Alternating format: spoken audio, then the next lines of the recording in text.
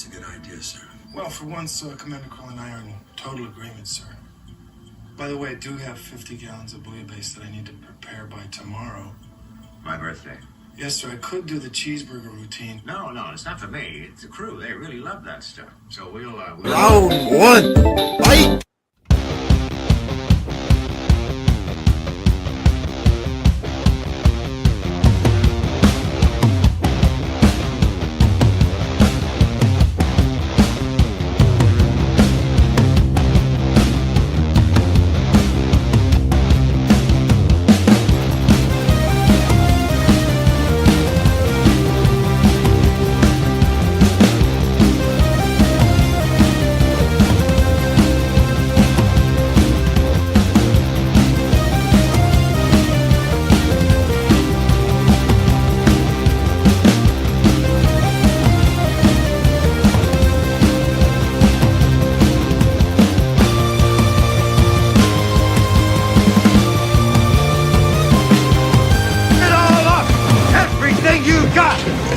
Come on, you ape!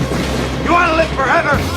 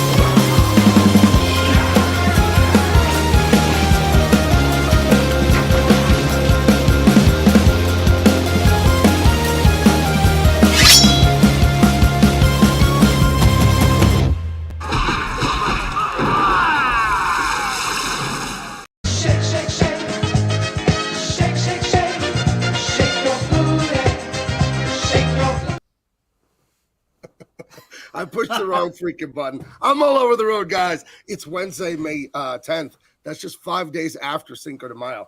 Welcome to the show. It's Double Impact, Gabe Tape, Shanta Jetty, and the great and running late, Jericho Green.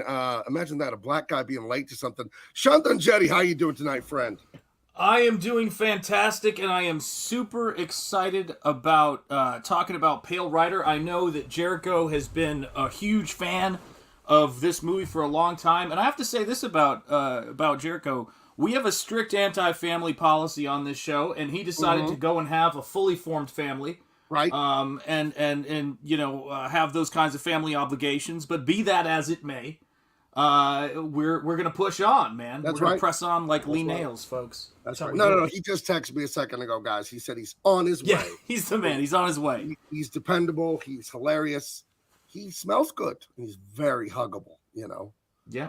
He always has my big little spoon. Well, I've never been with him like in a physical space, like we only know each other in it. But I do often think about how huggable he does look. It does cross my mind all the time. It's kind of an intrusive thought, you know what I mean? So yeah, he's coming. He's coming. So, yeah, all I can tell you is that the thing about it too is he sends me a lot of text messages during the day about how, you know, how much he loves the Air Force. You know, he's one of those guys, Jericho's going to show up and just destroy him. He's just going to be like, excuse me. But no, it's a fascinating thing because it's like this movie is just, it's wild, man. It's completely insane. I'd never, ever seen it before. And really? I thought it was great. Oh, nice. No, and it had some of that magic that the 80s movies always have. You know what I mean? There's something about them. They feel, and I'm going to say this, but they feel formulaic, but in a great way. in like an expert formula. There's this formula of adventure and excitement that was captured in the 80s with, I mean, that's what we do here on the show, right? Goonies. Yeah, absolutely. And just, you know, when I think of 80s, I think of Goonies. I think of the Star Wars stuff. I think of all that. And it just, yeah, this movie captured some of that formulaic, amazing action and adventure. There is an issue, absolutely. though. An issue that is bothering me a little bit. You know, I didn't want to get into this, but I guess we will. And when Jericho gets here, he always, you know, Hulkster. Oh my God. Well, Hulk Hogan and Arnold have been going through a hard time. So they've both been staying with Jericho up there in Northern California. And That's right. hundreds of pounds of uncooked pasta were mysteriously dumped in the New Jersey woods. Now, I'm not saying Hulk Hogan did this to rid himself of the stock from Pastamania, but I think Jericho is going to be able to tell us about this. So when he gets here, he'll have to, you know, he'll get us the Hulkster and we'll get answers. But and we got to be very clear about this. I think you had said this, but just for people watching, Jericho and Gabe were nowhere near where that happened at that time. No. I want to state again, anyone saying that they were near there at the time is a liar. There it is. Yeah, the EBS That's right. diet is pasta. Shout out, Haley EBS, man. Are we already into the food segment of the show as we do every week? Oh, We just start yeah. obsessing on Guys, this show is going to get cracking. It's going to be amazing. I mean, I can't even imagine, a situation where Oh, no. Well, I guess it's just me now, guys. No Jericho, no Shant. You're just going to have to deal with this level of handsomeness. See, Shant and Jericho, they would cut it a little bit. So it wasn't such pure handsomeness and awesomeness. Now it's just pure, guys. It's like a fire hose you're getting right now from me. So hopefully Shant can come back to life sooner or later. He's an Indian fella, so he reincarnates. Now I'm back and I remind you of somebody you used to know. Wow, that's If I took off actually this shirt, even though you'd probably vomit, you'd see bullet holes in my back. Because that's a I'm good back. Clint Eastwood. I like that. It's kind of slow and breathy. I like it. I remember what we talked about 2 weeks ago. I didn't realize that Steven Seagal was doing a Clint Eastwood his whole career. That's something, isn't it? Yeah, that is something. What?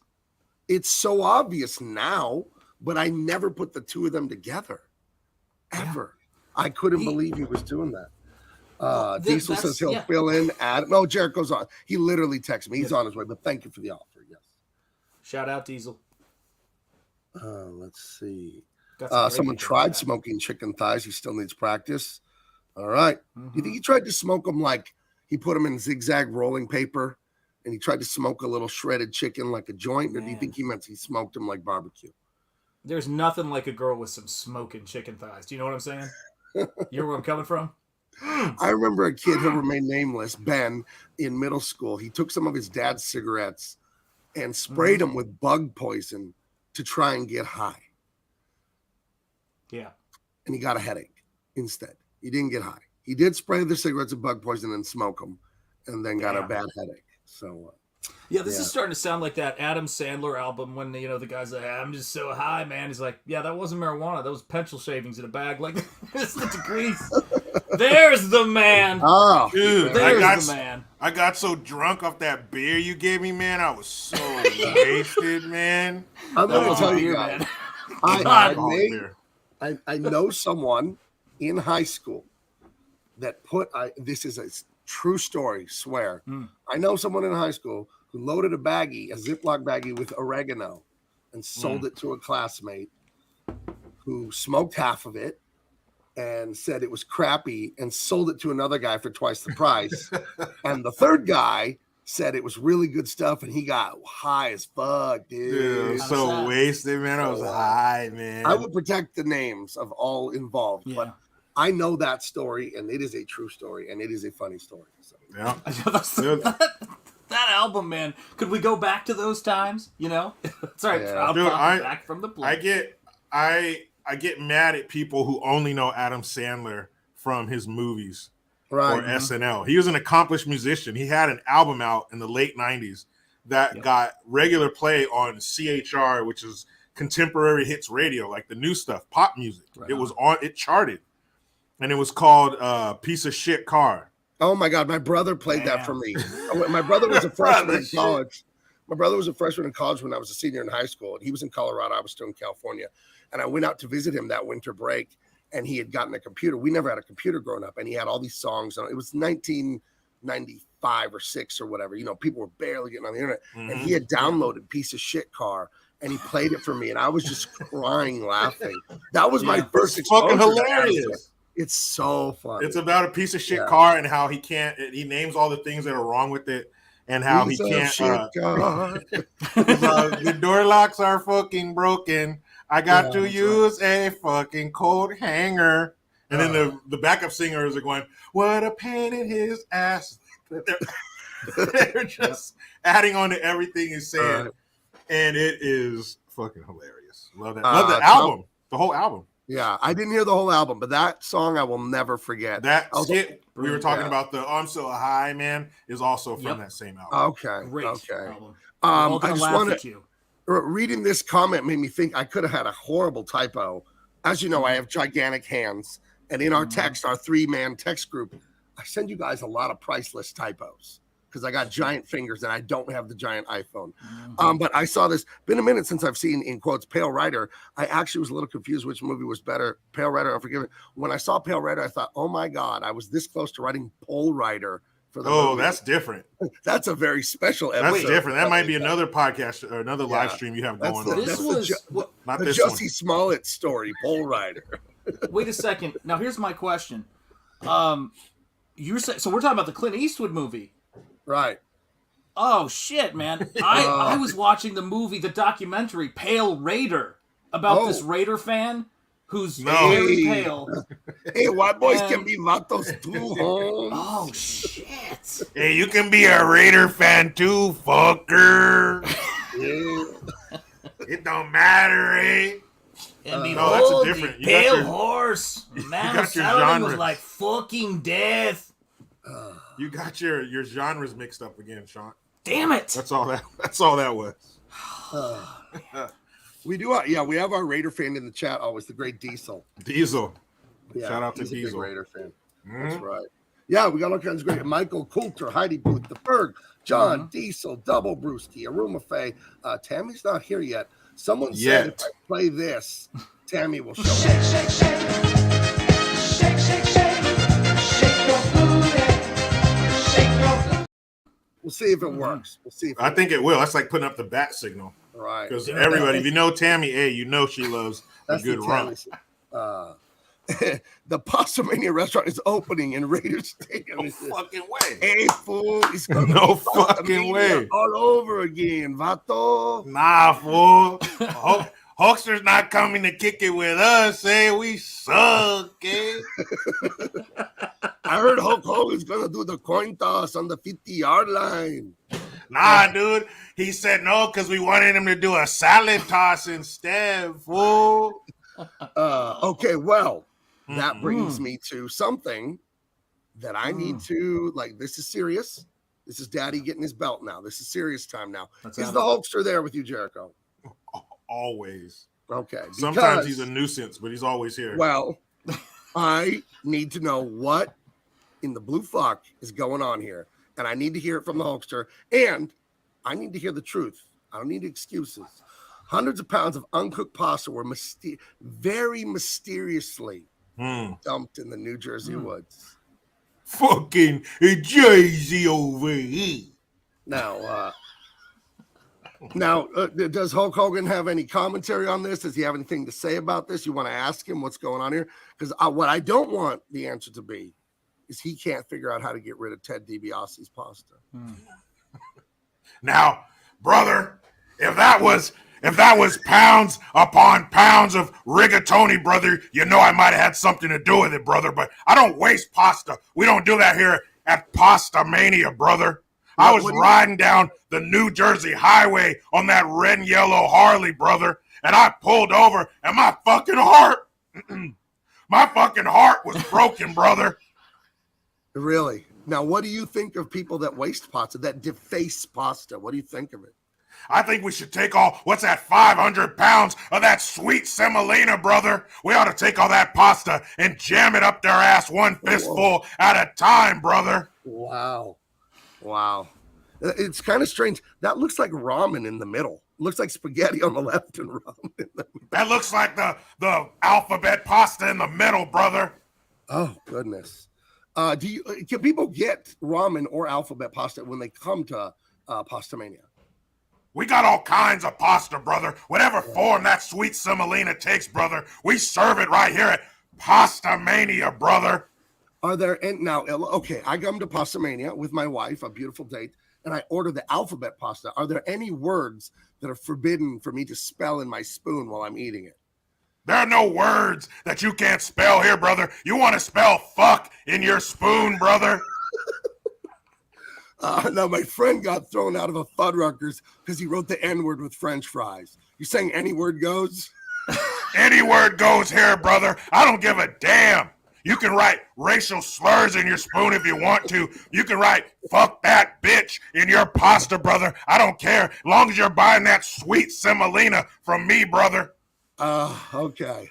So okay. Well, I'm really glad because Hulkster, we love you as one of the only sponsors of this show, and I was worried that you were at your wits' end about this pasta and you were dumping it in the New Jersey woods. And I'm so glad that wasn't you. I would never, brother. I would never waste that pasta, brother. You would, okay. Never. And speaking of writing things in your alphabet pasta, brother, I remember one time here at Pastamania, brother, I stepped off of that red and yellow Harley and came into work, brother. And we were already open. I walked behind some customers, and there was a customer that had spelled in his pasta, brother, kiss my black ass, brother. I thought it was hilarious, brother. Oh, it sounds delightful. Well, oh my God. Okay. I saw this story. I became very concerned. I called up Macho Man Randy Savage right away. He assured me it couldn't have been you, but I heard rumors. I heard Ted DiBiase told me that he thought it might be you. So I had to know the truth, and I had to hear it right from the horse's mouth. Thank you, Hulkster. Thank you so much for being honest with me. You know, honesty is the best policy, brother. I would never waste that sweet semolina on the side of a road, brother, especially in New Jersey, brother. I got more respect for the pasta than to leave it in New Jersey, brother. That's right. I remember you. Yeah, someone told me no one respects pasta more than you. So that's an admirable thing. Pasta has saved your life on more than one occasion, right? That's why you respect it so much. Well, it's gone both ways, brother. It saved my life. It's also almost taken my life, brother. You've had a few close scrapes with pasta. Real close, brother. They found me face down with the fettuccine hanging out of my mouth, brother. It was a sad day, brother. Oh, my God. Who found you? I can't say, brother. They signed a non-disclosure agreement, brother. It was part of the staff at the hotel, brother. Oh, it's one of those non-pasta disclosure agreements. I've heard of that. Yeah, that's right, brother. I had the fettuccine hanging out of my mouth and some of that sweet semolina in the form of rigatoni hanging out of my ass, brother. Oh, no. Wow. I'm glad you're here with us because we really need you. You're one of the great Americans, and when we need someone to defend the good name of rigatoni, we know we can count on you. Right on. Yeah. You know, before I get out of here, brother, you don't mind brothers, do you, brother? Not at all. Not at all, brother.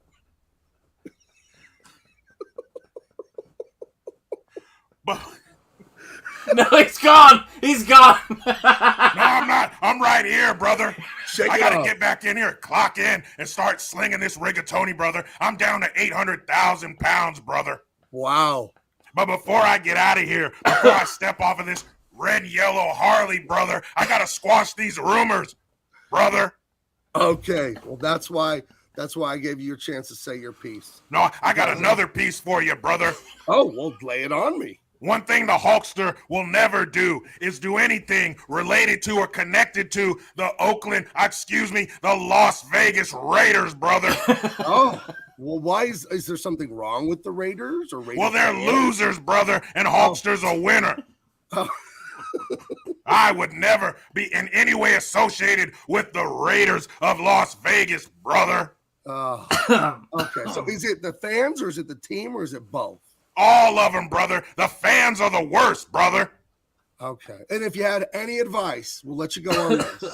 we'll let you go on this. If you had any advice for the Raider Nation and the Raider team, what would it be from the ultimate pasta maniac, Hulk Hogan himself? Well, I gotta say this. I don't mean to say this to Diesel. He's all right, brother. He's the only Raider fan I like, brother. All right. But to the rest of you black and silver sons of bitches, brother, find a new team, brother. Oh, my goodness. Boy. Well, Hulk Hogan, he always speaks his mind. He's always a delight. You can check him out somewhere down in Florida. I don't remember where the restaurant is exactly, but you check the website. It's pastamania.com. I'm sure it's out there. And thank you for being here. We'll check in with you later if there's any new developments in the mysterious New Jersey Woodland pasta case. You know, I think it's more like a pop-up. You never know where Hulkster's going to be. Yeah, but he's in Florida. He's not allowed to leave the state of Florida. He's there somewhere. I feel like I know not too much, but like so much about the Hulkster now. Like we went deep on that one. You know, he's got a lot to say. He can always go deeper, man. Yeah, that's what I hear. he can always take it deeper. His nickname is to the bristle. That's his nickname. Oh my gosh. Yeah. Well, that went how I thought it would go. I'm so glad it wasn't the Hulkster dumping pasta. No, man, he has a love for pasta. I know, but DiBiase called me at 3 a.m. When people call you at 3 a.m, it's never good, right? Yeah, but this man has pushed through 700,000 pounds of rigatoni. He's not going to quit now. He's not going to start dumping it now. And it was only 500 pounds. Hulkster slings that in a lunch shift. Right. So I knew right off the bat it wasn't the Hulkster. He would never. Oh my goodness. He would never. We almost lost him for a second, but he reeled it back in, and I was very. Yeah, he did, didn't we? Yeah. He was teetering on the edge, because I'm not in his body, but just by the looks of it, he was real close to not coming back. It was real close. He was hanging on. It was another few seconds, man, and who knows where we would be right now. But that didn't happen. So it was written all over his face in those little pasta letters. That's right. Those little tiny pasta letters. He loved it. I like the guy writing the N-word in French fries at Fuddruckers. Dude, you gotta go, man. Yeah, you hate to see it, but it's like, what the fuck? I mean, but there's a level. You have to give that a certain level of respect, right? On the open, I mean. Somewhere in there is some respect to be given. At least. Oh, man. Yeah. Oh, my goodness. Well, let me bring this up here. First of all, hell yeah. Clint Eastwood, American treasure, still around, still directing like one movie a year right now. And they're still great, his movies. I go check them out. Of course, American Sniper was amazing like 10, 15 years ago. When it came out a while ago. I don't remember when. But it's been a minute. I saw the one about the 1996 Olympic bombing with the Richard Jewell story. That was really good. I love that. He's just done so many great things. Been on television since the 50s. Yeah. And since just after TV was invented. Like the TV was invented in 48. So you're into the 50s. It hasn't been around that long. So he's been around, since the creation of television. The whole time. Yeah, he's been on TV the whole time we've had it. The whole time we've had TV, he's been on the TV. Right. And whether it's, Rawhide or something like that, a TV show, then you take it to the big screen. And that's just where, he made his compound. Man, I mean, like we've said before. 4 lifetimes, man. He's lived 4 lifetimes. Yeah. And I honestly believe after he survived that plane crash in the Bay Area in the 50s during the Korean War, that changed him, man. He said, I've already seen death. I've seen the end. Right. I'm not scared of nothing. Let's do it. And, that's when you do your best work is when there's no pressure. You're here to have fun. I'm just having a good time. And they're, doing just, historic things. So I think that changed him. And he's just like, I'm going to do this movie thing. If I'm the greatest thing to ever be filmed, great. If not, he's playing with house money. So and I think as far as like a catalog of great movies, I mean, he has dozens of great movies. I'm sure he's in some that are not so great. This is an amazing movie. I thought I'd seen it. I'd never seen this movie. Oh, I great. got into it like Good, I got into good. it 20 minutes. I'm like, oh, I haven't seen this. Good. I could have sworn I've seen this. But I think the name of this, Pale Rider, somehow in my mind confuses with High Plains Drifter. Those names aren't similar, but somehow Pale Rider and then the Drifter, I don't know. There's something in the name. It sounds familiar to me. And I'm like, oh, I'd never seen this. Even his costume is similar to High Plains Drifter. And I think High Plains Drifter was 76. So you're getting that salt and pepper, a little bit older, grizzled Clint Eastwood at that point, because he's 90 some years old. I mean, damn. Yeah, he's like 92, 93 now. Yeah. So so this was near 40 years ago. So he'd be almost 50 here. Yeah. So, and this, the hat, almost a top hat, the 3/4 length coat, everything worked in this movie. And there's a scene around the middle-ish, because again, another movie that pretty much gets going right out the gate. Not a lot of fat on this one. So I think around the middle, there's a very delicate situation that he handles very well. There's somebody that comes to him that presents some feelings that they're having. And to say that it's a slippery slope, he handled it well. Yes, and, he did. The thing about him I like so much, and this is something I always say to people that you could learn a lot from with this dude, is he plays his age. Like, his career has lasted because he doesn't try to act like he's, a different age. He's totally confident in whatever he's doing, man. He's the shit. Yeah. Thomas Bailey, did Clint direct this flick, Pale Rider? I think he did. They say he didn't like to shoot a lot of extra takes as a director. Just saying. I'm almost certain I saw that he was the director in the credits when they were coming up. I'm almost certain. Makes sense. Yeah. Because, I mean, at this point, I mean, as somebody like him who is a great actor and a great director, do you even act in other people's movies anymore? That is kind of weird, yeah. Why would you? I mean, I do it. I do Oscar level work, so why outsource it? I can be in total control and hit it over the fence every time. Well, think about what we do now. I do independent comic book stuff, as does Sean. Nothing against the people at DC Comics, but I don't need editors telling me what to do or what to write or what to draw. And you used to work at a radio station, Jericho, and now you do your broadcasting yourself. Do you want some producer telling you how to do your broadcasting? Hell no. It looks to me like you got that shit covered. Yeah, some aspects of my life I do. But especially after you've been out there and you've achieved great things, it's almost a step backwards. I mean, if life presents, if you have to, you have to. But if you don't have to, no way. You already know you can do great work on your own. There's no reason to hand that over and be at the behest of somebody else. I got to try to bring your vision to life. Hell no. Super chat in the house. Mark's Music Obsession for $5. Thank you very much, Mark. Very generous. Did I miss the poll question somehow? Great movie, by the way. The scene with the axe handle is awesome. I have not put a poll question up. Maybe I will, maybe I won't. I'm not sure. But whenever you send a super chat, if I pull a poll question up, I probably won't get back to it, though. But you send a super chat, so you earned yourself one of them.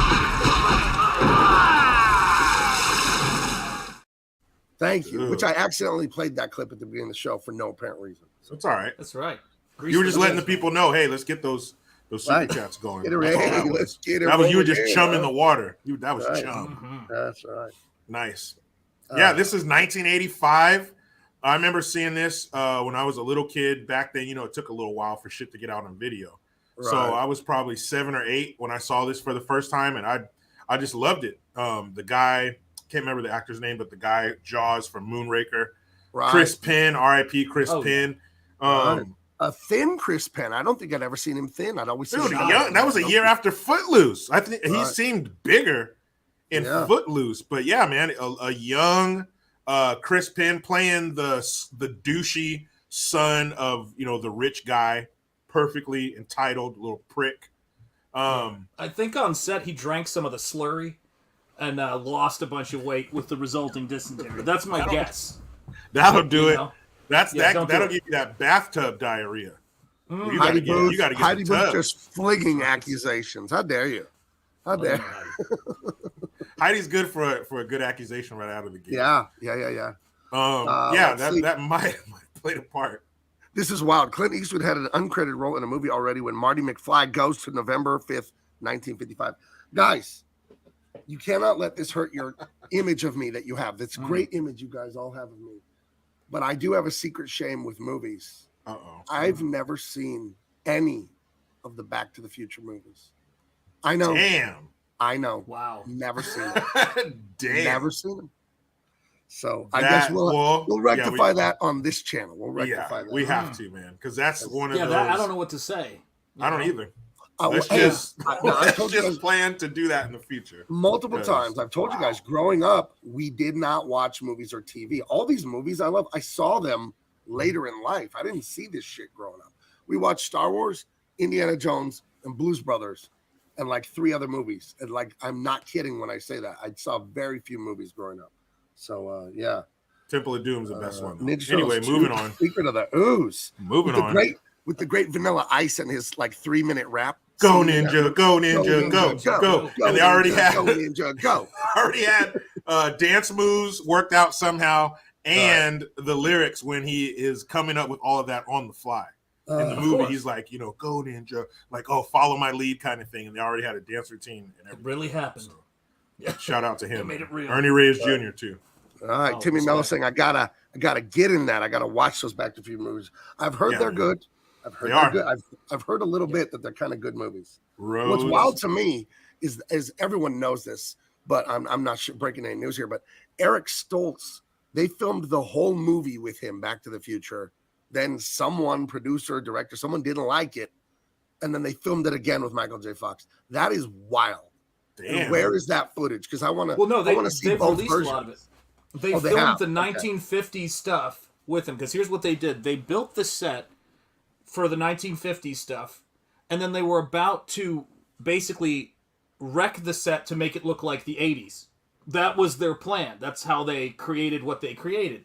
And before they did that, they looked at the dailies, and they wanted Michael J. Fox, but then the decision was made to go ahead and shoot it, and they were looking at the dailies of it, and they were like, this is insane, but I think we need to pull the plug on this.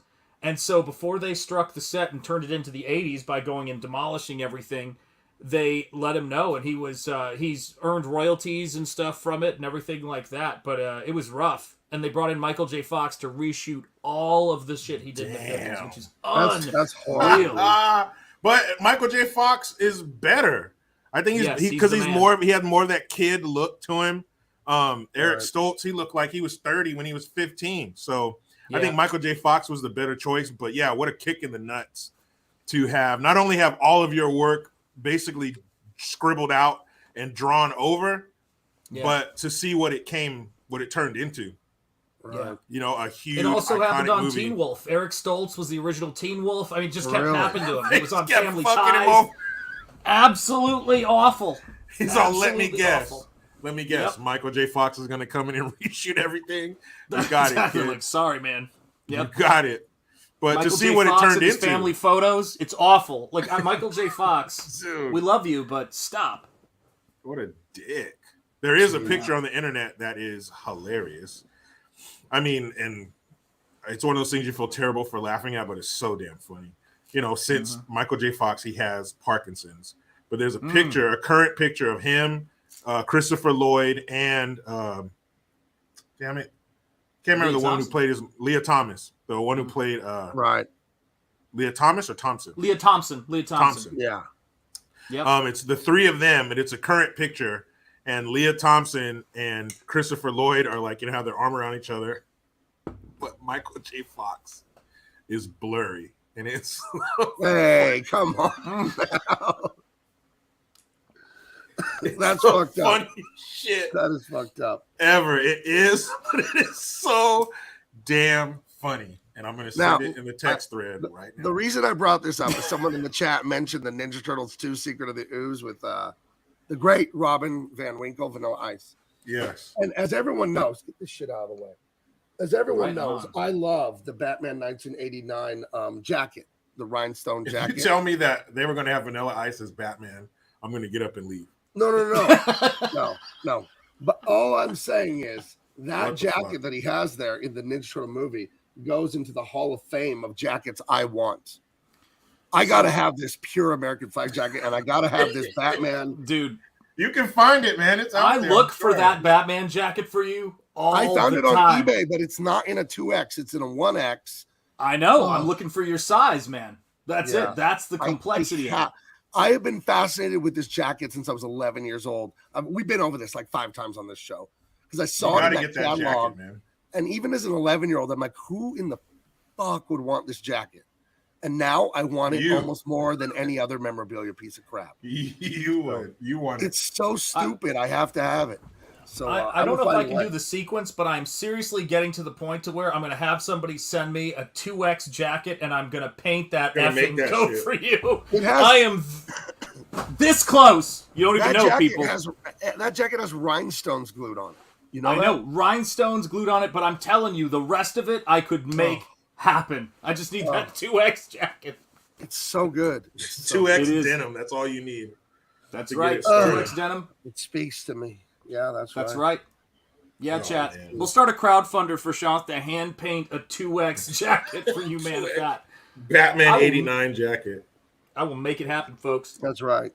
That's right. All right. Should we get into Pale Rider? We're only an hour into the show almost. So, eventually we should. We settled the pasta mystery in the woods. We talked about Vanilla Ice and Ninja Turtles 2, and we talked about poor Eric Stoltz getting out of Back to the Future. So I guess it's time to move on. Dick over. Get back to Clint. So one thing I noticed about this movie right away, I was telling Sean, it had that 80s magic where it was that 80s formula of action and adventure. But I mean that in a good way, because if you say something's formulaic, it's like, oh, that's boring. No. It had that zing to it. And I don't know if I'm projecting that into it, but it felt like it had a little bit of that thing, like a high quality, big time, big budget Hollywood movie. I don't think it did great at the box office because, no one really talks about it or heard of it, but it's definitely a great movie. But I love the beginning. You get the dichotomy. You get this gang of bad dudes running in. Oh, you're sending me an image. Dude, rumbling. Yeah. Like it was rumbling. That's right. That's right. How what fucked up is that picture? Hold on. You're texting me. No, listen. I feel like an Aliens quote is happening right now. We're on express elevator to hell, going down. So fucked up. What is the meaning of this picture, Jericho? Because Michael J. Fox has Parkinson's and he shakes. Oh, I get it. I disavow this picture. I was like, wait a minute. Yeah, this is beautiful. Sometimes the internet gets it right, and it's just funny. I'm sure Michael J. Fox. Somebody probably sent Michael J. Fox that picture, and he laughed. I mean, he did that whole thing on Curb Your Enthusiasm with the baseball and the guy from the Red Sox or the Mets that lost the World Series or whatever. And Michael J. Fox was like shaking was like the punchline of that storyline on HBO. So I think he has a good sense of humor about it. What I don't know is he made that meme. Michael J. was like, and what's scary, dude, is I don't know if you guys know this, but originally Eric Stoltz made that meme. Oh, and then Michael J. Fox came in and just reworked. I mean, guys, he's got to be stopped. You know what I mean? He's got to be stopped. Just like, stop! All right, stop! Stop! If Michael J. Fox has like stolen Eric Stoltz's wife, he owns his old house. Kids, he raises his fucking kids. Like no, Eric Stoltz comes home. He's in bed with his wife. Yeah, man, she likes the way I shake. I mean, it's like it's done. Kids, Daddy, and they went right past him to Michael J. Fox. Michael J. Effing Fox. That's right. He puts the F in Fox, baby. Oh man, he crossed out Eric Stoltz's face and all the family photos. I mean, there's some dark. He didn't even have to cross them out. He just went and retook all of them with his family. Maybe hold on. I think I've stumbled upon it. Maybe in another timeline, it's all Eric Stoltz, and Michael J. Fox really can time travel. Went back and did the correct things in the time travel to steal Eric Stoltz's life. But why Eric Stoltz though? Why? Oh no, dude. We'll just hand life of Michael J. Fox. During the disappearing sequence, you can see it's Eric Stoltz going, "They're cutting me out of the movie." It's rough, dude. No, stop. That is rude. Very rude. So the thunderous, the sound of the horses just coming across, these are a bunch of bad dudes coming to do bad shit. It even sounds bad. Like that's not the sound of somebody coming to do good. These are just some marauders coming into town to basically scare off these minors because they have a claim to the property, but LaHood, who is the bad guy, he wants that prime location so he can start mining his way with his much bigger company. And these stupid little people and their stupid little dogs are in the way. Right. Yeah, we get a little John Wickian here at the beginning. Dude, I was like, damn. Like, Some of these things I didn't remember. You lose parts of it and you forget them. But I was like, damn, they did come in and blast the dog. I was like, son of a bitch. Yeah, they need killing. Right. And that shows you, no matter what time, no matter what era, mistreating dogs is bad. So it's just bad. They're innocent. They're not doing nothing to you. What's your problem? They're just laying there licking their balls. And Treating then when you get home, dog like Eric Stoltz or something. Come on, man. And when you get home, they lick you trying to get the taste of their balls out of their mouth. That's right. And into yours. Wait a minute. Hold on. Hold on. Hey, do my balls taste funny to you? Let me see. Let me see. Oh, shit, man. It's wrong. No, not too bad. Not this time. Oh, no. You see, you made that joke, and now Gabe's frozen blurry. Frozen you see in what time. you did, Jericho? Michael J. Fox is coming in and taking over for Gabe. Pale Rider. I'm telling you, man. This is Pale Rider. This is Michael J. Fox. He's not dead, but the point is this. Son of a bitch. He's an avenging angel right now. Period. Oh, dick. This is terrible. So the bad guys, they come in. Come in. You're back. Yep. Okay. You're back. Now, hold on. We were talking about dogs. I want to ask a question real quick. And you guys got to answer this right, or this is going to change things. Mm-hmm. Do you let your dog kiss you? And by kiss you, I mean come up and lick your face. Do you allow that? No. I'll allow a puppy to do that. I don't do it. Do you? I don't do it, though, no. It depends. It depends. Yeah. Usually I get the drop on them. If they're asleep, it's usually just I'm ready. You're the what one. I'm saying? Okay. You know what I'm saying? I just come in with my banjo and I'm like, "Good morning, friend." I watch people do like that. it gets dark. I'll tell you the thought I always have when I watch people do that. I said, why don't you just lick the dog's ass yourself and cut the middleman out? That's what I'm saying. Go straight to the. Oh no, you meant. Sorry, never mind. Forget what I was just saying. Hold on. Let me get my wife in here. I want you to repeat what you just said to me right now. Tell her. Because you see your dog. Awkward. You see your dog licking. You see your dog lick its own ass, and then these people kiss their dog 10 minutes later. No. Yeah. What on earth are you doing? Those dogs are going to town on their ass and their balls. They will sit there for hours just laughing. They're doing that shit like it's the best thing they've ever done in their life. Yeah. They're like they got cancer and there's chemo in their butthole. That's what those talking dogs too. They're licking their butt and they're just like, "This is my masterpiece." Like it really is something they take pride in. This is delicious. Them, I say. Remember those begging strips commercials? Bacon. That's what they're butthole. doing. Butthole strips. You know what? I should start a dog snack company, and the snacks taste like dog asshole. Tastes like your dog's ass. And you know what? Some fools will still eat it. Hell yeah. Like sometimes I share them with my dog. When I was a kid, I tried a piece of dog food once because I was curious. I thought it would taste like cereal. Boy, was I wrong.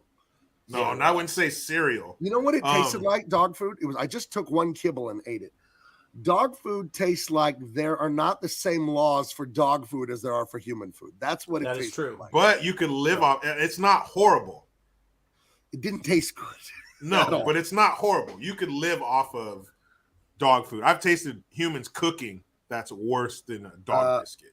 Mouse, see, I think he's talking about dog butts. You can never eat just one. True that. Yeah. It's a gateway drug. Dog's butthole is a gateway drug. But they do that. They're not. It's not just their asshole. They're going to town on their genitals as well.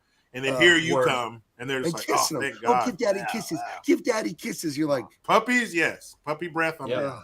But a grown ass dog, nah, man, get your fucking filthy mouth away from me. Yeah, Being cat shit all day and stuff. Ew.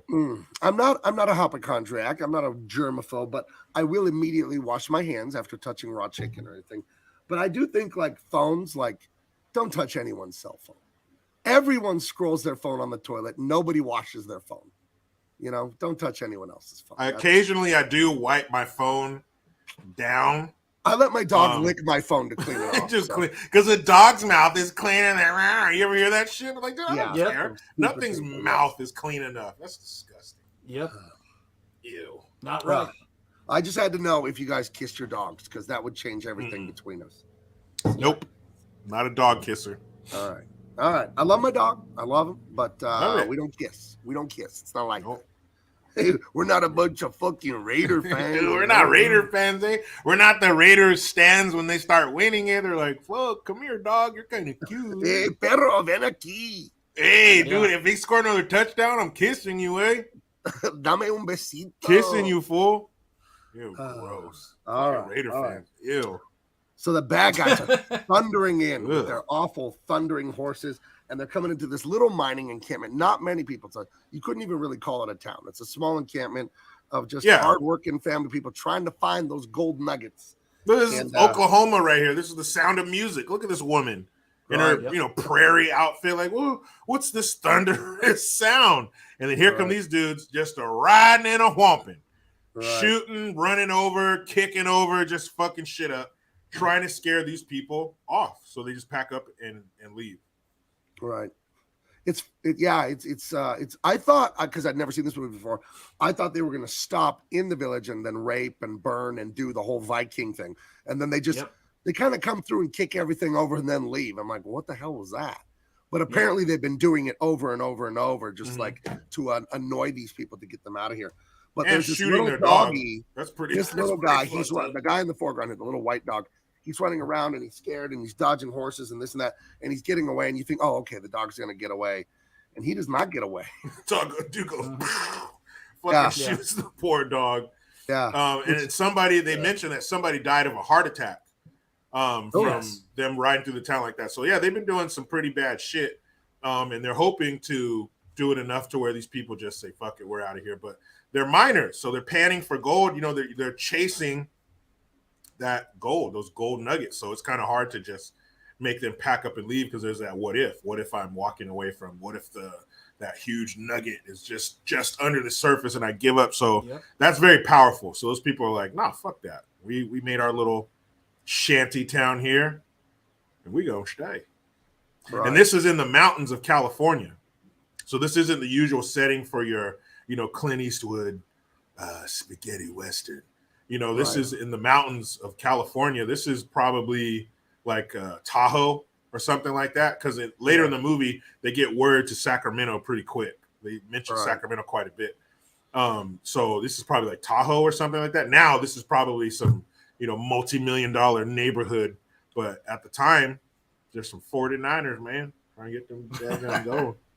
That's right. Straight up. Yeah, and they get into that too. I mean, it's such an amazing aspect of it, right? I mean, these guys are like chasing them off on the possibility because there is a fortune to be made in accidentally finding that stuff. Mm-hmm. Oh, filmed in Idaho. But it takes place in California canonically for the story. But thank you, None the Miser. And then the girl, her dog is, murdered, I guess. And she's going to go bury her dog. But then we get into a thing where she's reading the Bible, right?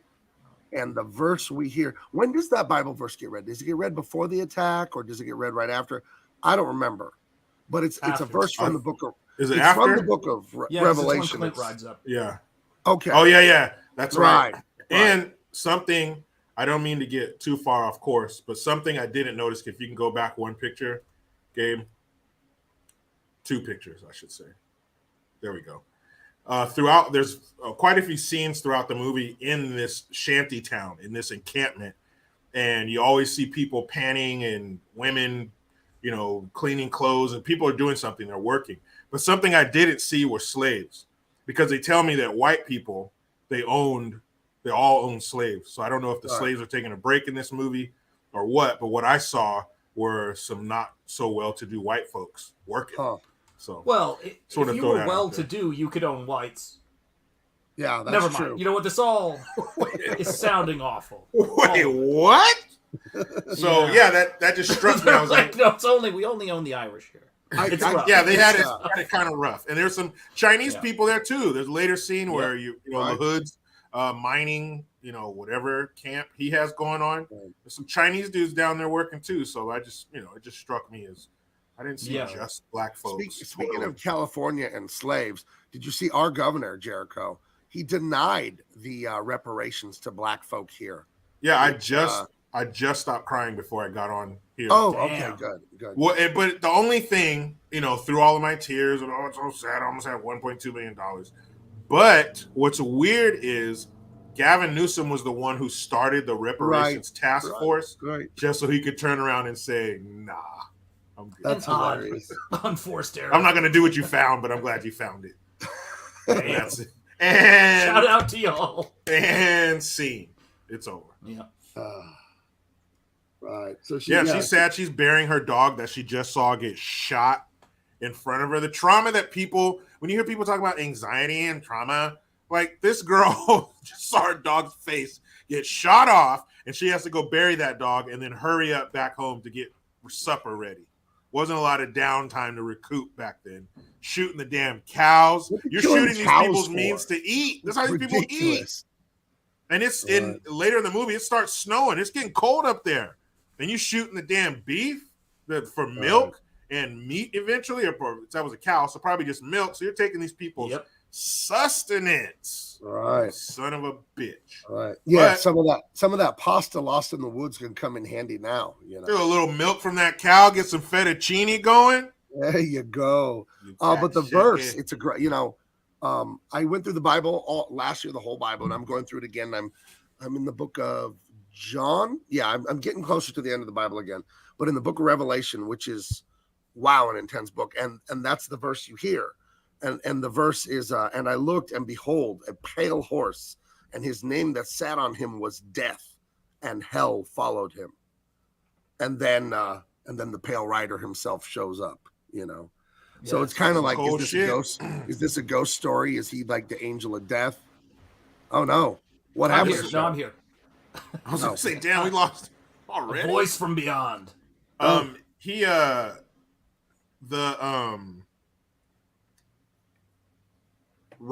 right when she's burying her dog, right, that she's reading the verse or reciting it or whatever, and then he shows up.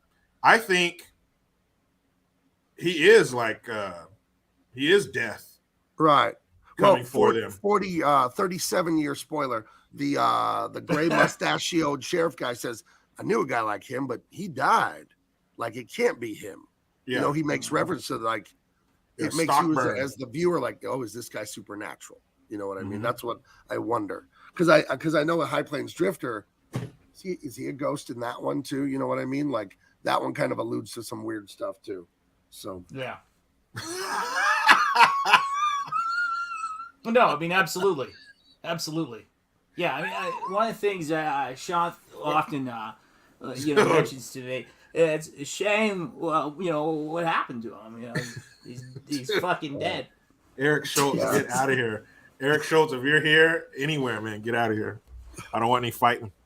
So now, no, am I supposed? Listen, Michael, can I call you Mr. Fox? You can call me whatever the fuck you want. Just don't call me late for Eric Stoltz's wife's pussy. All right. Well, you already took everything from Mr. Stoltz. You are not taking. I snatched his soul in 85. You are not taking everything from my friend Sean. You are not taking Sean's life. Yeah. His wife didn't even really. I mean, honestly, he didn't even really like him. Yeah, fucking dick. Dude, Michael J. Fox is a taker. Wow. Yeah, I mean, he's a taker. Such a savage, this guy. Yeah. I mean, you want to crush your enemies. See them driven before you, and hear the lamentation of the women. I mean, that's like why you get up in the morning. Jeez. Lamentations. Yeah. Jeez, I didn't know that so much savagery could be packed into such a small package. It's impressive. Yeah. I mean, it's like I went back in time and I've erased so many lives. I try to always look on the bright side too. I mean, I'm a positive, can-do person. I mean, if you're born on this earth, you can be erased. When you have an actor who finds like their niche, you start to think, because you don't know them, but you start to think that's how they really are. So you see Michael J. Fox and Family Ties and Back to the Future and stuff like that. Right. He plays a pretty nice guy, but then you find out in real life he's a fucking asshole. Right. And that's Attila the Hun. Dude, I mean, and that's decades of thinking that Michael J. Fox is a good guy. and then I all mean, in Yeah, one you think evening. he's like this affable, aloof kind of guy. He's just, Yeah. oh yeah, you know. And then in one evening, come to find out he's a fucking tyrant. Well, I mean, with respect, JG, I mean, that's the kind of thing that gets people, fucking erased. So maybe watch yourself. Whoa, I'll start watching Yeah. myself right now. By the way, I had a fun time at the play. I'm watching your moves, I'm Oh. ready to swoop in and replace all of you motherfuckers. Oh wow. Michael J is an asshole. Yeah, but Damn. hail to the chat, We're gonna have to, Michael, Yeah. you're a guest here, so I'll give you Yeah, the benefit yeah. of the doubt. But Okay. Yeah. if I have to, I will set Hulkamania loose, running wild all over. Wait a you. minute. Wait a minute. I Are will you call in the sure? Hulkster. Are you I'm calling sure? Holy You got to shit. bring it to get it, This is like a nuclear arms race, so we need somebody in here to bring the peace before. This it is gets- 1985's greatest, fight: Michael J. Fox versus Hulk. Yeah, I mean- Holy shit!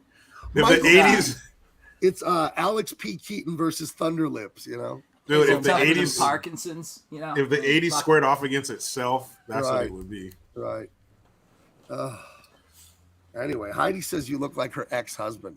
Damn. Oh, thank you. I'm also probably, look like your future husband. Oh, well, Think Ew! about there that. you go. Fucking hound dog right there. You've made it when Shant impersonates you. There you go. That's right. He's like Weird Al Yankovic. Yeah, I mean, I miss him. Good guy. It's a You shame. take over his His shit, too? family. you Yeah, miss him. He's gone. Damn. I mean, he Wait a never minute. really, existed. How many? Well, hold on. Who's safe? Mis- That's what I want. Mr. Fox, how many celebrities have you replaced? Have you consumed? I'm pretty much, I am Hollywood now. I mean, it's, it's a shame. I mean, I'm bringing it down. I'm wrapping it up. It's right now. just you. Yeah, it's pretty much. It's just me and Clint. Wow. And it's That's it. You and You Clint. can't Well, lay you don't all go the pipe against all Clint, the though. time. It's been Yeah, it's whittled a shame. down. Okay. Yeah. Yeah. Well, thank you for disturbing everyone. I guess I'll watch it. No problem. Listen, No if problem. I let you come back on, will you untie Shant and let him come back? Oh yeah, I'll give Please. you back your foreign guy. Yeah, there you go. Yeah, Oh that's God, fucked up. jeez, what the fuck just happened? That was Are you all right? What the? fucking hell. That was weird. What Woo! Yeah, that guy a little racist too. I gotta be honest. I'm a little. Oh, Yeah, wow.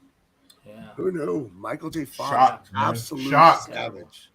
Shocked. You never see Such a it. It's shame. always the quiet ones, dude. Who are fucking psychos? Total stone Jeez. cold psychos. Dude. Somebody make that movie, please. Let's have it. Oh. Michael J. Fox in Pacific Heights. Man. We just got a picture of a tumbleweed right here.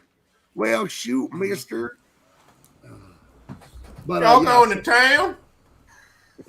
that's right. Yeah, so the Oh, yeah, pill he's- writing. He's Okay. riding in, and the kid's like, "Whoa, man, who are you?" Piece of straw in his mouth and everything. Yeah, Right. it's a little. Oh, well, I gotta Everything. go. I gotta go kiss my sister and then milk the cows. I gotta kiss my sister in her mouth. Wait a minute. Kissing the dog, or kissing your sister, or kissing the dog? Which is worse? Oh man, I think it's pretty safe to say. I think. Well, the dog Man. is physically filthy. The sister is like morally filthy. So She's a I'm gonna- scumbag too. and a few other things. yeah. So, I guess Man. I'll go with the dog on that one. yeah, I'm going with the dog on that one. I guess. Yeah. Anyway, then we're introduced to I'm just gonna call him Pa because I don't remember his name. Yep. But he's the family. He's the patriarch of the main family in the story. Besides, Clint Eastwood, that was his Yes. daughter, or his stepdaughter, well, soon to be stepdaughter, because he's living in sin. He's got a lady he lives with. He has not made an honest woman out of her yet, but he lives with her and her daughter, and he's mining for gold. And, Yeah, his I name guess- is Hull. Hull, like Hull. okay. Hull is his name.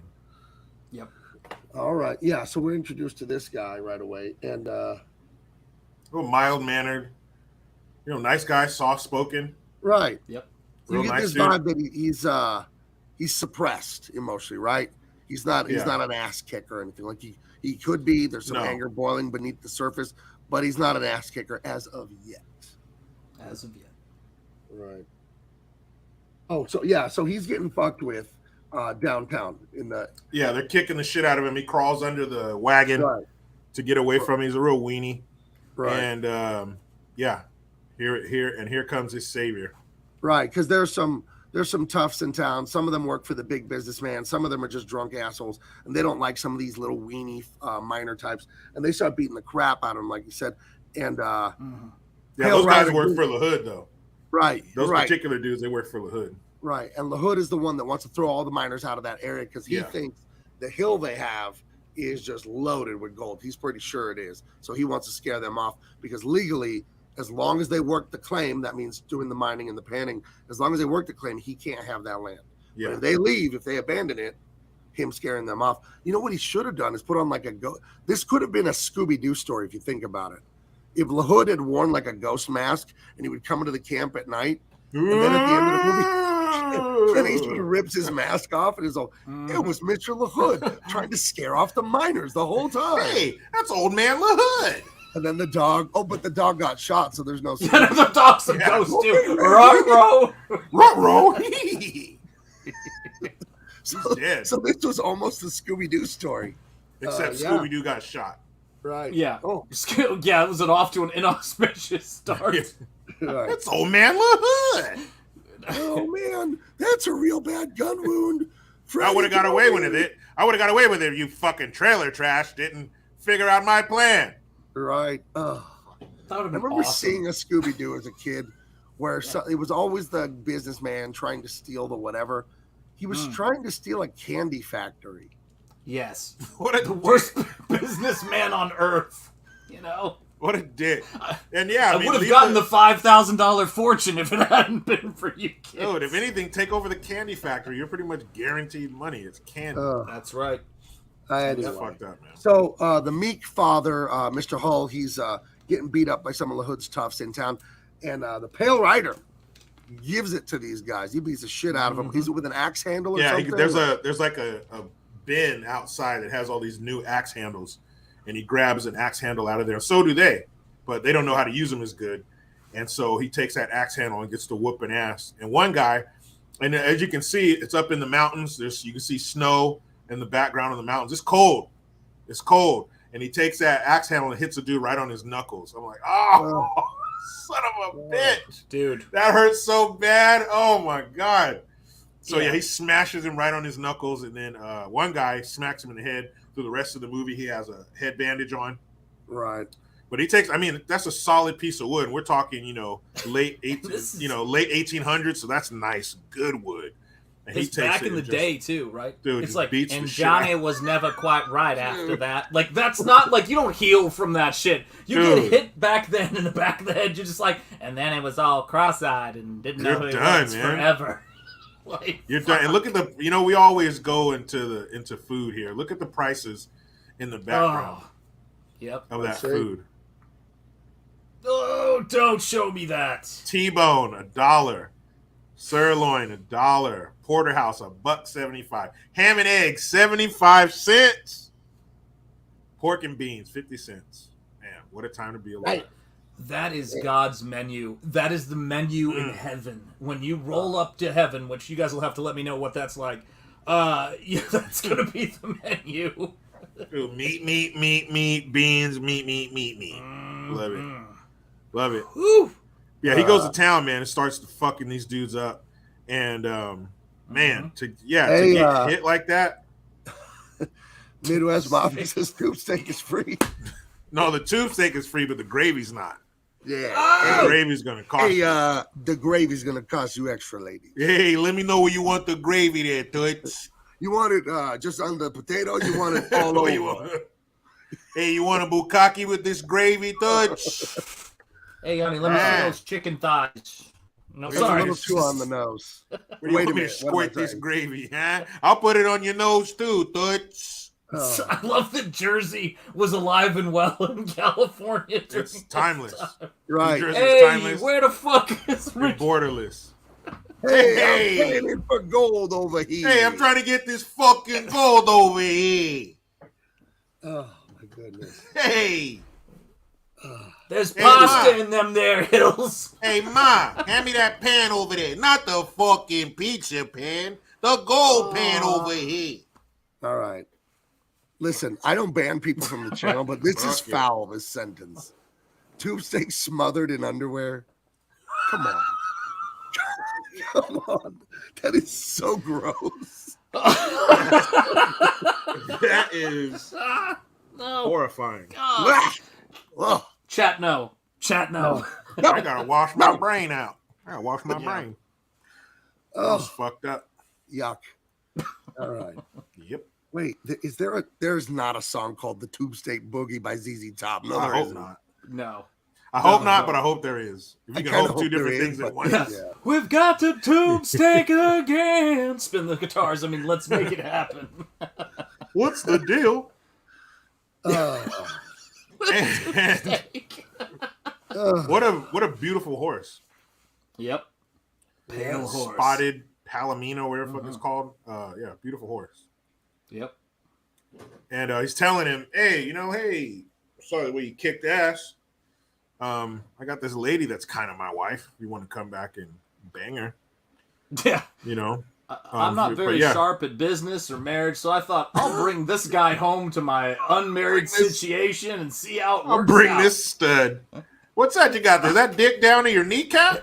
Right this way. These Jeez. boots pinch my dick. I need to get these boots off. guys, Oh, there is a shit. song. It's called Tube Snake Boogie. Oh, they had to Oh, change that my. one. The label was like, hey guys, love the song, but you can't have steak. Fine, snake. I've never heard the song. I don't even know if I want to know right now. I don't know either. I'm too busy right now. I'll look into that later. We'll get into the tube snake later. Yeah. Late at night searching Tube Snake on the internet. Yes. You won't get on any lists. Promise. Jeez. Wow.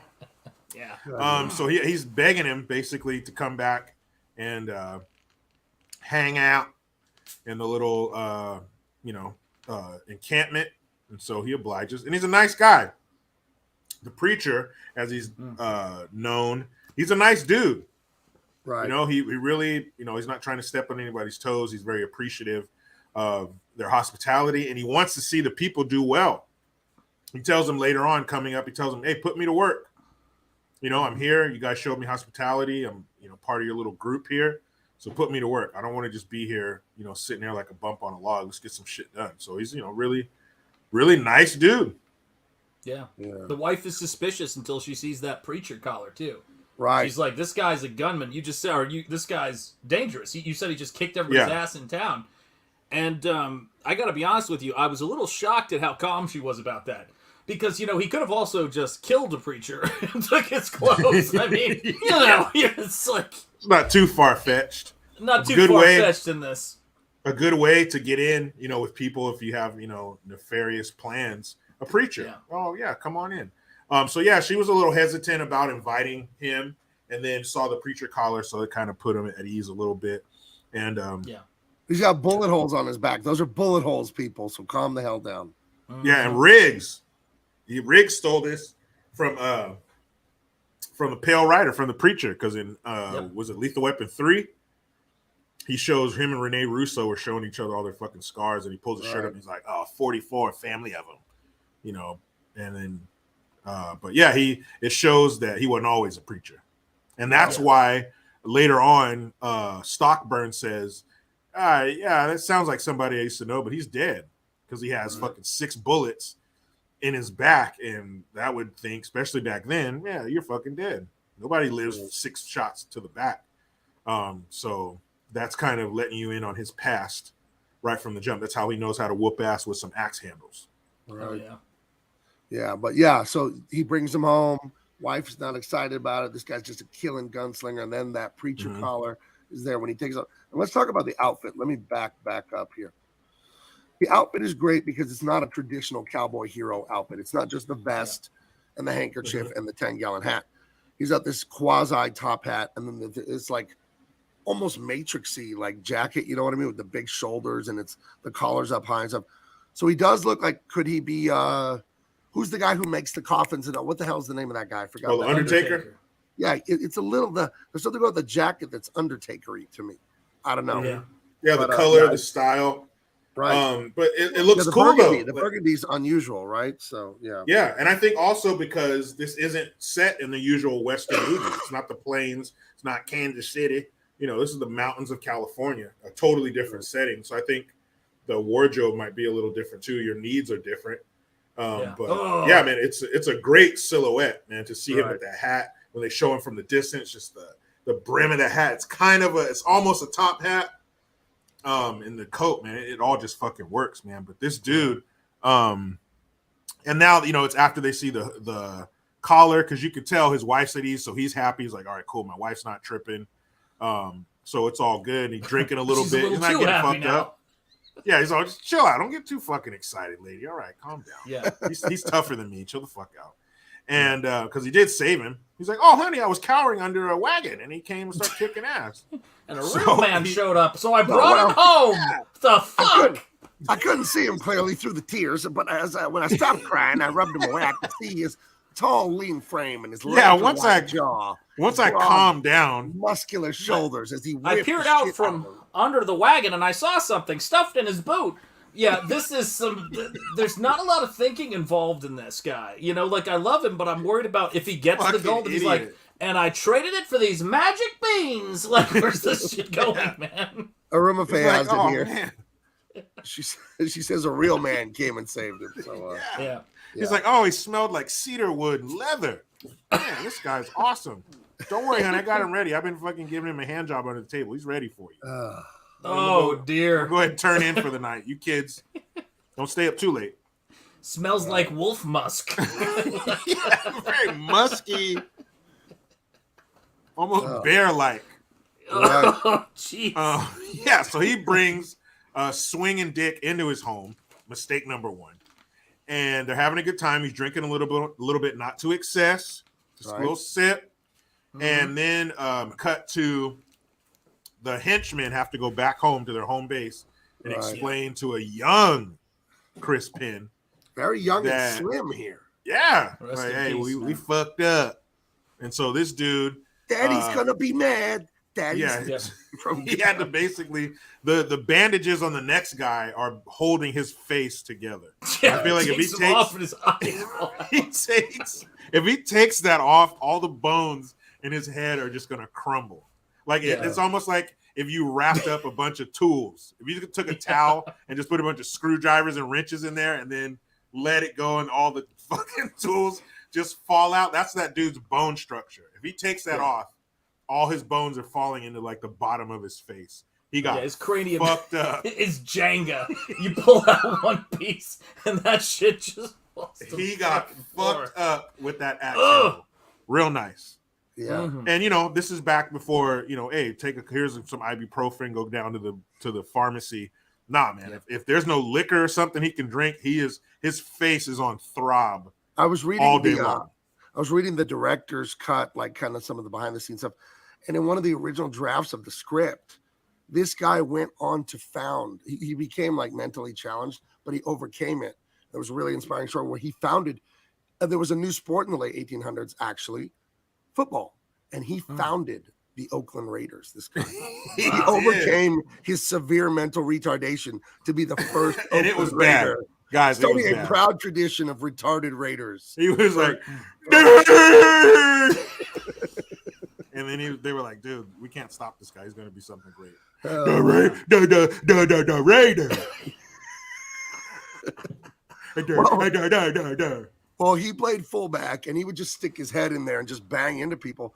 And the way he figured it, when they interviewed him, he said, you can't get brain damage if you don't have brains, is the way he put it. I'm kind of cleaning it up a little. It was very confusing when he said it. But that's you can't get no brain damage if your brain already damaged. Right. It was something. I think that's what he said. Right. Guy. So I thought you were going to say he overcame his severe mental retardation and founded the Democrat Party. Well, that's what I thought. That too, actually, yes. I want to fight some sports and I want to be in politics. Right. That's right. And Sean, you were exactly right. When he took the bandage off, the eye fell out. hence the Raiders eye patch. Of course. Yeah. I mean, it was a way of saying lovely things about this man. Right. Don't tell me this isn't the land of opportunity. Right. It is. Okay? Because this guy overcame severe mental retardation, like we mentioned, Dead ringer. to found two bedrock organizations. Right. So That he did. good for him. There you go. Good for him. Yeah. And I'm glad he passed that on to his fans. That's right.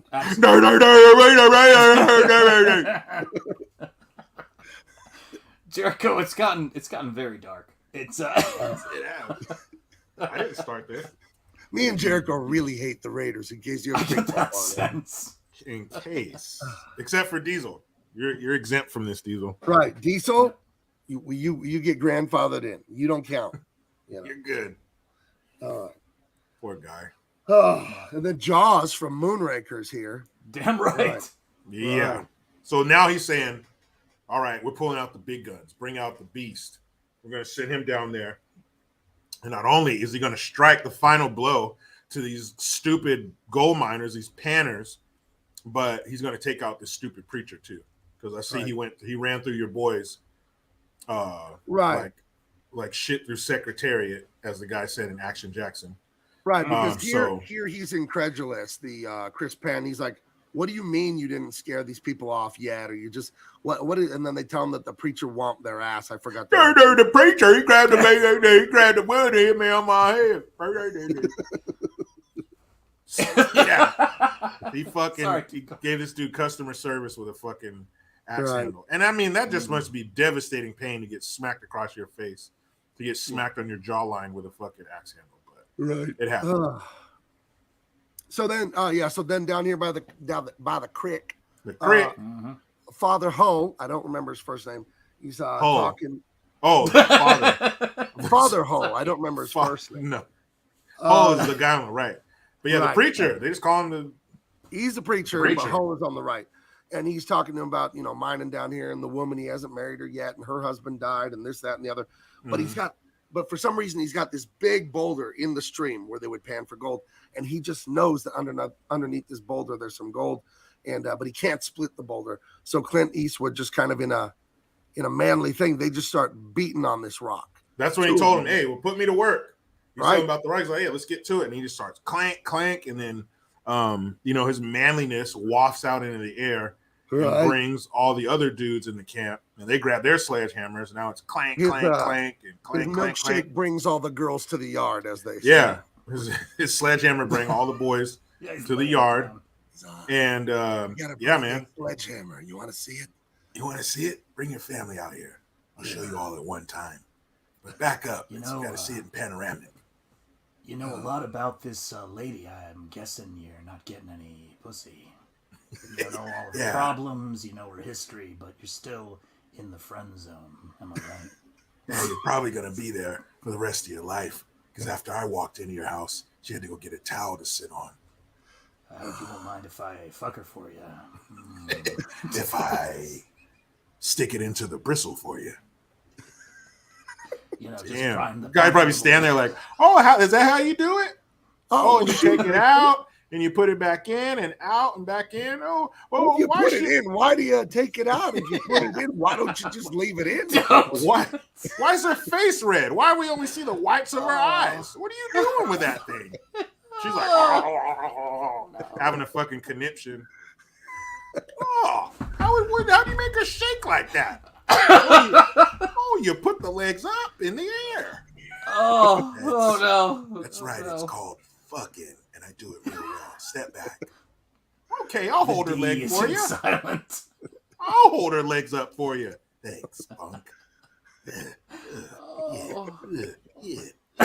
Stop. Oh, that's cool. Oh boy! Wow, that's something. Yeah. He totally seems like he'd be that kind of dude, though. Yeah, they do. Oh, let me dab your forehead. You're getting some drops of perspiration. I brought you guys some snacks. No, don't stop. I'll feed it to you. I mean, not to her. She's kind of got her mouth full right now, but But you look famished. oh Lord, no. You look famished, preacher. Oh my goodness. So yeah, I don't. That's Mouse. That's from the director's cut right there. You I guys don't probably remember didn't see that scene. version. Yeah, that was the original draft of the script with the sledgehammer. Then they just decided to stop being metaphorical, and they went with a real sledgehammer. So yeah, they did. Pile driver.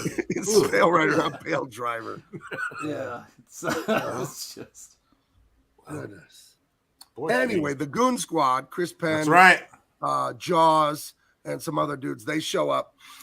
See what the hell these miners are doing. Why haven't you left this hill? This is Daddy's hill. We're gonna take this. And it's kind of let me show you how to do it. I can't trust you guys to do anything. Let me ride down here with this freak, and he's gonna give old preacher because they're just thinking he's a preacher. They're thinking he's a frail old man with some wafers and grape juice, and he ain't gonna do shit. But they don't know what they're getting into. So Jaws, Moonraker, steps off of his horse and figures, first he figures, let me scare him. So he unbuttons his sleeves and he rolls his sleeves up, and he snatches a sledgehammer from the preacher, and the giant boulder that they've been laboring on intensely, one swing, I think with one hand, he just goes, boom, splits the rock in half. So that's a show of his strength. You should all be running in fear at this point. Right. But that's not quite what Clint Eastwood has in mind, because he figured, well, if you are impressed by what I did to your henchman with an axe handle, let me show you what I'm going to do to this fucking giant with a sledgehammer. And he smashes that dude's ball sack. He hits him in the ball bag. Oh, he hits him in the balls with a sledgehammer. Yeah. There are no more balls. You're not the same. Well, that's a mess in there. Not to disagree. There's a bunch of little balls now. He turned the big balls into little balls. A bunch of tiny little balls. He's all, hey, as long as we're breaking rocks. And just bang. Dude just explodes this dude's nutsack with a sledgehammer. Mind you, late 1800s. Name your first retard after me. Dude, fucked homeboy up. Then remember, I mentioned earlier he's a nice guy. Remember that? Yeah. After he gives this dude, after he sends this dude's testicles to the penthouse with a sledgehammer, he fucking helps him on his horse. Yes. He said, hey, come here. Which is not a favor if you've been hitting the nuts. Helping somebody onto a horse is like, let me help you. So he helps this dude very gingerly get on his horse, because when you're sitting on a horse, you got a lot of pressure on your scrotum sack, and he doesn't have one anymore. So he gets on his horse and he's like, and he helps him on his horse and go on, get out of here, fellas. This kid, so Chris Penn is just amazed. Just like, whoa, that was his balls. And Chris Penn is he's embarrassed and shocked, because he expected his boy, the freak, to just, walk right through this guy. He probably expected him to just be scared of his sheer size and not even put up a fight and just run away. But he found the wrong one. He found the preacher that likes to smash dudes' ball sacks. Tammy points out, how about that poor horse? Yeah, how much must Jaws weigh? He's got to be over 300, right? Because he's like a 7-footer. Got to be give that dude a Clydesdale. That poor horse. He's a third of that horse's size. I've never ridden a horse, and I want to ride one. And my wife and I, we went up in the mountains and stayed for a couple of days. We called around to horse riding places. I weigh too much. The limit's 250. I weigh like 280. So, Can't do it, man. I have to find me a bigger horse or lose more weight. Get a Clydesdale, man. Fuck that shit. You're going to drop 30 pounds to ride a horse? That's a lot. Get a Clydesdale. Anyway, I've never ridden a horse, but I need to do it. You got to go to horses big and tall. Big and tall. No? As a big and tall guy, you got to go to big bone horses. 6'4", and I've always been big. Fuck your big and tall stores. You go in there, it's a bunch of clown clothes, a bunch of bullshit. There's nothing nice. There's nothing fashionable. Thank goodness for the internet. I can just order stuff my size. When you grow up as big as me, you go to the store to buy shoes. First of all, it takes all day to find a 15 or a 16. And then they bring you out the fucking Homie the Clown looking shoe. Or something. Should come with a fucking shoe that should come with a red nose. Oh, my God. Yeah, I used to see those, on the rack, like the clearance rack or something. This is a size 15, and it just looks fucked up. What kind of shoes? Nobody's gonna fucking buy that. It looks ridiculous. Yeah. Oh my That's gosh. fucked up, man. But yeah, once I could order shoes on the internet, that changed everything. You know? But on the opposite, I wear an 11 and a half. That's like the most popular fucking size shoe. So sometimes it can be hard to find. And then you'll see there'll be like a 8.5 or a 9. Like, who the fuck wears a 9? What? I mean, when you're talking 11, that's literally 5th grade for me. You know? No, that's. Oh yeah, I wore a 12 in 6th grade. I remember. Damn. Yeah. Parents had to buy them man shoes. Oh, it was terrible when I needed shoes as a kid, and I was Damn. rough. I would destroy my shoes quickly. It was literally a Saturday to get a pair of shoes. We'd just travel the earth to every store to try and find my size. Ugh. So It's fucked up, man. And then being tall. Can I bitch about one more thing about being tall? Please. And big. When you get shirts and jackets and you order a double X, they just think you're fat. I'm not fat. They don't make it longer. I need it tall. They just keep going this way. They just keep going sideways with the fucking clothes. Oh, it's annoying as shit. And that was the American Problem segment of Diesel, he's like 6'6" or 6'7". He feels me on that. He wears a 16. I wear a 15 shoe. He wears a 16. And just wear the box. Hard to find this shit. So yeah. Isn't it more embarrassing as a man to have small feet? I wouldn't know. Hell yeah. So, definitely. Definitely. If you can put on your girl shoes to run out to the car real quick, your feet are too fucking small. Yeah. That's also somewhere in the if middle. you're a size 11 in heels and you're a guy, same thing. It doesn't matter how big. Equally embarrassed. It's going to look a little That's funny. fucked up. Yeah, it is. Yeah. It is. Let's see. Make clown shoes with Nike. I'll bring that in. But it's also very rare to be as tall as you guys are. Yes. Yeah, I think rare to if be you're that if you're tall. 6'4", I looked it up. I think I could have this wrong. You're in the top 2% of height. Like it's 1.7% of people are taller than you. Someone who's like 6'7", like Diesel, that's got to be like in the just 0.2% of people. Yeah, are taller not a than lot you. of people taller. Oh, when you're as tall as me, it's weird when you see people taller than you because you never see people taller than you, and then you're like, oh my god, that guy's taller than me. Or when I walk by someone as tall as me, rarely in the store, I'm like, oh, is that how I look? Because that guy looks tall. Because you're used to yourself. You don't feel tall. You feel normal. You just feel like yourself. So I don't know. Yeah. It's a weird thing, I mean, but go ahead. So question. So I've been doing, because I'm always trying to do research and everything like that for these movies and for, the show and all that kind of stuff. And I just have to a lot of times we make jokes on the show and you guys say things and I'm always like, okay, well, we're bullshitting right now, right? But I got to be honest with you guys. I don't think you guys are bullshitting. Jericho, I just Googled this. This is one of the first photos of the Raiders. And Now you're going to run across the middle and you're going to throw the ball. Hey, coach, you want me to get the ball, coach? You want me to get the guy with the ball? I mean, guys, we're spitting facts here. Okay, Right. if you miss this I show, wasn't it's kidding. about history, cinema. I had no idea. It's like a lot of times people think that Jericho and Gabe are kidding, and I'm here to tell you, as the head research coordinator, I'm one of those people who does a lot of looking into this, and these guys spit straight facts. That's right. Everything I say on here is 100% true. I never joke at all, not Right. once. No, that's really Everything Hulk Hogan. is real. The reason we use this avatar for the Hulkster, listen, I don't want to talk about this publicly. He's staying with Jericho because he's down on his luck and he can't afford his own webcam. So we bring this up and then he uses a microphone. So, but we know all of this is real. Why'd you have to tell his secret, man? That was very weird. That's right. Well, Hulkster, he's an open book. You know what I mean? So I think he would appreciate just the transparency with the audience. No, That's right. None of this is made up. This is all real, guys. You're not crazy. This is all real. You're fine. This is really happening. I don't even know. I don't think the Hulkster has any covers on his book, let alone be an open book. I don't think he has any covers. He's just, this is all me all the time.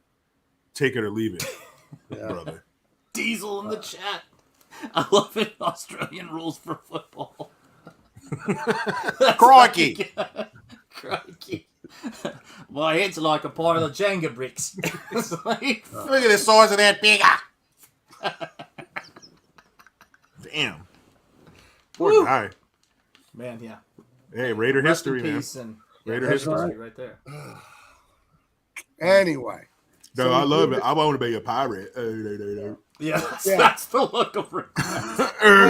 That was the original Raider logo, but they were like, Right, he got this guy right in the ball bag, and then he gets him in the face, causing more retardation. And this guy was the Raiders' first Hall of Fame tight end, actually, Jaws. he got hit so hard in his balls that it made him retarded. I didn't know that. I don't know that was possible, but the trauma to his ball sack affected his brain, dude. Right, that's absolutely true. Woo! Absolutely true. So he's done. Dude, he hit that dude so hard in the balls that he's a good guy now. That comes up. Yep, he's a good. That's totally true. Yeah, he knocked the bad out of that man. We'll get back. Yeah, it's like the golden child touch, you know. But like, he's like, hey, I see the world differently now. Yeah. Oh man. Because you turn my balls into a wet spot. Yeah. So the henchmen go, and the guy in the middle there in the black, you know, in the Westerns, you always dress the bad guy in black. He's LaHood. That's his son. That's LaHood. Right. His henchmen go to him to tell him how well things did not go messing with the miners. Boss, about the miners. Yeah, something like that. Where he's like, oh, hell, what the hell did y'all fuck up this time? Well, he's just a preacher, boss. He comes in and gives people, you know, he's helping them out. And he the way he talks about it, he says, all right, we need to go in there and get that preacher out of there. But we don't want to make him a martyr. We don't want to go too hard at him and make him a martyr. Because he says, if you give those people an ounce of hope, we won't be able to get him out of there. He says, hope is strong. You cannot give these people hope, because hope can be bottomless. They'll never run out of that, and you'll never get your land. So he has to handle this delicately. It's not just send a bunch more guys in there. He knows that they have somebody significant now in their camp because he repelled, you know, his jackasses and the big jackass. So now he knows, all right, we handle this a little bit differently. So bring him, we'll invite him here. We'll invite him over. He thinks he's going to have, you know, this little, oh, hey, my son, you know, but no, it's not quite the same. Yep. All right. Sorry.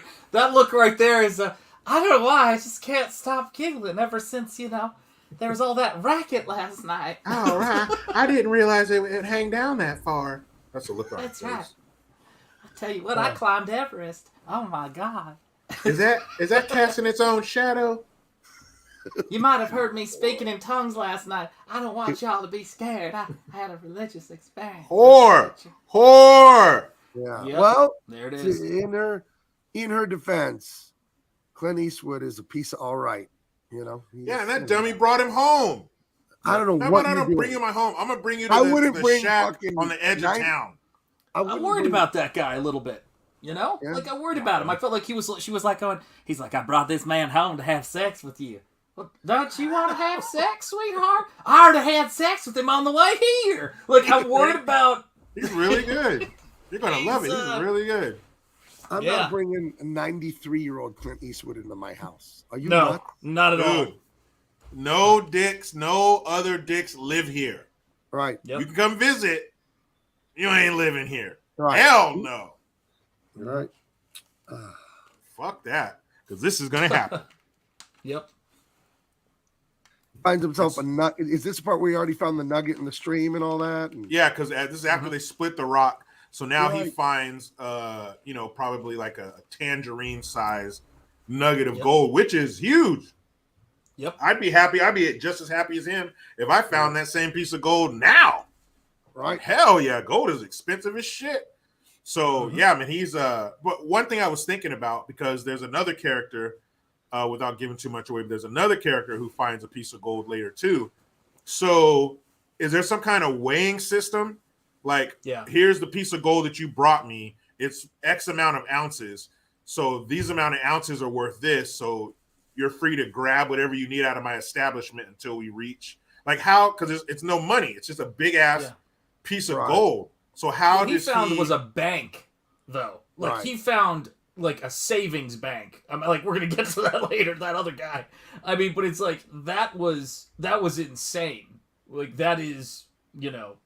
Yeah, and he goes to, so before this, when they went to town, when he was hiding under the wagon, he goes into the store and he's talking to the guy, the owner of the store, saying, "Oh, I need to get this and stuff, and we need some of that." He's like, "Yeah, it's kind of slow up there, and the hood's fucking with us, but you can help us out, man. We'll pay you." And the shopkeeper said, "Well, your tab is like up to $85.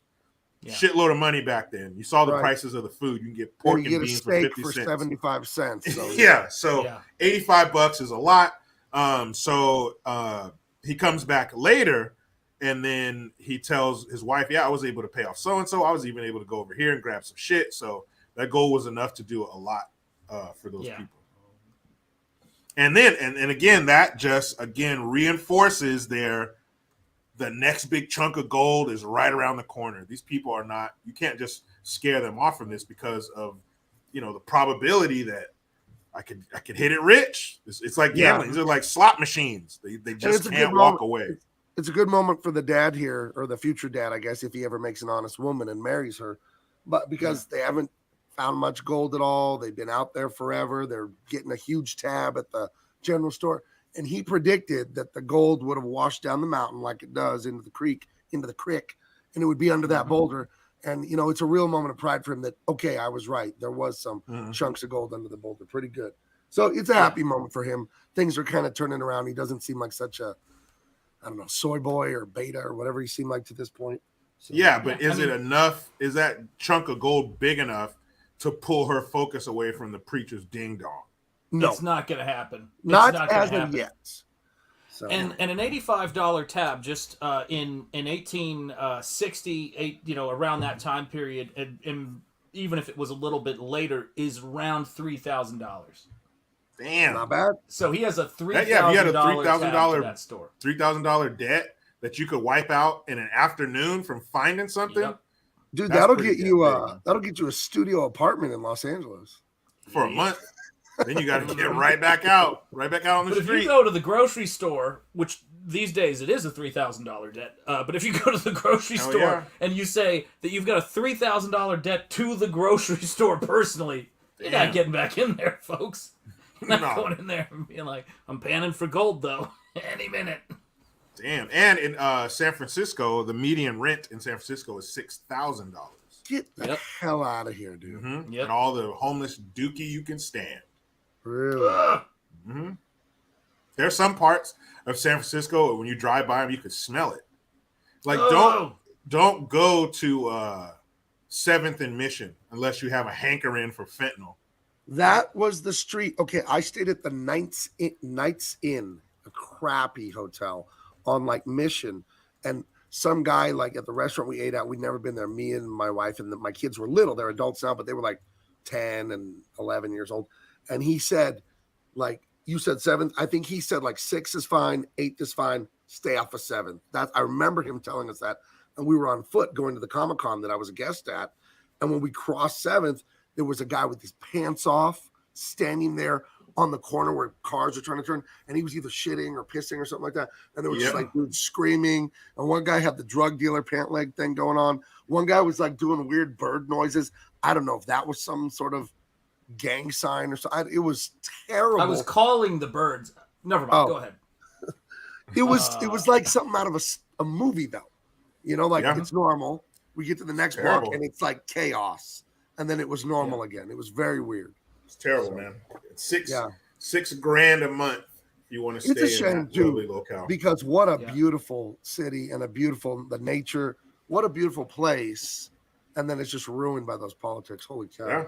I was there late September of last year, and we were staying up, I don't know, 15th floor or something of the hotel. So you can see the bay and the view, the city up on the hill, Coit Tower, all that shit, man, is just beautiful. And it's, falling to shit. And, when you think about it too, like we talk about like what it was like to find some of this stuff, an ounce of gold at that time period was worth $20. And when you think about that purchasing power, $3,000 is the equivalent, right, to Right. $85. You're talking about serious money when you find an ounce, just an ounce of gold. It is freaking ridiculous. So yeah, they're life-changing stuff in those hills. Like if you've got a bunch of property where there may or may not be gold, you do not have to find a lot of gold for it to get you through the year. And that's what's incredible. I mean, it's later one of the guys says that they probably won't make $1,000 a year. Mm-hmm. Damn, you got to make that more than that a month if you want to live now. Yep. Forget a whole year. To buy To get eggs. a month, you got to make more than that a week. A now, week, dude. yeah. So $1,000 a week. Shit. So they bring him up here to have that talk where, you know, that thing where the bad guy's kind of pretending to be nice and he's threatening you, but he's not threatening you. You know what I mean? It's one of those. And this is where he's going to the shop and he's paying the debts and stuff while the preacher is in there talking with LaHood. And LaHood tells him, I was expecting a little old man, with like the Padre robe and shit. I wasn't expecting you. I wasn't expecting a guy hung down to his knees. Yeah, man, I wasn't expecting a guy packing that much fucking cock, man. He's like grabbing it like some bitch. We had a Mac light. What kind of belt is that you're wearing? Oh shit, that's just your cock tied around your waist. That's just penis, man. So you got it around your waist, holding your pants up. He's like, I got it around my waist, hold my pants up tight and knot. What kind of dick I got? Is that a pleat or is that a boy? Oh man, let me take that thing out. Let me see it. So LaHood's in there telling him, and then LaHood mentions going to Sacramento and getting in touch with this guy named Stockburn. Right. And he's like, huh? And that kind of piques his interest. And then he goes and he's all, check out this writ. It says I have legal right to that valley. And he tells him, no, you Photoshop. Don't. Sorry, go ahead. He's all, no, you don't. He's like, if you had legal right to it, you wouldn't be here talking to me. You wouldn't be here trying to bribe me. Because he tells him, a man like you, I'm starting this town here. It's going to get really big. A man like you might want, I don't know, a new church. And he's like, that's great. Right. I might even want a house, right? Yeah, get you a house. He's all, guy with an offer like that, guy might start thinking of a new wardrobe. If you like, preacher. He's all, hey, also, you might want to think about getting those the offering, those collection plates. Hey, you could be a real wealthy man. He's like, that's why it wouldn't work. And he's like, huh? It wouldn't work. Guy like me taking that kind of money, it's not good. And he's like, totally like, oh, I thought I had you, you son of a bitch.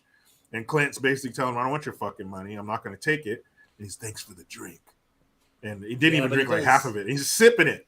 He's a preacher, Yeah, but he does say, though, but I'll tell you, I would like one night with your wife. Yeah. He's like, no. You can't have that. And he's like, oh, I shouldn't have taken the payment up front then. See you later. He's like, no. Shoot him and shoot his dick first. Shoot the dick and then shoot him.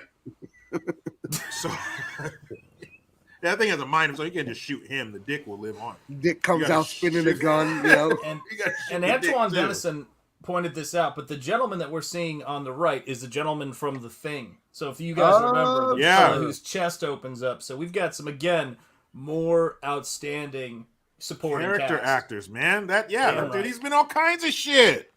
That's the guy you're like, hey, he's the dude. He was in the Thing. Yeah, he's one of those guys.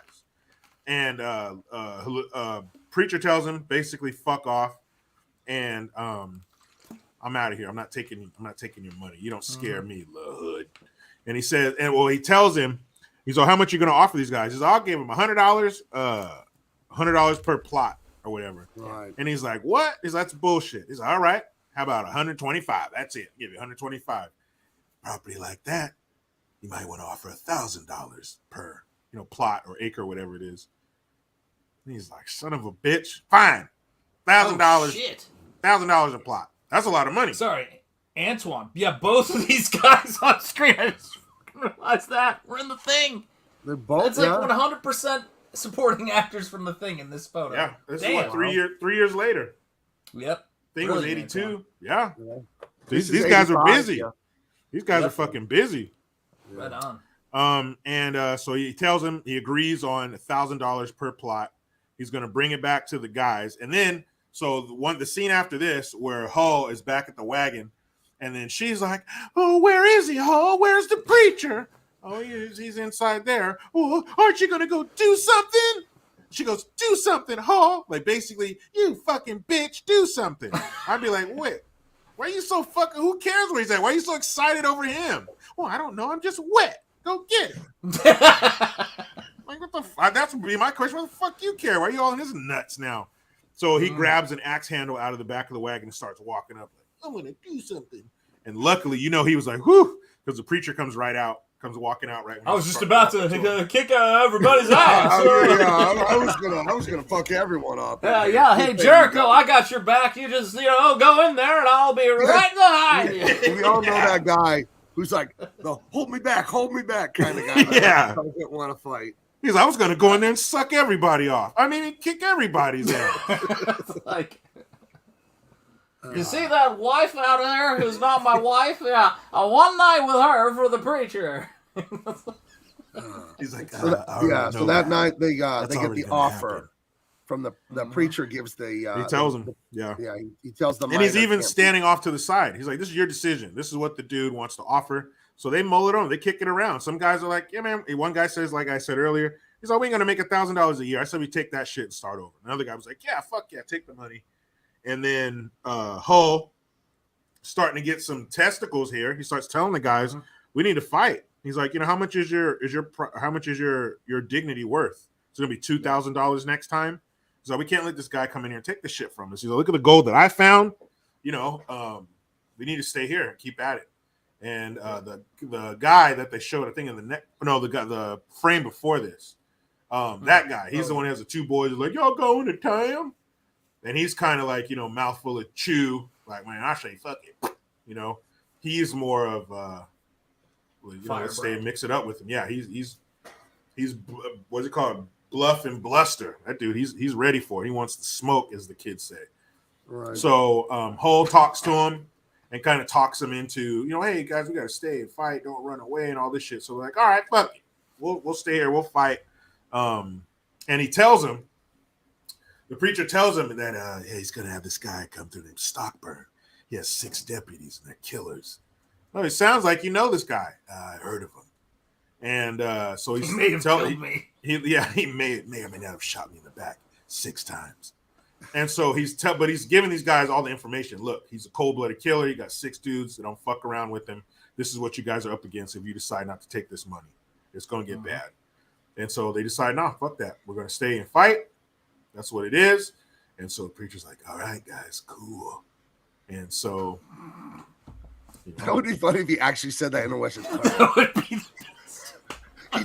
He just switches decades. He's all cool, daddy-o. Just goes into the he's like, all right, guys, fucking you guys radical. Are a bunch of happening cats, and you keep it real, and I dig that about you. Now, if you would come in for the real thing.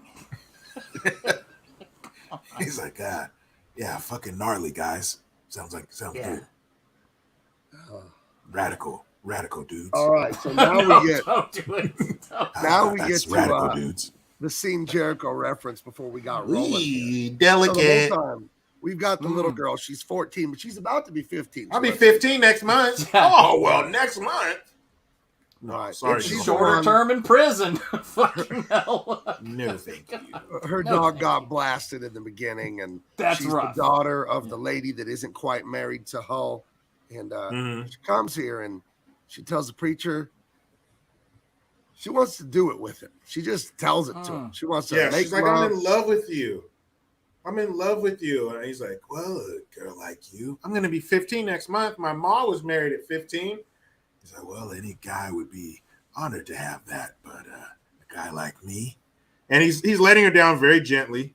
Right. He's like, well, and the first thing he tells her is, some people might associate that with marriage. He's telling her, you got to be married first before you start. Because she's saying talking like this to show her how to make love or whatever. Yeah, and she's like, I'm in love with you, and he's like, well, he somehow mentions to her like, we can't make love or something like that. She's like, can I make love to you? And he's like, oh fuck. No, actually, what he says is she's like, I'm in love with you. Get in line, sweetheart. The whole fucking town is I gotta half the finish fellas with in here. I gotta finish with your mom first. He has to go around. He's banging everybody's wife. He goes around from hut to hut. Your mother would shoot us both. Yeah, out of jealousy, she'd fucking shoot her daughter. Sorry, He ripped Gabe, the shirt that's off. a darker. He shows her the bullet holes in his back. He's like, how do you think this shit happened the first time? One for every mother and bitch I've daughter. crossed. His mother and daughter, summer of '52. I remember it like it was yesterday. It burned. So she's professing her love for him in the forest because she's visiting her dog's grave. And so she's professing her love, and he's telling her it's not cool. You're too young, you know, in time you'll develop these feelings for somebody else. What is that song? Young girl, get out of my mind. You know that one? It's like from the 70s or the 60s. So there's some questionable shit. Sexy at 17. Yeah. Right. Well, Yeah. think about the Beatles. She was just 17, and you know just what I mean.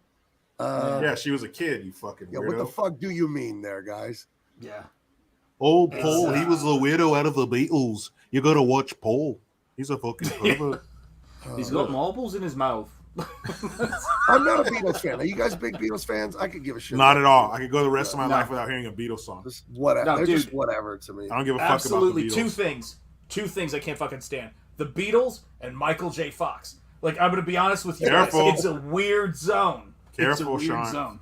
Careful. Yeah. No, I'm sorry. I just don't like the dude. There's a very real possibility that could get back to Mr. J. Fox. Oh my gosh, Midget That shit- Mafia. You know, like It was like an 80s rock ballad. She's only 17. That's right. That's yeah. right. And it was Brian Setzer and the Stray Cats. Sexy at 17. My Yeah. little rock and roll queen. Nah, dog. Just wait a little bit longer and then you can do whatever you want. But I'm not down with that. And thankfully, neither was Clint. He basically told the girl, that's it. And he's like, well, you know, what would your mother think? And then she gets, oh, that's who you love. You love my mother, not me. I hope you Right. die and go to hell. Yeah, she flips on him. So, Yeah, bullet she- dodge yeah. there, Clint. Turn because state's evidence. Yeah, he's like, whoo. she's a kooky lady. He's like, what'd She's you like- say? How about I go in the house and shoot your dad in the fucking head? No, that would have been really letting her off easy. I love your dad. Like, fucking dead silence. Good. I want to fuck your dad anyway. What? Nothing. Good night. What, preacher? Nothing. Good Good night. night. Good. What? Nothing. Get out of here. Get out of here. Yeah. Came here to see a dog whose butt I was in love with from the moment we laid eyes. Where is I'm that telling dog? you, dog Not you. asshole flavored dog treats. Yeah. Top seller. Do you mean the butthole. white dog? Do you mean the white dog? I'm sorry, bitch. I don't see color. What the fuck is wrong with you? I don't see It's color. 1862. Yeah. Enough of this systemic racism. What? Pump your brake there, little missy. Hey, is that a box of butthole flavored dog treats? No. You guys like this? It's not my favorite flavor, but I'll eat it. Any port in a storm. I'll just take a handful and put it in my pocket for later. You know, they go good with the Pilsner, though. You'd be surprised. Very Pilsner's a good. little hoppy, like mine with a long. Right, and that cuts a little bit of the ass flavor. It cuts. You don't want to cut the butthole too much. Usually, I would agree with you. In this case, you need to cut the ass big time. Not me. Not me. Like a strong ass flavor in my dog treats. Balloon knot shaped treats. There you go. Ooh, butthole. Cheesy butthole. Now in spicy nacho. Now in Cool Ranch butthole. You guys want a summer snack that all the kids are gonna enjoy? You gotta get that cool Ranch butthole flavor. And he's dead. You know why Shanth died? Because he didn't get that Cool Ranch butthole flavor. Oh man, I hope they come out with dessert flavors. You know, but they should probably chocolate avoid that. mousse butthole, my favorite. But dogs can't eat chocolate. Are you saying these are for people? It goes both ways. You want to please the pooch and the people? Give them that Cool Ranch butthole flavor. I guess Available this this summer. Well, there you go. It's a cool summer treat. You know, the kids Guys. come in, it's hot outside. You want some juice. And When I tell you I'm a business genius, I'm not kidding. Butthole flavored dog I'm not treat. fucking around, guys. I'm not. Listen, do I look like the kind of guy that would fuck around on the internet? Come on.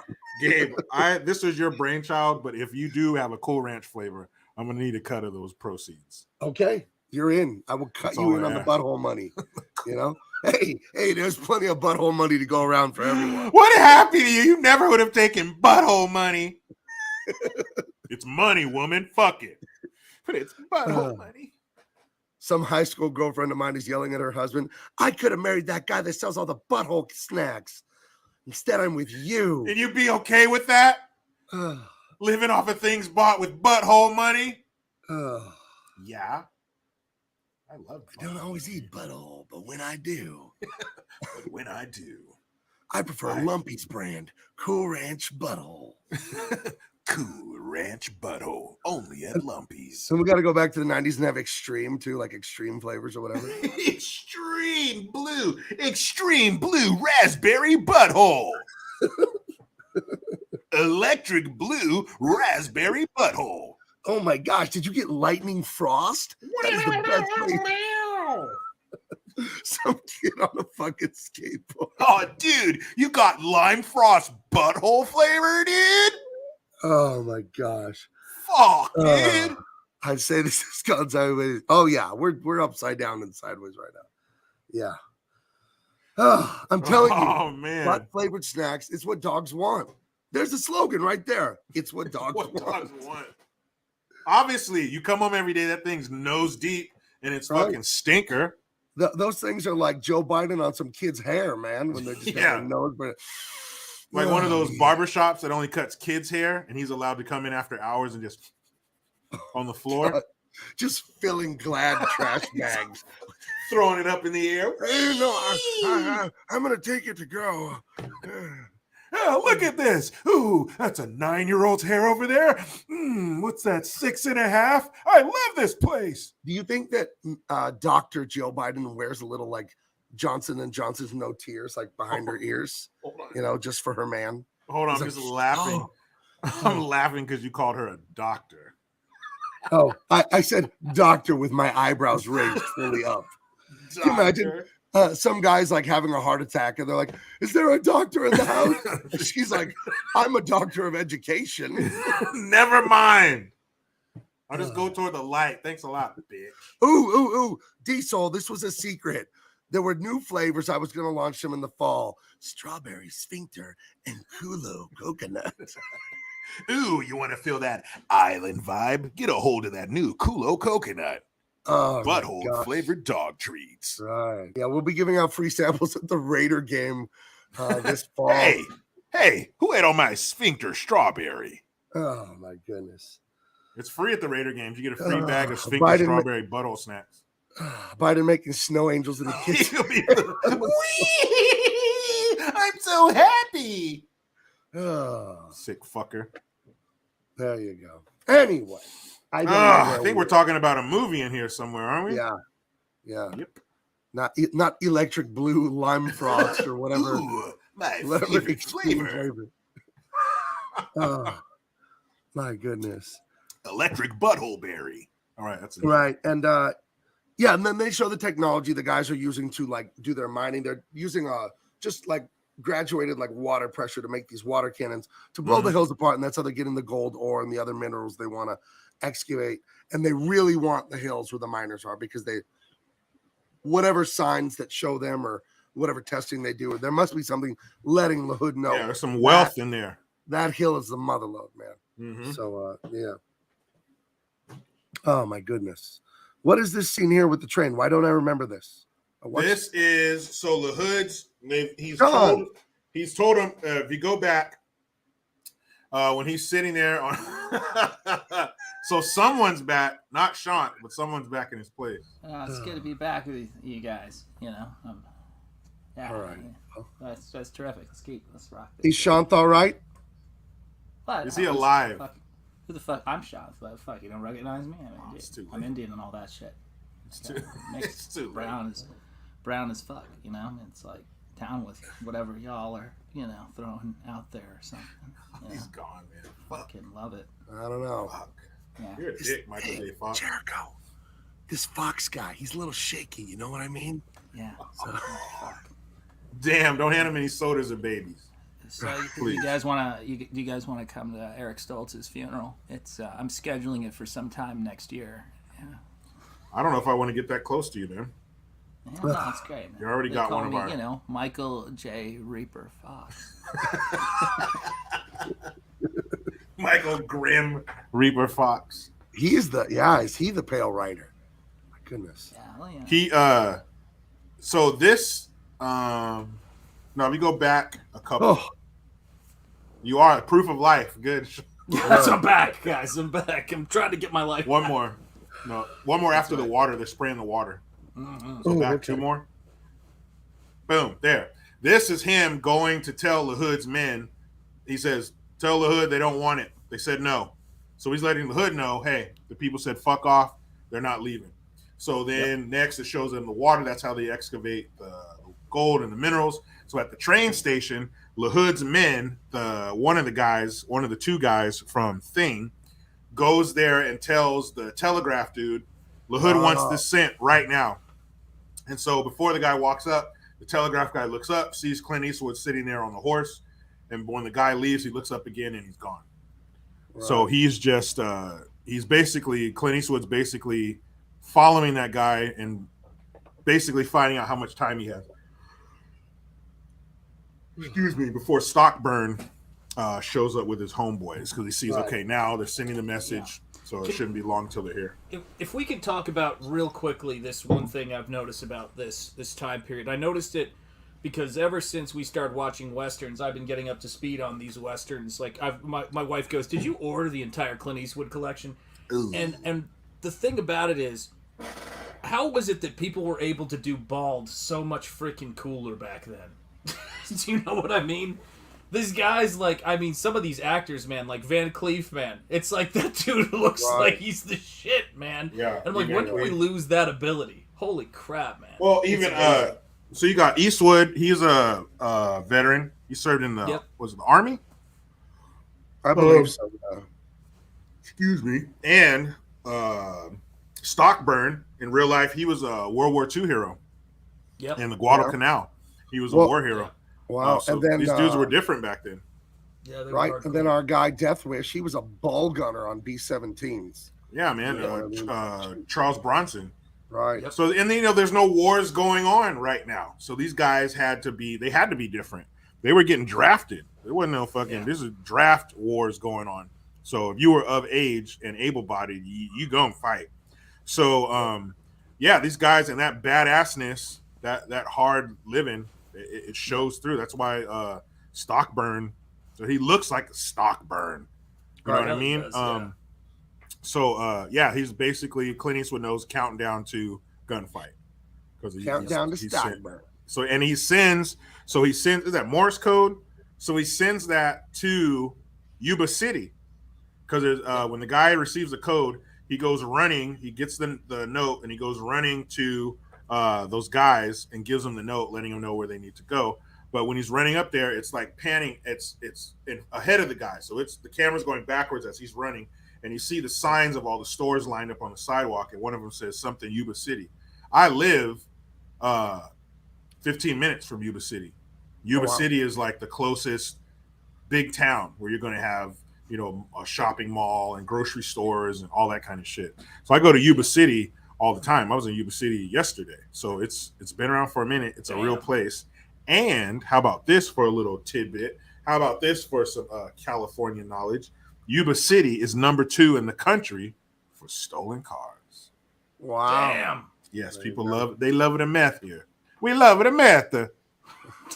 Just like a mama used to make.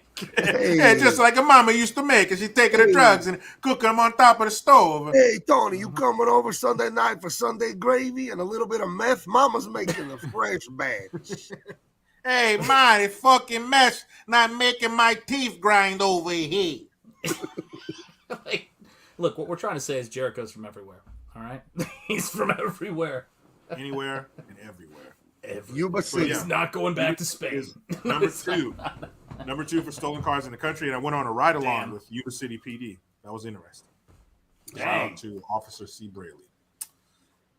And that's more of California's gold. Do you know about California's gold, or is that a Southern California thing? On the local, no. I guess it would just be down here. On PBS, there was a guy named Hugh something or other. I forget his name. He passed away a few years ago, but he did California's gold. And he'd go to some historic site, or he'd go to a family restaurant, been there for 50 years. And he was, poor guy, not a great interviewer. But he did this forever on PBS. And I remember he went somewhere and it was like, so Frank Sinatra opened this restaurant? But it just turned out the people that owned it were big fans of Frank Sinatra, and like all of his information was wrong. And there were other times I think he like showed up, but he didn't call the people first. So they didn't give him a tour properly. And like it was a disaster, these clips. But I remember if you grew up in Southern California, you would see it. What the hell is his name? It's Hugh something. But yeah, I never like heard of that. That was his little show on PBS. California's gold. So yeah. Oh, here it is. Hugh, hi, I'm Hugh Hauser. Yeah, that's what it was. Holy yeah. shit. Oh my gosh. I forgot. Thank you, Oscar. You remember God that bless shit? you, Oscar. So funny. Yeah, Brian knew it too. Yeah. Oh my goodness. Yeah, you can look up clips of it on the internet. So anyway, so they're sending off for Stockton. We're back home. Look at the excited look on Ma's face there. Mm-hmm. Yeah. So, hey, did you bring that dick with you? You bring that dick? The girl hates her mom because she thinks the preacher's in love with her mama. He's breaking this family up. He just rolled into town. You're tearing this family apart. No, he is. He's the motherfucker who brought him home. Oh, I know it. Where you bring him to your house? Rookie So mistake. before that scene where they're all happy because they think the swinging dick's coming back, Hull, he goes to where the preacher stays and opens the preacher, and he knocks on the door and opens it up and sees that he's all gone. Bedroll, everything gone. So he thinks the preacher left. So that's what he tells the women who are all hot and bothered for him. And she's like, well, no, there's no way he would do that. Maybe he's going to come back. And he said he took his bedroll and everything. He's gone. No, there's no way. After all that, after all the, he went and talked to the hood and everything, he wouldn't leave you guys. Because her vagina's like, don't give up. Don't give up. Right. And so the conflict for the miners is we decided to stay and fight and all this and that because we thought the super badass preacher was going to be backing us up. Now you're fucking telling me this guy left? So they are not happy with Hull about this at all. No. And he tells him right there, if you go back one, that guy, he tells him that, well, he's all, since the preacher's gone, your life ain't going to be worth spit. You might as well pack up them two ladies and get. That's what he tells him. So your life going to be worth spit. He's all, now that, the hood knows that you've been, you're the source of the preacher, and they going to fuck you up. So, yeah, he's screwed, man, real bad. Yeah, the irony in a few minutes for this dude. Yeah, you're going to end up fucking dead, buddy. 5 minutes later. A few moments later. Thomas Bailey, been a blast, guys. Have a great evening. Take care. Thank you for being here, Thomas. Everybody, if you're having fun, make sure you hit the like, make sure you hit the share. I've talked to some friends that do YouTube for a living, and Jericho, you could attest to this because you said it a few weeks ago. They're doing a little bit of throttling right now. You know what I mean? Yes. I've noticed that. Different people have noticed that. So share it. Make sure you're subscribed. Make sure you have the notification thing set because they undo those things without your permission. They unsubscribe you. They take off your notification bells. And just share it out, guys. Help grow this. We have so much fun here. We have a blast, and you guys are a big part of it. So we can't do it without you. So please, that'd be crazy for me to ask you to share it out everywhere you can. Share it, fuckers. Yeah. Yeah, that's more succinct. Maybe the preacher just went to Pasta Mania. That's right. That's a very real possibility. You must do it. If you look in the old West books and stuff, there's always a big carb load before they have a gunfight. Right. So that's probably just went on down. I love the look on this guy's face. Preacher's gone. I guess those two ladies didn't give him his medicine. What? You can't give the preacher. We all know the medicine he came here for. Dude, he just looks like you fucking son bitch. He's madder than a wet hen. So yeah, he's pissed off. He's pissed off, man. But he's cool with them. He's telling, hey, man, look, your life ain't gonna be worth spit. Get them girls and get up out of here, man. Go ahead. Yep. So he's cool. But they know that since the preacher's gone, we're fucked. Because this is the ultimate bait and switch. You got us this, long, lean, killer, dick swinging motherfucker here, and then the next day, well, he's where what? So it's a little bit different tone. Not good in the encampment today, but he goes. That would be infuriating, dude. You're sitting there thinking you're gonna stand up to this rich guy that can afford thugs and hired guns, and then your badass backup dude, he's not. Like what the only gunslinger you got, right? The only gunner you got, and even I'll show you later how much they're not. I'm more of a dick slinger than a gunslinger guy, but it's not to say I'm not excellent at both. Yeah, I sling the gun to sling the dick, as one does. I see. I love that. Talk about a wet. I keep seeing Jericho turn up in these westerns with like a monocle on. Oh, interesting. I'm the fastest gun in the West. You're like English Bob. I can see it now. That's the role you were born to play, man. I'm the fastest gun in the West and the East. Oh, the fastest gun this side of the Mason-Dixon line. If you're so inclined. Oh, would you care to join me for a 75-cent steak? A T-bone, in fact. But of course, if I can only have it with a 50-cent side of pork and beans. Oh, should we go to the whorehouse first, or should we go there after dinner? I've heard you give your advice about having your naughty time before you go out and consume large amounts of food, sir. Right. How could I find that I perform better when I have copious amounts of food sloshing around in my belly. I found the clap goes great with everything. It's like... All the food inside is extra weight. It's almost like a pendulum, if you will. So it helps me swing the penis even better. It's a counterweight for the thrusting. He's a smart dude. Very smart. So unorthodox, but effective. That's what I heard. That's how it went down, guys. They had to make do. They were on the edge of pioneering an untamed frontier. Oh, trust me, I make do. Oh. Wow. I've heard that you have butthole-flavored delicacies at your house. Oh, of course I do. My favorite flavor is ripping, rocking raspberry flavored butthole. I don't fancy those much. Do you have extreme electric lime, perhaps? Oh, I do. If only you want to wash that down with some cool ranch butthole. Oh my God. Well, there you go. That's how they dined in the Old West, guys. I don't make it up. It's all true. It's all documented truth here. Right. No fact checkers go away. Know. Before the show, Jericho, Sean, and I, we meet for like 4 hours, and we just research all this stuff. Yeah. Because we want to bring you like Wikipedia around here. We're bringing you a lot of facts. That's classic. We fall asleep at the library. Like, hey, wake up. Oh, man, what page was I on? And we just really start turning those pages and burning the midnight oil and burning the candle at both ends. And any other thing you can burn, that's what we do to bring you this. Right. Yeah. We want to educate. Sean P is vice president of research here at Double Impact. That's absolutely true. And there's no one else in the department, and he can't seem to get past vice president.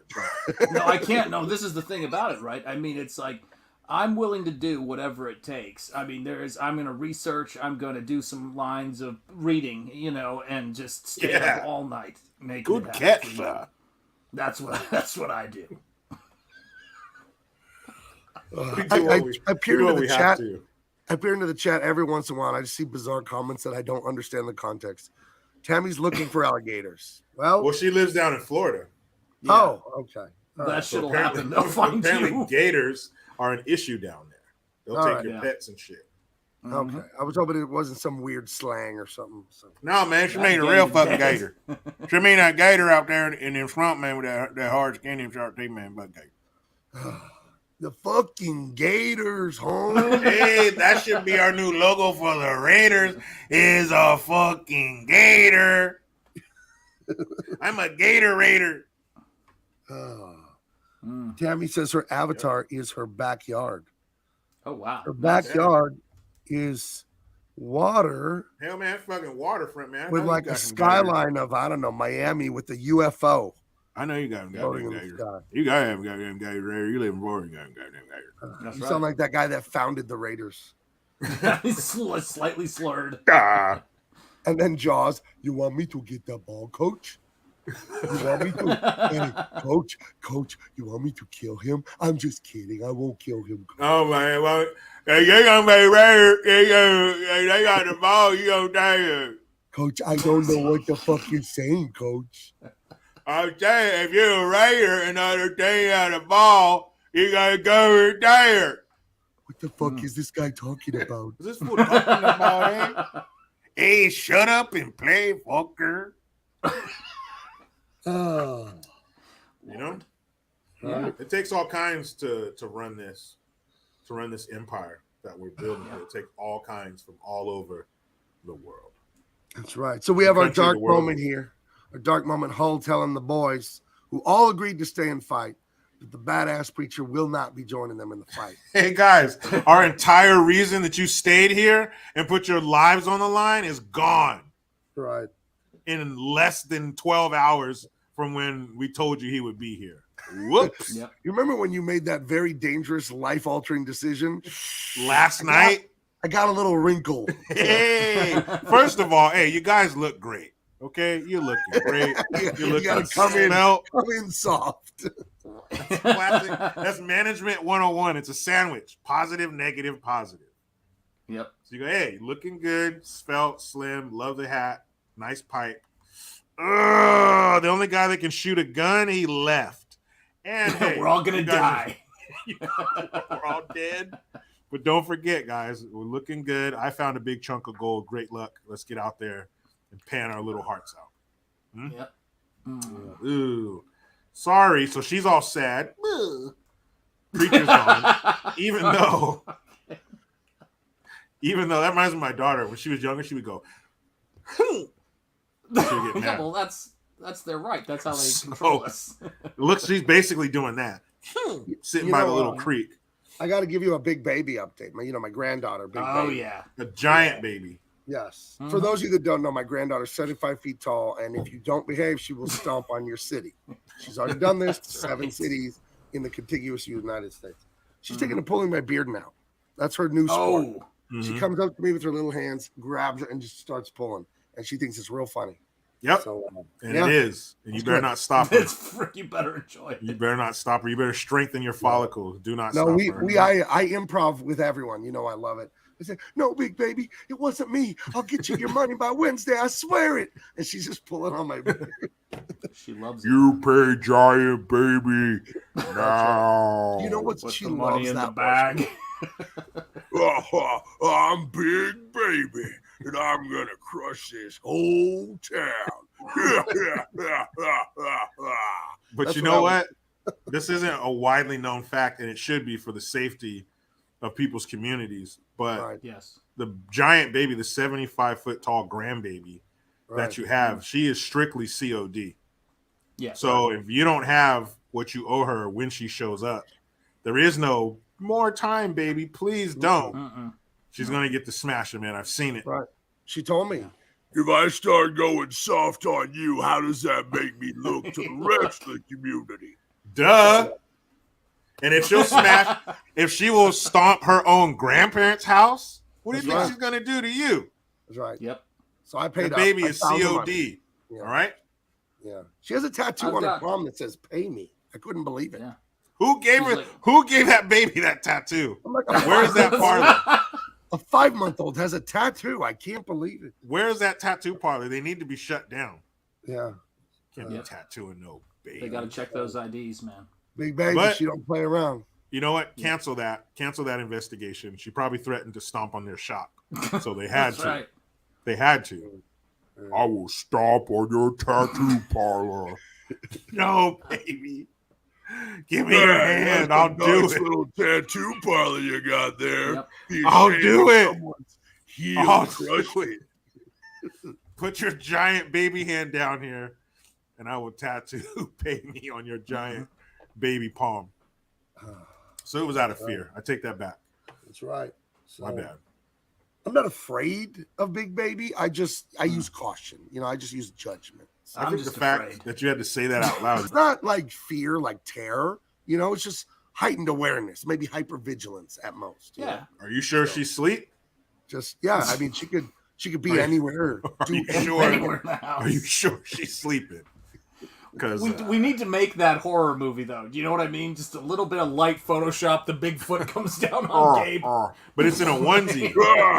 It's in a onesie though. Like those. It's in the footsie pajamas. It's in the footsies. I know she's still in footsies. It's a big giant footsie baby foot. Listen, Yeah. I'm the miser's right. Gabe. See big eyes. That's what I'm for one saying. guy. She's asleep. You better make sure she's not behind your green screen. But see, I just wear this shirt and then she doesn't get upset.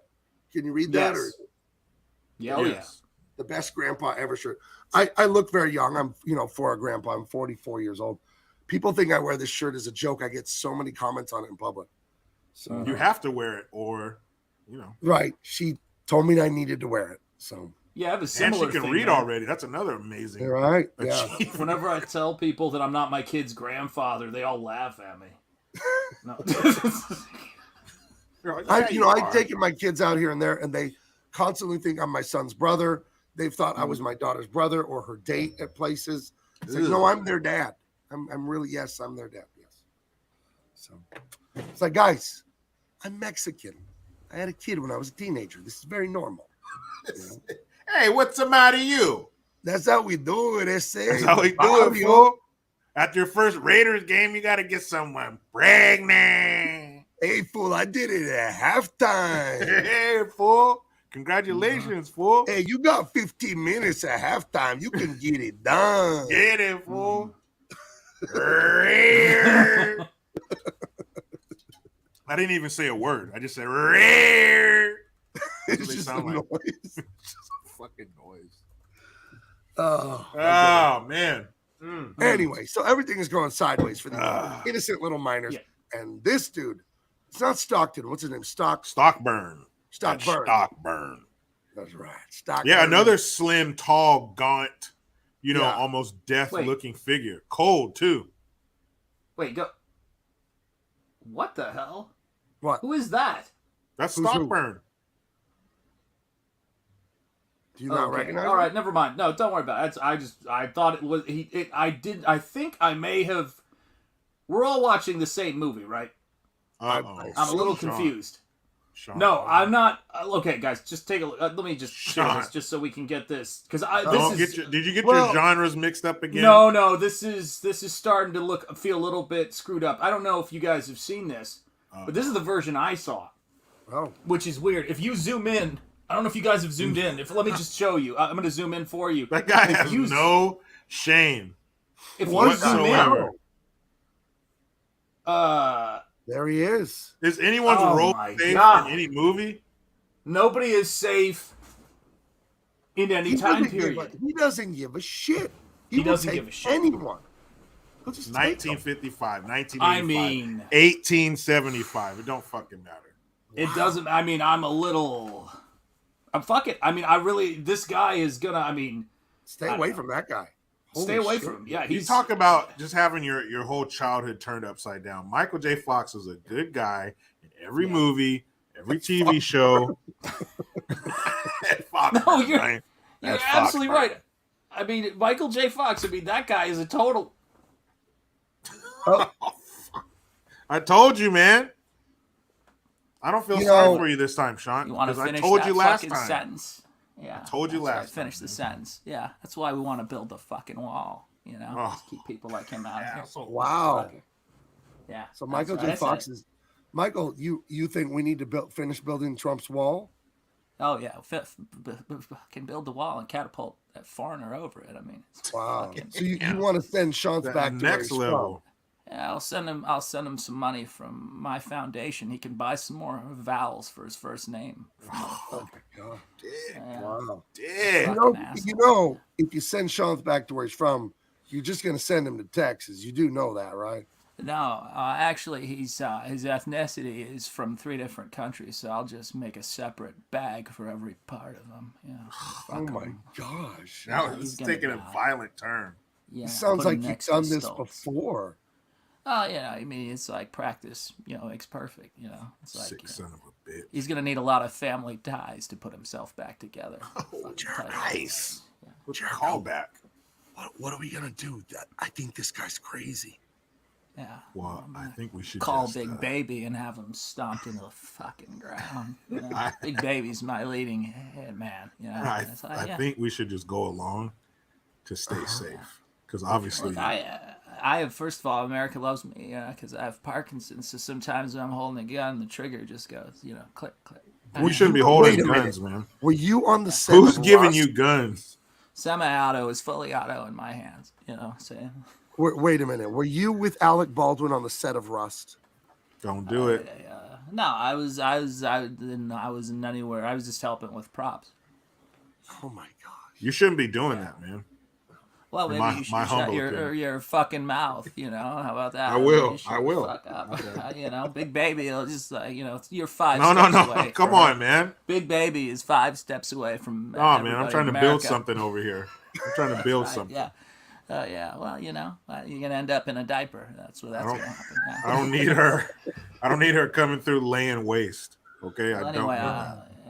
I'll let you have the foreign fucker back. All right, you guys have a nice night, and remember, I'm America's son. Everybody loves me, and they're not gonna miss you. All right, hey, take care.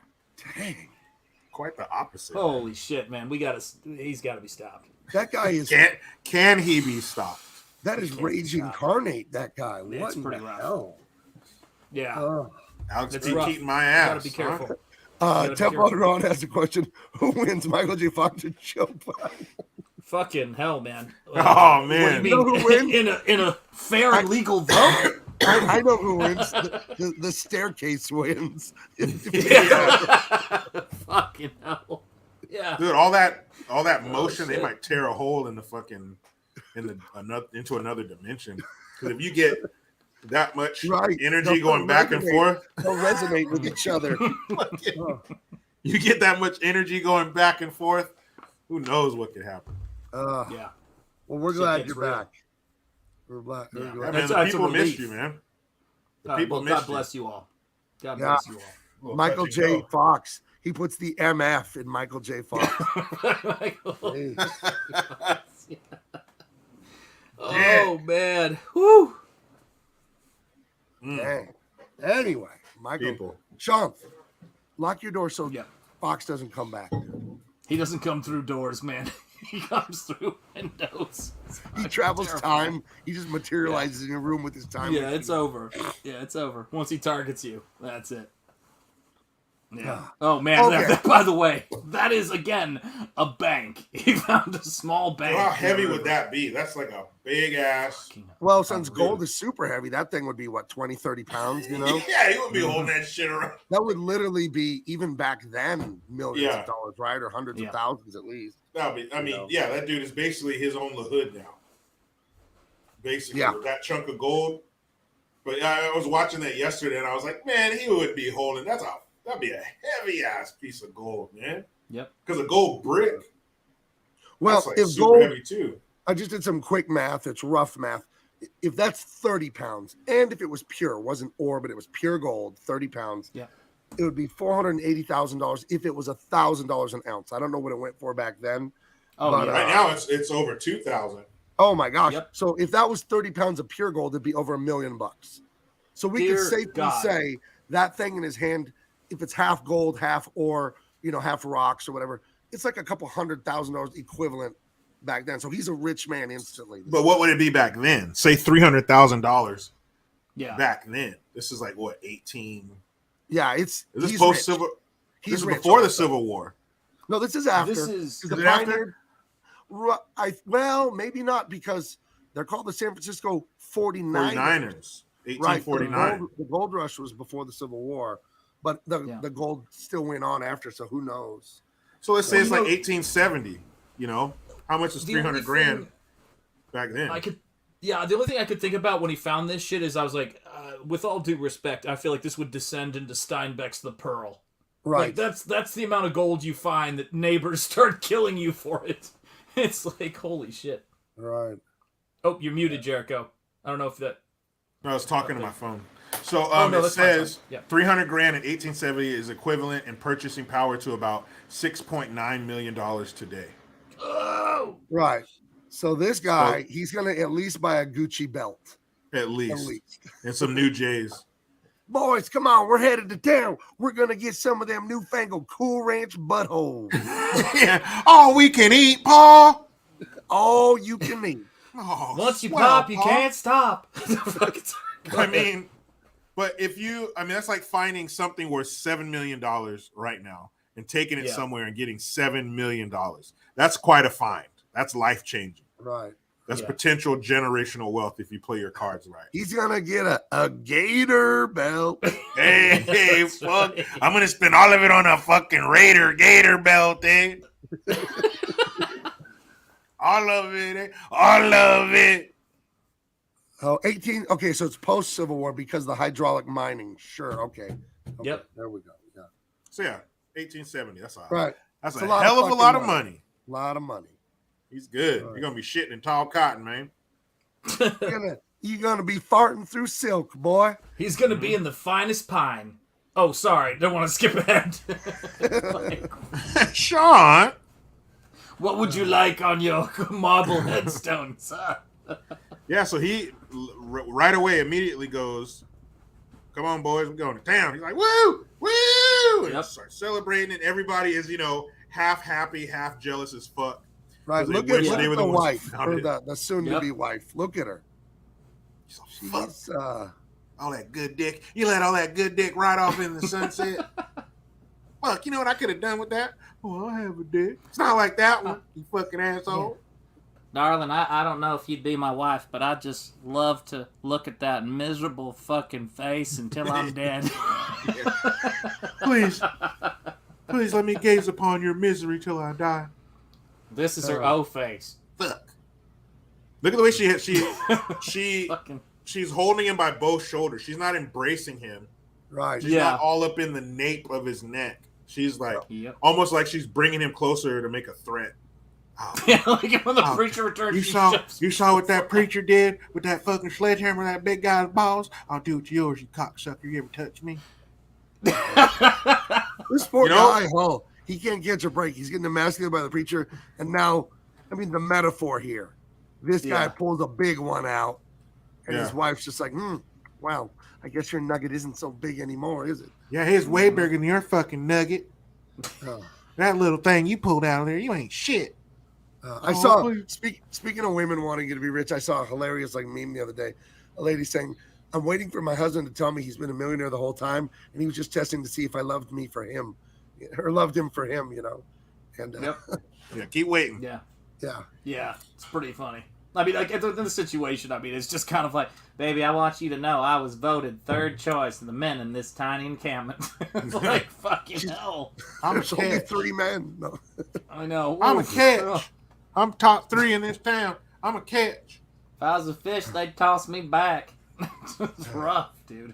Fucking clown. So, he's getting kicked in the nuts at every turn. I doubt the little girl respects him. If her mama doesn't, she doesn't. No. So she decided. She asked him too. It's another stupid thing he did. Ho, can I take the horse out? Oh yeah, sure. You can saddle her up. I already did. So I didn't give a fuck what you were gonna say. It's just a formality.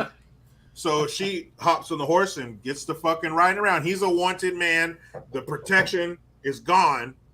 Yeah, but my 15-year-old, soon to be 15-year-old daughter, kinda go for a ride. It's cool. Yep. Excuse me, the youngins came to say goodnight. Good night, children. Good night, children.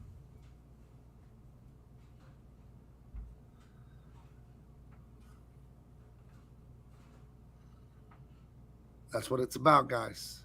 Mm-hmm. It's the best thing in the world. It really is. Amen. Good night, children. My little psycho. That's good. I am glad they do that. You know. Yeah. 'Cause, Oh, yeah. I'll come to bed after this show.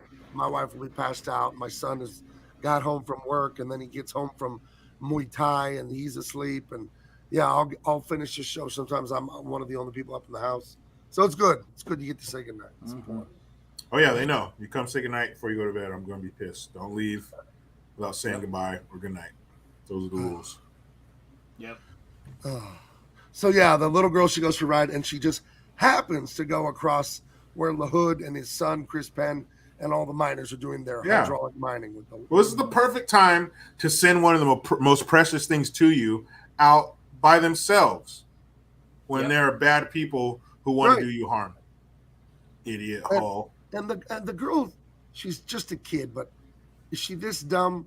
She's aware of the conflict between LaHood's men and her people at the mining Yeah. Wait, camp. do you So mean she's she like- remembers who shot her dog at the beginning of this movie? Right. That kind of thing? She might be holding on to that. Yep. So what is she going near these people for? This is just the kind of dumb shit kids do, I guess. Look Yeah, at she's her like, dad. oh, I'm just going for a ride. I can go wherever I want. Donatello Slapafella puts it succinctly. What can go wrong? Yeah. What do you mean? By Who the call way, this a recipe that's for an disaster? all-star. That is a Hall of Fame name there, Donatello Slapafella. Sometimes you have to. That's great, man. Shout out to him. I've seen him. I saw him today on the live stream on my or on the chat room on my live stream. So thanks, man. Right on. 14 was considered middle age back then. Yeah, girl, you Wasn't 14, you that- ain't married yet. You old as fuck. Yep. So yeah, and she's very proud of the fact that she's going to be 15 next month. Right. So Chris Penn, of course, sees her and tells her, "Hey, I'm gonna give you a tour. I'll show you around." He's like, "I also wanted to get." She's like, "I just wanted to come down here and take a look." He's like, "You know what? I've been wanting to get a look at you up close." And so he grabs So her creepy. off the horse. The delivery's so creepy. Yeah, he's like, I've been wanting to get a look at you up close. So he just grabs her off the horse and takes her down the hill and is going to sexually assault her to the cheers of all the men. And one of the guys, I don't know if it's him or one of the guys, say I bet she's as juicy as a sweetwater clam. Ugh. No good. No good. No good. I'll hold off because Yeah, I just feel as though loving and taking care of your family, is always getting in the way. No, but I mean, it is. Yeah, I didn't want to go forward because Jericho has our images up on screen and Yes, I know. I It's had the about to exact. it's about to get violent, so I didn't want his kids Yes, looking. I had the same thought. Good catch, Yeah. Gabe. Very good catch, chat. Yeah. Yeah, So these much guys are love. not nice men. We'll put it that way. Let's put it that way. Yeah, Yeah. it is. It is the real deal, man. It is the Yeah. real deal. But yeah, I have to say this movie, it does have that. I don't know if it was big budget. I doubt it. It doesn't seem like there was a lot of expensive things going on here, but it has that quality of the 80s movies they were high quality movies. They were so professionally done. That thing I said earlier was formulaic, but I mean that in the best way. It has that feeling of a big, important movie. So I was really impressed. Don't know how I missed this one because I've seen a ton of Eastwood films. Well, but and that's the thing about it that I love so much, right? Is that he is in many ways he's nurturing this young family. And we talk about a lot of this stuff, just the passing on of these movies to the younger generation, and also the passing on of just how to have a good time, how to spend time with people and enjoy it. And that's the thing, when I forget who it was in the chat said, when did we forget how to write good scripts? I mean, the ability for movies to bring people together and have that common experience is something these movies do, man. It's the same thing with hanging out. Exact same thing. Yeah. It's a beautiful thing. Absolutely. Did you see this one when you were young, or because I Nope. just saw this one 2 days ago or whatever? I did not see. How do I put this? The westerns I saw were very much about that western resurgence in the '90s, right? So it was like Tombstone and all of that kind of stuff. And then I started backtracking to westerns after that, and I think that was the whole aspect of it. It's just that you've got to. Oh, that's right. Yeah, Tamier, that was you. Absolutely right. About the scripts, about Right. what happens to this stuff. And it's like when villains are villains, when good people are good people, and just really great writing, man, just really great writing. And I love all of the actors in this. I actually didn't see, when I saw this flick, the thing that surprised me was the Jaws, right, from the Bond movies. I didn't see him, taking a turn, a character turn. That was the thing that surprised me. Where he gets hit so hard in the crotch that he turns into a good He changed his whole life, man. You know what? Changed I'm gonna his whole life. I got to rethink this whole crime thing. So, but no, westerns I found for me, God. Right. Westerns for me were, I always loved westerns because I grew up in Colorado and it's a western kind of state. Grandpa always wore a cowboy hat, cowboy boots. My dad has a ranch with like animals and stuff. But when I was in college in like 2003, no, after college, 2004 or 5, I made friends with Mike Barron, the creator of Nexus and all that. Yeah, man. He helped me do my first comic book work professionally. And I would go over to Mike's house every Thursday, go to Mike's, go to the comic book store and hang out. And one of Mike's friends I met, who's a friend of mine to this day, Peter Brandvold. He's a prolific Western author. He's amazing. Wow. And he writes a novel or two a month. And his Luke Prophet books, I just devoured them. Luke Prophet is this great character. You guys would love him. He is, he is like Clint Eastwood. He's an awesome Western guy. He's got these this amazing on again, off again with this sexy woman, and he's always killing banditos and bad guys and bad businessmen and the train guy and the gold mine guy and it is Peter Brandvold, my friend, the writer. He's so steeped in Western mythology. He's so good at it. This is what blew up for me, my love of Westerns right here. Nice. This is about 2004. And I would hang out with Mike and Peter every Thursday. I drove from my home in Greeley, about 45 minutes north to Fort Collins, it's northern Colorado. We'd have lunch, go to the comic store, hang out. And if you guys want good modern Westerns, check out Peter Brandvold's books. They're all over Amazon and everything. But he turned me on totally to Westerns. Love his work. And he's a really nice guy. It's a good And dude. I'll tell you this too, if you want to do even some more deep diving into it, Razor Fist does a lot of great videos on Westerns. And right now, he just launched a crowdfunding project that I don't know how high it is right now. It had blown past 100,000, might be past 200,000 now. He's doing a Western comic because he loves this genre. Oh yeah, and I think it's called Ghost of the Badlands. I think is what it's called. And that's the thing about it, right? There's all these folks, like this movie is a movie that when we first said we're going to do Westerns, Jericho was like, we got to do Pale Rider. Yep. Got to do Pale Rider, man. And I was like, wow, because the people I meet who love Westerns, it's one of my favorite things, to hear people, talk about how they get into Westerns, because you never know. Yeah, there it is right there. Ghost of the Badlands by Razor Fist. What's it at right now? There you go. $232,000. Pretty good. Bang. Pretty dang good. It's not bad. Yeah, so help him out. He's scraping together funds for this book. Poor bastard, but there you have it. Yeah, my dad was a big Louis L'Amour guy. Yeah. Oh, really? Yeah, so it was passed down to you then. Oh man. Oh, the Duke. They have the Duke Marathon on TBS. Right on. All that shit. Yeah. But he was big time Louis L'Amour. He was always reading one of those books. Yeah, man. Yeah, I love it, man. I love seeing this stuff. I didn't want to move forward because I didn't know if your kids can see your screen or not. And no, they're gone. Okay. We wanted to avoid this sequence. This is an ugly part of the movie, so Yeah, I know. Yeah, I appreciate it, but yeah, they're gone. Yeah. Anyway. So this guy snatches her off her horse, and he's going to take a close look. And it's all the more disgusting because she's a kid, he's an adult. But then the crowd of other minors, they're just going to watch. She's trying to back up. Man, let the kid go. Yeah.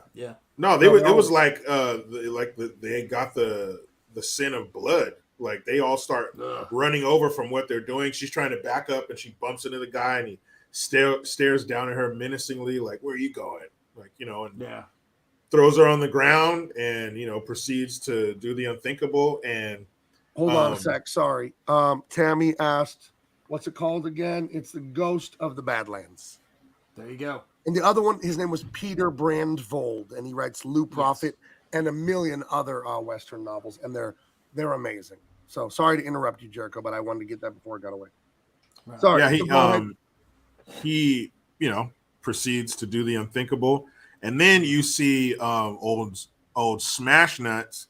He comes out of his little domicile and he's going over there to stop it. He's like, fuck this, man. This is disgusting. So he's about to go over there. He's the only one with like a conscience at all. Like, hey, yeah, we may be criminals, but we ain't, Yeah, we're not pieces of shit. And so he goes over there and he's gonna, tear Junior a new one. And then the preacher shows up and says, I'll take care of it, you fucking freak.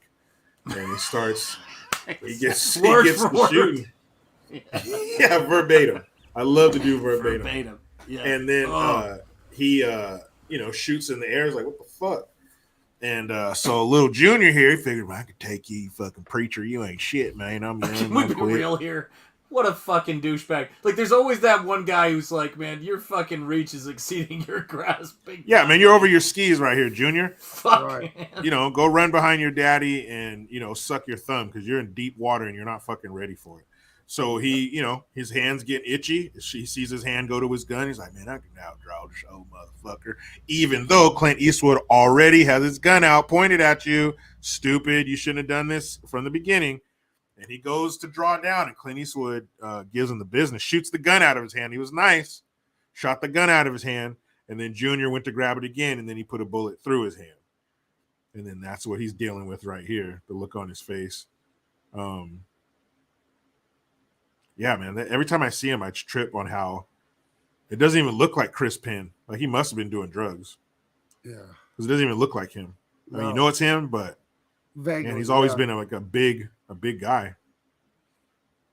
He's very slight in this movie compared to what he usually is like. But yeah, he puts a round through his hand, and that ought to teach you. So he goes over there, takes grabs her the girl. home. Yeah, grabs her, puts her on the horse. Even though she wished him death and to go to hell. Yeah, but he knew that was just her emotions. Her feelings were hurt. Well, you know how women are, Jericho. Yeah, they go a little crazy. They're so crazy. So many emotions. And so, he takes her, puts her up on the horse, takes her home. And then cut to old fucking giant gold rock here. He goes to town, got him some whiskey, probably broke off a couple flakes for that whiskey, got him a bottle. He's fucked up, and he wants to go tell the hood a thing or two. This is so dumb. Just like just like Junior. Just a bit. Just like Junior. Just a bit. Take your gold, take it to the gold trader guy, put it in the Wells Fargo deposit. Now, fuck that, man. I'm going to tell that son bitch because I used to work for the hood. He used to work for him. Listen. He's got armed thugs. You don't want to do this. I don't care, man. I got a gun in my hip, a bottle of whiskey, and a rock size of a dadgum boulder. You can't tell me nothing, man. There's 6 of them. What are you going to do? I'm going to shoot him. I got 6 bullets, don't I? Oh, my God. You see the size of this rock? This rock's the size of the damn preacher's dick. The rock is not going to make you invincible, and you're not going to be able to spend it if you're dead. I am invincible. You can't even see me right now. The rock isn't that big. I can see you behind the rock. Man, it's fucking gigantic. It's gigantic, and I'm drunker than shit. So I'm going to go over here and tell the son bitch what I think. Listen, LaHood's not going to care if you call him a piece of shit. Man, fuck that, man. That's about how that went for this guy. So. I got to get this off my chest. He goes over there, starts screaming. LaHood, you yellow-bellied son of a bitch. Yelling and screaming. LaHood is inside by a roaring fire. Nice and warm. With these dudes standing around. But the way that they pan around the room and show these dudes low lighting, like the only light is from the fireplace, and it's because it's kind of dark in there. Even though it's daylight, it's still kind of dark in the room. Like the shades are drawn. So you just see all these dark figures all wearing the same thing, hats, dusters, and, ain't saying shit. They just got a serious look on their face. They're there to chew bubble gum and shoot people, and they just ran out of bubble gum. Right. And the leader, Stockburn, he's the only one talking, and he's speaking to LaHood, and LaHood tells him, what is he? He says something like, what's that crazy son bitch doing out there? He's like, oh, he used to work for me. His name's so and so, and then he goes, Stockburn goes, well, I think he's inviting us out there to talk, boys. And he looks at all the guys, and they all fucking walk out. And then again, the score, got to have a good score. There's this like military big drums, almost like a marching band when these guys are walking around. You know, there's this sound, like these drums, this percussion that's playing that makes you see. It makes you think of like a military parade or something. But it's when these guys are moving, it's they all go out there, line up on the porch. LaHood or Stockburn, he's in the middle, and he's being sarcastic. He's like, well, what can I do for you? He's like, I want to talk to LaHood, you son of a bitch. He's like, well, LaHood doesn't want to talk to you. Where is he? He's inside. Well, you fucking this and that. And he starts telling him, you know what? You know what I think you want to do? You need to do? I think you need to dance. So he takes his gun. Terrible. He starts boom, boom, shooting at his feet. So little drunk dudes dancing around. He goes, fellas, and they all take their guns out. Boom, boom, boom. Start shooting at his feet and shit. He's dancing around in the snow, and his kids. And instead of running away, he stays there and just dances over the bullets. Yeah, instead of saying, like he's in the my fucking fault. Looney Tunes. My fault. You boys are serious. Let me get on out of here. No, he stays The worst there. part about this scene to me is his two sons, who are young adults, have come into town with him to celebrate this life-changing gold giant rock that he's found. changing all their lives. They play their cards right. It's generational wealth if they play their $7 cards million. right. Yeah, You know? that'll work. I can stretch that. At first, when they hear him out there yelling and shit, the boys are in the general store, and the guy says, hey, I think you need to get out there with your dad. No, he's like, the son goes, we only get to come here once a year. You know, like, fuck it. You know, he's just drunk. And so then, you know, it turns into all this, and then he gives them the word or whatever, and they all take now none of them reloaded, so I don't know if they got bandoleros connected to these guns, but they're boom, boom, boom, and they start shooting him all through the body and everything. These dudes, right? Well, they shoot the whiskey bottle in his hand and break it. And then Stockburn does that. Stockburn, he shoots the rock, the giant rock he has in his hand. He shoots it in half, or he shoots the whiskey bottle, shoots the rock, and then tells all the dudes to fucking start shooting him, and they light him up. Like he goes to draw too. But he goes to draw. He does go to draw. This is pre-RoboCop, but same kind of thing where all the bad guys just fucking light him up. And that was a bit of overkill. Even if he drew down, I'm sure Stockburn could have smoked him. They blast him to pieces, but then they give him one more right in the forehead. Stockburn does. Yeah, right in front of his two sons there, which just has got to be the worst thing in the world. And he does it. I mean, you know, it's fucked up. It's a death, but he does it really cool. He like pulls the gun out and he like gets steady. Like he gets on the target, but the way he puts it on the target, you could tell this dude is familiar with firearms. Like the way he just brought it up and presented it and pushed it forward, like right on target, man. This dude's was legit. Like the really sad part, right before he gets blasted in the head, he's not dead yet. The boys come out of the general store, and the one in the blue with the hat, he says, damn, they had Cool Ranch and Frost Lime buttholes. What? Boom, boom, boom. Then they started giving it to him. You ate all the fucking Cool Ranch. These were they just terrible. Fucking started lighting him up, man. Terrible kids, man.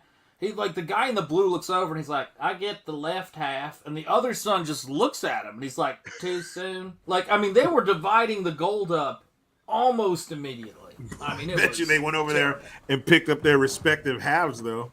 Do you think we should get him? I mean, we got the gold. Let's get the fuck out of here. Yeah, man, I got Undertaker here. Let's fucking go, man. I got a whorehouse. Those guys, those young bucks just wanted to get out. And this dude, he's holding like a fucking blunderbuss. These guys are not, they're not fighters. They're not gunslingers. They're not fighters, and they're not armed very well. Dude, yeah, that's like a musket. That's like a flintlock fucking musket. And and they're riding back into town. That's when the preacher's coming back into town with the girl on the back of the horse that he just saved from, you know, horrifying things.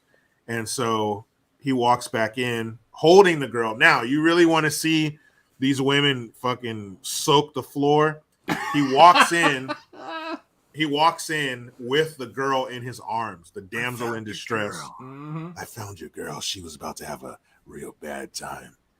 And by the way, a bad time's something I've never given a lady. And so he, puts her down on the bed. The fire. Yeah, it sounds like their water's breaking because they're just fucking all over the floor because of this. And then I thought you said you fixed that leak, huh? I did fix that leak. Sound like rainwater coming in here. I did fix something that bigger leak. to plug it. Oh, that was my vagina hole. Never mind, you never did that. Anyway, preacher, you're back. Oh, I'm so glad you're back. Oh shit! You want just your balls in my mouth too, or just your penis? How you? So she was like, yes, that he's back in town. Is that what the actual sounded like? yeah. She's all happy that he's back in town to fucking wreck her vagina. I'll be right back. I gotta grab something. Go ahead. I'll be right back. So yeah, she's all happy that he's back so he can fucking smash her poon. Because that's what she We're wants. gonna have you redub this with all of the like. Yeah. Oh my god, he's like back. That was her vagina that said that. Yeah. Oh, nice. Excellent. That was a vagina. Comic version. There's a word balloon coming out. She was surprisingly holding it together. Her vagina was the one fucking. Bless her. Bless them both. But yeah, man. So she's not even thinking of the security of the people. She's not even like, yes, he's back. No. He's going to protect us. He's going to shoot LaHood. He's going to shoot Stockburn. She's just like, poo-ner-ner. And they pull up in the wagon with Homeboy's body on the back, and they lift it up and look at it. You see the big ass bullet hole in his forehead. See, they're all looking at him like, preacher, what are you going to do? They're not looking at that sad son of a bitch on the left. Am I the only one with nuts around here? What the fuck do you think we should do? And the way lady's like, put him in my mouth. I was talking about the damn town. Yeah, that'll come later. I will fuck all your women later. So he's like, we're gonna have a victory train. Never mind, no. Yeah, I'll be the only caboose. Choo choo, buckaroo. That's what one of the guys says. No, you're not. You're not invited. Oh, damn, not again. I'll be the only dick in the room. So, yeah, man, he's like, let me go. Classic, get the guns ready, clean them, load them, shine them up, oil them, whatever they need. Got a little fire going. He's comfortable. And then he hears a little rap, tap at his chamber door.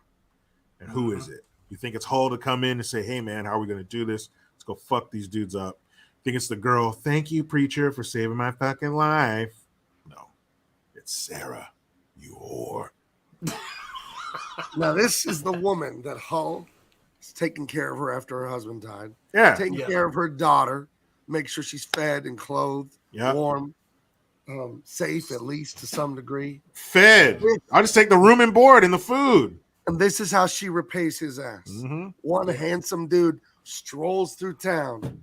And she's mounting up, if you know what I'm saying. If it isn't her prairie panties evaporated as soon as he fucking came into town. And you're 19 layers of bloomers and panties the women all used of to it wear back then. All of it gone, evaporated. And she goes to this dude's room at night. He's in there cleaning his gun. Yeah. But he says, maybe you should get out of here. And she's going to leave, and he goes, wait, close the door. You know what that means. She closes the door and she's like, oh, what? Close the door. What do you want? You know what's up. So she closes the door, turns around, walks back toward him. And then the next scene is the sun rising over the mountain. So that means he was up in that clam. He was up in that prairie clam for all night long. And Hull's like, back, it's not yours. Peace. Hull's like, Sarah. Slamming it. That thing's fucking smoke's coming off of that damn thing. Does that guy ever shut the fuck up? Is he gonna stop calling your name? Why? Is that making your dick soft? Nothing makes my dick soft. It's actually making it harder. Oh my God. Shut that door and get them bloomers off. All 19 of them? All 19. All 19. And he leaves his guns on. He leaves his guns and his spurs on. Yeah. And that was another cool thing. He has the fucking gun belt on, and the spurs. That's the So you just cool hear thing. Ching, ching, ching. That's the cool thing. He wore the spurs all throughout the movie. So every time he walked around, you heard those fucking spurs, man. That shit was cool. Mm-hmm. That was pretty cool. But yeah, he's all up in Sarah's guts right now. And Stupid Hull's laying on his back, staring at the ceiling. I wonder what Sarah's doing. Man, she must have been really busy with chores or something. They must be praying really hard in the preacher's room. Oh my God. Goodness. Come on, Sean. Come on, Hull. He's gone. He died doing what he loves. Right. Yeah. Damn you know where you'll never have to worry about your old lady walking out on you? Pastamania, brother. We don't accept infidels in this restaurant. No way. No how. We honor the institution of marriage of Pastamania, brother. That's right, brother. If I catch your significant other tonguing down somebody else, brother, I will personally come out of the kitchen, reach across their table, and choke that fucker to death, brother. It's on the house, brother. Oh, my gosh. It sounds like you've done that before, huh? I take it real serious, brother. The institution of marriage is the bedrock of this nation, brother. And if I catch you breaking those sacred vows, brother, you think I'm going to take you to ride on that red and yellow Harley, brother? I'm going to drag you behind it, brother. Oh, my goodness. Dude, Hulk Hogan don't play, man. He's a family man. Do people use Pastamania as a place to like have little rendezvous when they're having affairs? Is it a problem? Not here, brother. They know I don't play that shit, brother. But you want to come in here on a date night, brother, and role play like you don't know each other, brother. You want to spice it up a little bit, brother. You want to prime that engine out there on the floor of Pastamania, then take it home and finish, brother. This is the place for you, brother. Hulkster, this is a little personal, but since you brought up, are you someone that enjoys a little bit of role playing with the missus? I love to do whatever she says, brother. Sometimes I play a little German boy wearing that lederhosen, brother. Like you, what? Like you're a naughty schoolboy or something like that? Yeah, or? I came to town for a bucket of milk, brother. Can you help me, lady, brother? The whole milkmaid lederhosen fantasy. One of the classics. She comes out with that low-cut German-Austrian attire, brother. Oh, my goodness. Wow. Role playing, that is a way to keep things fresh. Wow. That's right, man. He doesn't only keep the sauce spicy. Yeah. He keeps the relationship spicy. That's right. One of the many things I respect about him. Of many things we respect. Thank you. Thank you, Hulkster, for letting people know they still need to honor the institution of marriage. We'll see you later, bud. All right. That's right. Thank you, brother. I don't only love family, brother, but I love you guys here on Double Impact, brother. Oh, right back at you, Hulkster. We love being your pasta maniacs. What a hua. What a hua. Hope Shanta's all right. This skis right here. She's getting her fucking doors blown off all night. And then here she is. The suns are rising. And she's like, oh, I better go down there and cook something. Right. Oh, goodness. Bitch. But he's kind of a dick, too, for banging her. But, I mean, what's his name? Hall, he wouldn't do another with it. So he's riding into town, huh? To confront. Yeah, he's feeling good, man. He just busted a couple nuts. He's good. Like, we got a new person here. Rome 13. What's up, Rome 13? She's coming over from your show? Yeah. Oh, okay. You recognize she's a diehard, and I appreciate Welcome. We have a lot of fun here. What you just saw is what we usually do around here. It's a lot of real serious analysis of cinema. You know what? They're films. They're not really movies. But don't think that that Rome 13 is this Bambi like, huh? What do you guys do here, Double Impact? She can get sideways in the comment section real quick. Keep your eye on her. Oh, yes. All right. Keep your eye on Rome 13. Rome has been here before. Oh, okay. See? Well, I guess I didn't know. Well, welcome back then if you've been here before. Yes, Rome 13. Appreciate you being here. Yes. Anyway, I like how we has the nerve to talk to this guy the next morning? Like he comes out of his little, what do you call it? A little yurt or whatever they got next to the house. Like he has a little shack of his own. He comes out of there. Probably didn't even wipe his dick off. And he's like, "Hey, what's up, ho?" I was like, "Man, let's go to town." And he tells him that's a good gun for Buffalo. He's like, "I already went to town last night, but we'll go into town again." I just went to town before I came out here. Yeah, man. Yeah. So he, just blew her back out. I think he kind of knows. He has to. He had to hear it. Right. And he's telling him that's a nice gun for Buffalo, but there's no Buffalo here. He's like, "Well, we'll see. I can handle it." He's like, "Suit yourself." And then, and that could be a little of what Chekhov they call Chekhov's gun, a little foreshadowing. Mm-hmm. So we'll see about the Buffalo gun. We'll see how badass you are. You don't want to take the advice of an obvious cold motherfucker. Then we'll see what you got. So they're riding off to wreak havoc on LaHood's little operation, where they're spraying the side of the mountain away, and you see trees falling and shit. Like they're spraying away all the soil and stuff and dirt that holds the trees in place. They're just blowing all the dirt and mud off the side of the mountain. They don't give a fuck. Right. So they're like kind of like environmentalist dickheads too, or whatever. Yeah. So they ride over there, which is something as a kid I thought was so fucking fun. To ride around throwing sticks of dynamite at shit and blowing it up. I was like, man, that looks fun. Because they're riding around on their horses, lighting sticks of dynamite off of cigars and shit, and throwing them into the tents that these guys live in, into the buildings they're in, on the rigs that spray, the pipes and shit, the pipelines. Just destroying everything. They're just fucking blowing shit up. That looked like so much fun. There's LaHood Jr. With that shot through hand. All bandaged up because he got fucked up. And he's about to shoot the preacher in the back. In the back? I thought you didn't do that back then. You don't shoot a man in the back. But this little fucker's going to. You know who Jaws looks like exactly to me? One of the classic villain from Scooby-Doo called Creeper. Oh, yeah.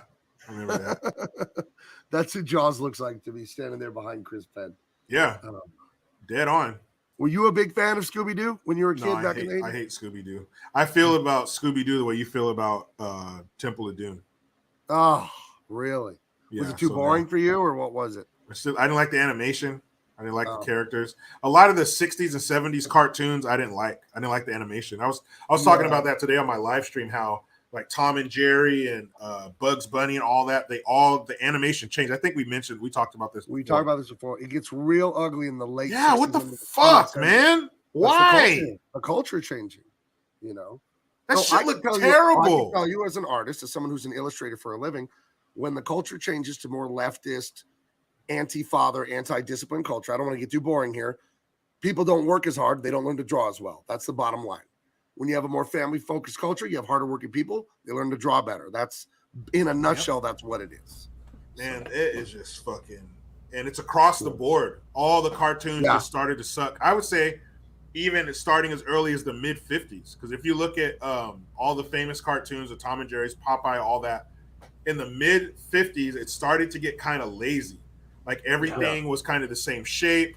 There wasn't as much definition. Like the background would be like the outline of, like, say it was a dresser. It'd be the outline of a dresser with like a little scribble in the middle for color. It was real fucking lazy, and it just changed, man. It looked fucked up, and I hated it. And I just stick to LSD. That's very possible, because cocaine did some shit to us in the 80s as far as you know what that was, though, Jericho? You know what a lot of that was? That was the use of the Xerox instead of inking the lines around the drawings. They would take the pencil, so everything looked scratchier, and then they started pushing that. Do you know what I mean? And it's because, people lost the connection with their cultural heritage. You look at, I shared an image of somebody who never lost the connection with their cultural heritage there. If you want to share that, Gabe. No, this is shocking, but remember, he's an open book, and he allows us to delve deeply into his life. So deep. See, I knew it. Everything he says is true. So I knew there was a picture out there of a Hulkster, a later Hulkster. So he goes by Claus, and he's a lost little boy coming into town to get some milk from the milkmaid.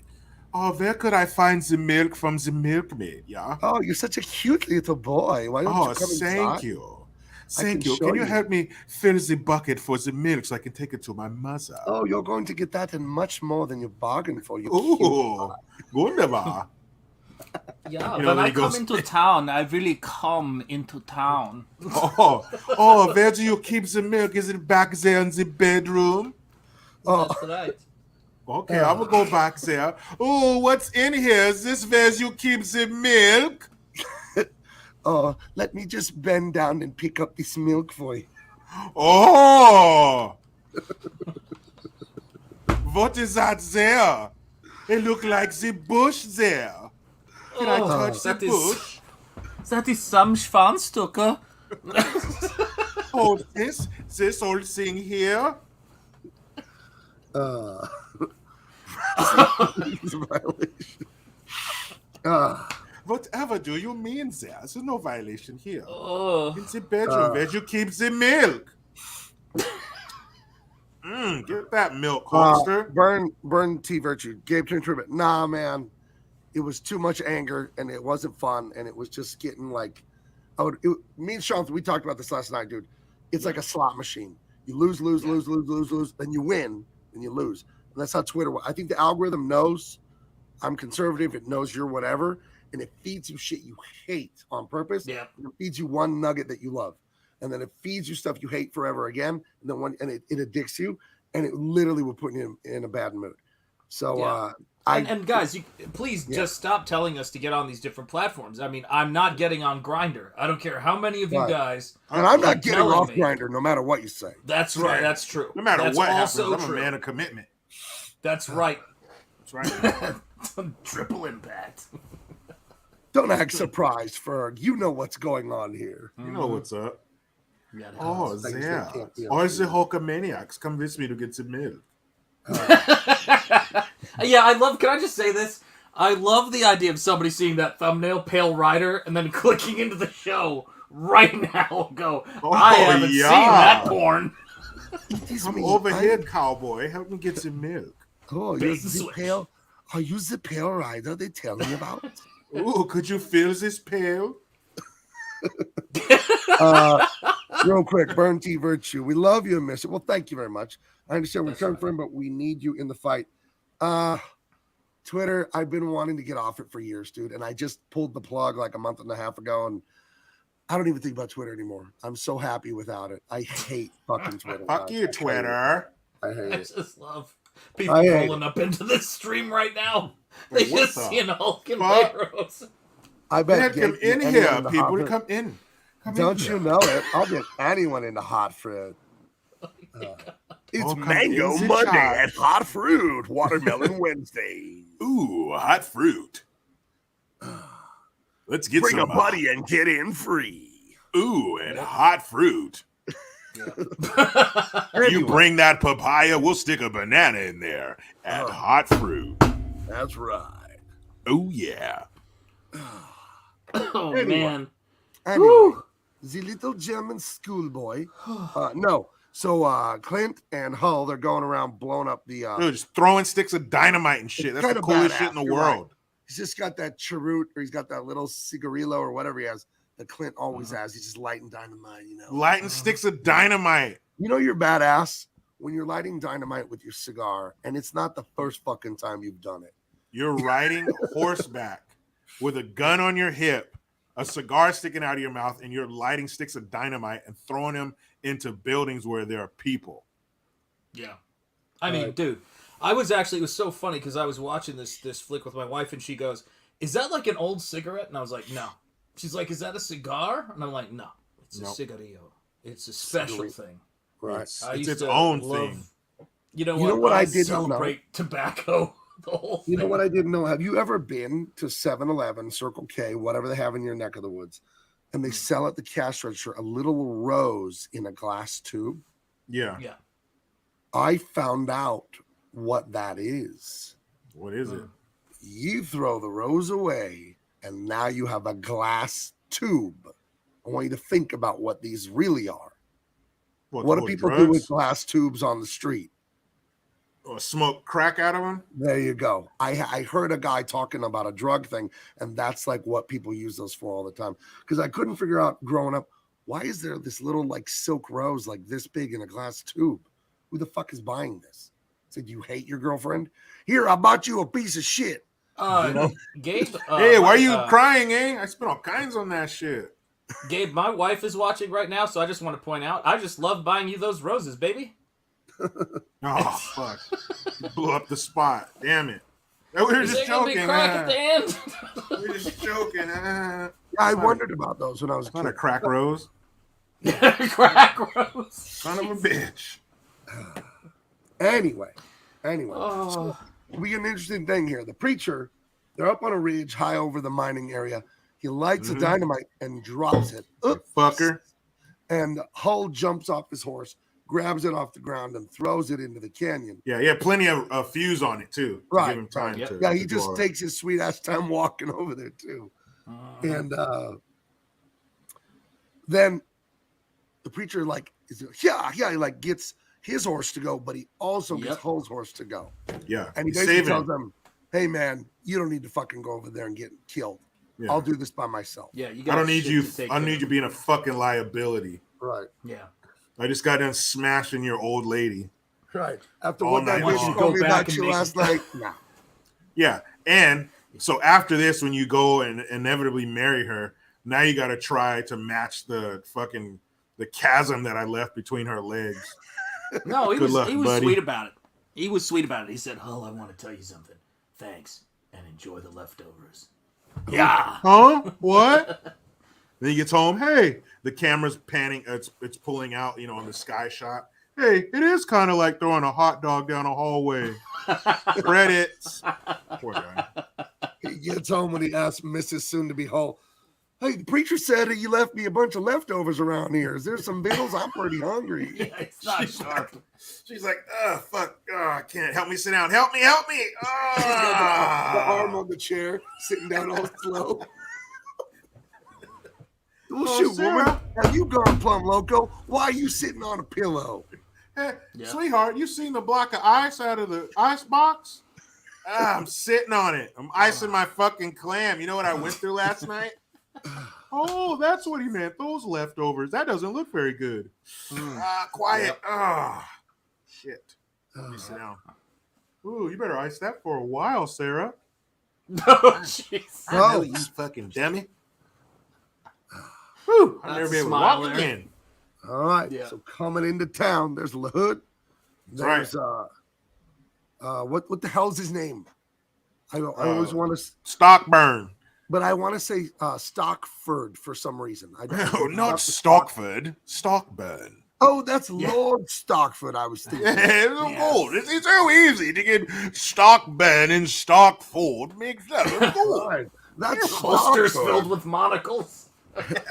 Stockford was quite the scallywag, is what I've heard. Hey, look at my monocle drawer. Pick out a Did fancy, you know? monocle. Oh man. Did Whatever- you know Lord Stockford was caught with his mistress at Postomania, and Hulk Hogan threw him out on his ear? He threw him out on his duff. I remember that, but everybody knows Hulk Hogan. It was a The ruler, scandal. the ruler of Postomania has a strict no for infidelity on the premises policy. That Hogan, he's a wild man. I tell He's you. a man of his word. And that word is brother. If he tells you no fucking outside of your marital confines on the property, or you face a savage beating, you are taking your own safety into your own house. Oh, Stockford was never the same. He wasn't. The way he bounced off of the cobblestones. Now he has a blue parking spot wherever he goes. He's a retard. Oh. All right. Anyways, One word. English Spawn all that. aristocracy update for the show. So, yeah, and then LaHood is talking to Stockburn. Stockford, not Stockford. And he says, yeah, he's a preacher. And he tells him what he looks like. And he's like, yeah, when I mentioned you, he sure seemed like he knew you. And then he gets serious and he turns and looks at him. Like, oh shit, like he knows who that is. Like, that's the dude he mentioned who was supposed to be dead. That fucker's still alive. Him? Right. He's still alive, but he's still not 100% sure. Because when the preacher comes into town, he says, is that him? It's like, I can't see his face too good. So he's still not 100% sure that it's him. But he's pretty fucking close. Enough to make that guy, that stone-faced killer, make his eyes get wide and look over like, huh, what? So, you know, he knows something. Ferg, I don't know why you're saying the Three Stooges. This is a very serious educational show. This is the most serious I've ever been. Lord Stockford, it isn't funny that the Hulk made him mentally retarded. And I don't appreciate you laughing at it. And these we're just reciting things we read out of the history books. All right, we're just reenacting it so you can understand the history of Lord Stockford. We're just bringing it to life. Now. This is word for word from the annals of history. Right. Not the annals. Don't be like that. Right, the annals of history. Anyway. Preacher's coming. Oh, there's the founder of the Raiders right there. These bruised up turds. These bruised up turds here, who he softened up with those fucking axe handles a few days ago. I love what the fuck? This guy still has a leaking head wound. They're like bringing him there in a wheelbarrow and dumping him out.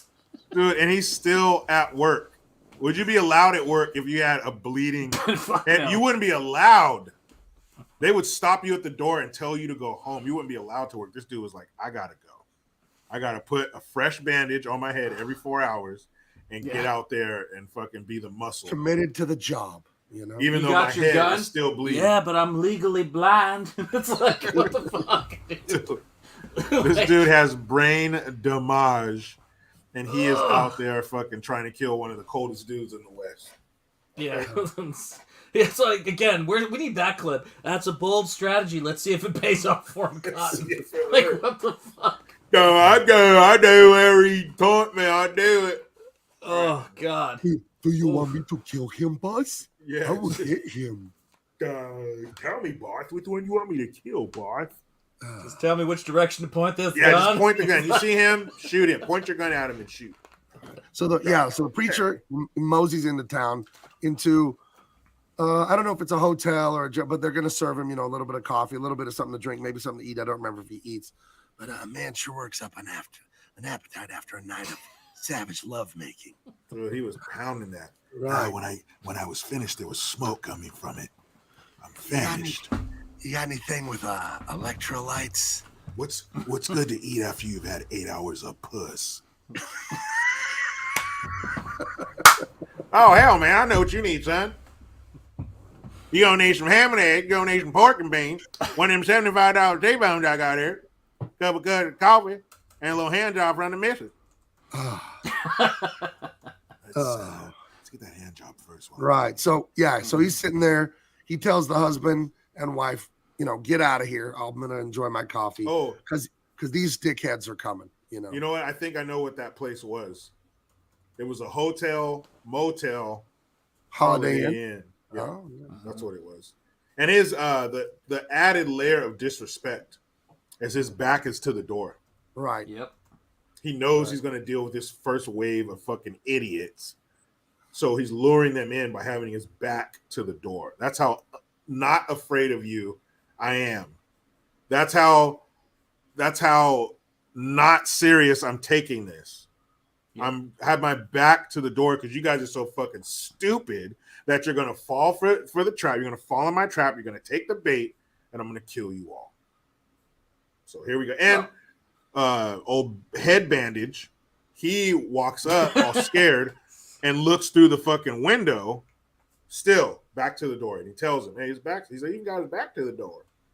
They come up to the door, peek inside. His back is still to the door. Then they kick the door in. Bang, bang, bang, bang. Everybody's shooting. Apparently, there's so much smoke from these guns that they don't see that he's not sitting there anymore. And so they're all out of bullets. He's standing off to the side on the steps. And he's like, well, You guys fucked up. And he takes his pistol, lets them reload, and once they turn, in an aggressive manner, he just fucking lights them all up against the wall. Boom, boom, boom, boom, boom. They all get laid down. Old head bandage. You ain't getting up from this one. I'm gonna send you to hell, but I'm gonna make it hurt first.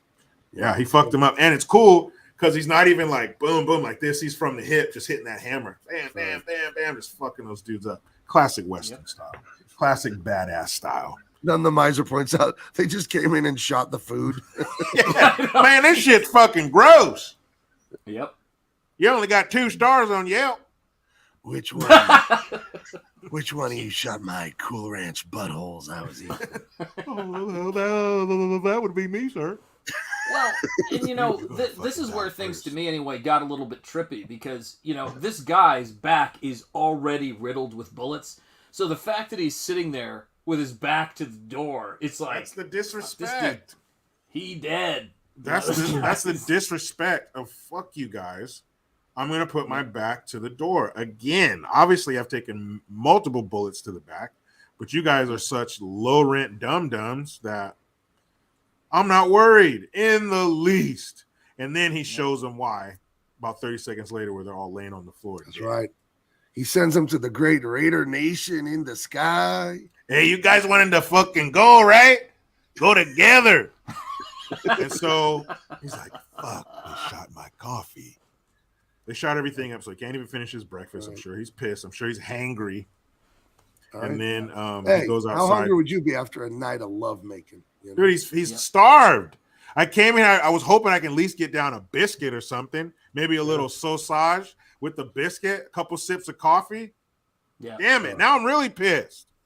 I'm hungry. hungry. I'm tired.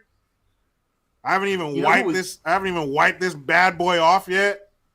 Well, the thing is, man, the dude who came in there before him, they chased him off too, man. It was fucking John Rambo. A lot of people don't know that. I mean, he came back, and this town is just a parking lot now. I mean, he fucked that shit up.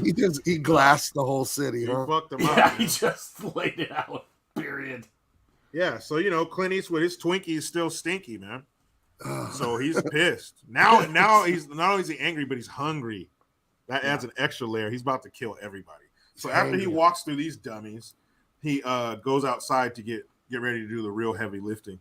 And if you notice some of the gunmen, one of them was what's his name? Was the hitman in Untouchables. Untouchables, yeah. That slimy son of a bitch. Yeah, he killed Nitty, Sean Connery.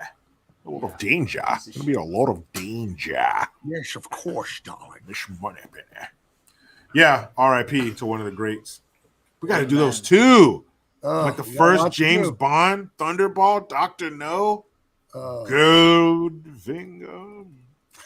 Yeah, we got to do those. But yeah, that guy was in that movie, and then another guy next to him. He's another familiar face. There's a few recognizable character actors. No speaking lines. These guys. That's another thing that adds to the eeriness of them. Is they don't speak. Right. Those guys don't say shit. There's no yelling. There's no talking. Only stock burn. He talks. He gives the orders. Those guys don't say shit. They just kill. And so it's he's reloading his gun. And he has speed loaders. It's not that single bullet shit. He has some on the other side, but he has a few speed loaders where you just replace the whole. I guess it would be equivalent to a magazine in the revolver and just boom, put all 6 rounds back in there. So yeah, it was pretty cool to see. And he just like makes his statement. He just leaves that hat. Yeah, he leaves his hat there. Like, I'll be back. I'll be back. I'll be back here to meet you in the middle of the street, Stockburn, after I handle your cronies. Right. And there's your what, homies. 6 or 7 cronies, right? Something 6 like of that. them. Yeah. 6. So they start searching the town for him, And he does, he ambushes them. One guy gets shot and he like stumbles out and you see he has a hole in his head and he falls down. Like, all these dudes meet pretty cool ends. That's another guy I was talking about, another familiar face there. Yeah, I recognize him from a lot of things, but I don't know what exactly. Yeah, but these guys look the part. The beard, the duster, all that shit. These guys, they all look the part. And he takes them out in various ways and shit, which is really cool. This is very open range. At the end where they were, walking through the town, he's fucking these dudes up. So it's pretty cool. Like he's hiding behind those boxes there. Both those guys get shot. I like this kill. This was my favorite kill. He knocks the box over. They turn around like, what? And he just blasts both. Just fucks up, dude. And there's nothing. There's no, there's no remarks. There's no one-liners. It's just killing. This guy, so he leaves the shitter open, the door to the shitter. So the guy thinks, oh yeah, like, would this guy be this stupid to do that? But he goes in that direction and he doesn't get too close. To his credit, he doesn't get too close. He starts to shoot from a distance, but once he lowers his weapon, Clint, he's laying down on the ground next to the trough. Yeah. And then the guy, he sticks it up, boom, shoots him like under his neck, fucks him up. That's the Untouchables guy. That's how he meets his end. And then this guy just gets strapped onto the back of a horse to get dragged to death. That was pretty nice. The horse just takes off out of town. For me, man. Yeah, man. Just get dragged to death. No. Yeah. So he's reloading again because 6 guys, 6 bullets. It's such a great look. The costume, it's so good. Because he's Death. Death can't wear white. The horse is the pale thing, but he can't wear black because the hood wears black and in Westerns, the bad guy wears black. So they give him black, but then they accent it with this brick red. You know what I mean? Yep. Maybe it's Hellfire or something. I don't know. But it's a great look. And the unconventional cowboy hat, the top hat, it's super badass, Yeah, really, like you mentioned earlier, the Undertaker look. Well, he is, I guess, in sorts of, in a way, he is an Undertaker. He's bringing death. But think of like when you've been to an old English manor style place, the haunted house at Disneyland or anything like that. Yep. These dark reds and browns and those are like the colors you would see. So it's kind of like a death vibe on. I think it's such a great design. There's a neckerchief. Yeah. The hat, man. It's really the hat. That's what starts it all. Right. Just that profile, man. That shit. It's you don't see that kind of hat in a Western usually. It's different. And it fucking works. And now he's worked his way through all 6 of his homies. So now it's time for him and old Stockburn to have it out once and for all. Not Stockford. Right? Yeah, of course. Not across the pond. Stockbad.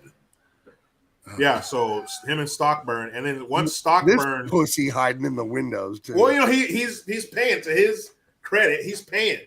That's why he hired these guns to get their hands dirty. So he's going to go ahead and cower behind the glass in a gunfight. That's kind of stupid. But he killed a chimney sweep for that outfit. Yeah. Hello, Governor. Who are you? You want to have my jacket? Are you a cowboy? What's all that, bruv? So yeah, Clint Eastwood shot Dick Van Dyke from Mary Poppins and took his shit. And so when he sees it, when he gets a good look at him, his eyes get big. He's like, you motherfucker, you're supposed to be dead. So who knows their past, but it's bad. We shot you 6 times in the back, motherfucker. You're supposed to be dead. And Clint Clint knew it was him, but it's kind of like, I got you now, motherfucker. I mean, he looks like a ghost here with the wild, scraggly hair and just the hollow cheekbone, the cheeks there, the hollows there, and all that. It's great. It's a great look. Yeah, everything. I didn't see his eyes thing though over and over again in this. Right. Yeah, it really hits you over the head with that, and it's like when he sees his eyes, he's like, "Oh shit!" Dude. It's a spaghetti western. That's right. Spaghettini western. But it's it's great. His eyes, man. He just looks fucking like I got you. I got a second chance, and this time I'm gonna kill you. And look at his face; it's real gaunt. Right. He's very ghost-like as well. He looks like a grim reaper of sorts. So he blasts him. He empties it. He empties all 6. He gives him all 6 in his chest, and just like him, hopefully he'll have 6 scars in his back. Nope. He lights him up, and then again he looks at him. And he has that smaller pistol in his waistband. He hasn't brought that one out yet, so that one's ready to rock and roll. He pulls that one out so he don't have to reload the other one, and just right between the eyes. Bam! Right. Pops his ass right there. Stockburn is down. So Stockburn's dead. So now what's going to happen to fucking piece of shit LaHood? Does he get to ride off into the sunset? And just like in a few fistful of dollars, he beats Rojas, remember? And then the brother is in the window with the shotgun after he beats the final boss, the bad guy. The brother's about to shoot him, and then the old man in the fistful of dollars saves him. Same thing here. LaHood through the window, he's going to just fuck it. I'm going to shoot Clint Eastwood myself. And then, even though Clint Eastwood banged his old lady and Dude, left her unrecognizable. She's still sitting on a block of ice. Right. There's nothing he can do with that thing after that. After the swelling goes down, it's unusable for him. But with his buffalo gun, he still does the right thing and blasts LaHood's punk ass through the window. He's left hanging halfway out the window. Always like, a good hanging out the window, out of the building kind of death. But yeah, he gets fucked up. He gets him. He finally, steps up as a man and takes out, the baddest of bad guys, the head bad guy who's making their life a living hell. Yep. All right. Fantastic. Real quick, we'll finish up here, but it's a comment for you, Jericho. A recommendation for Jericho for the Cockney English accent. I summon you to view and mimic the accents from the Amazon Prime TV series The Power. There's a recommendation. I don't know what it is, but you can check it out. Oh, yes, The Power is quite powerful, as they say. Oh, it's the power. Ain't it for it? We need a character on here that's a soccer hooligan. Oi. He just goes you want me to the football there? to Manchester games and just causes a ruckus, Football and water. Oh, give me a water. Yeah. Give me a pint of water. A pint of water? No, a pint and a water. Oh, I want the pint. I want the pint, and then give me the water. Right away. I'll get right on that. I'll get right on that for you. I get on that, brev. Jolly good. I like this. Hate that word, brev. Jolly good.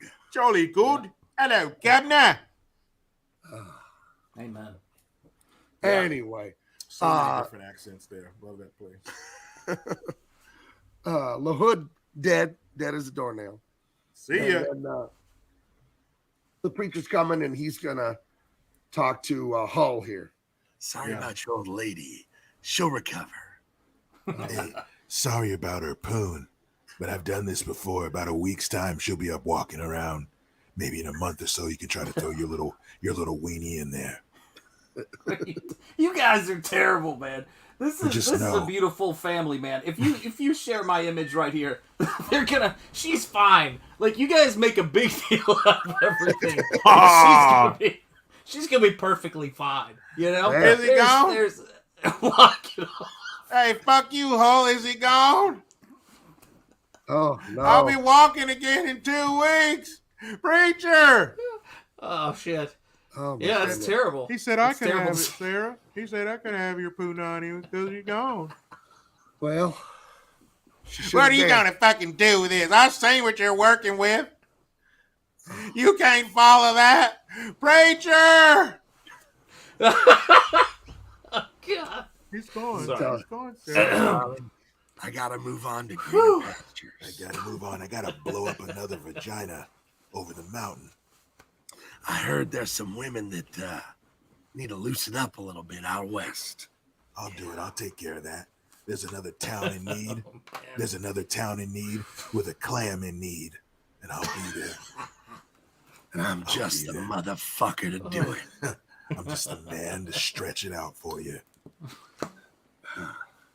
Oh. Damn. But the little girl, she wanted to come and tell him thank you and I love you and goodbye. And preacher! So she yells, preacher! But he's That's gone. The last shot of him going like this. Yeah, he's all, fuck you fucking kid. Going to hell like you wanted. Preacher, I love you. It's echoing and shit. Her little heart's broken. If I'm her dad now, because remember when she was like holding him by the shoulders, not even hugging him, that was him proposing, and she said yes. So now you're my woman. So that makes your kid my kid. That's my daughter.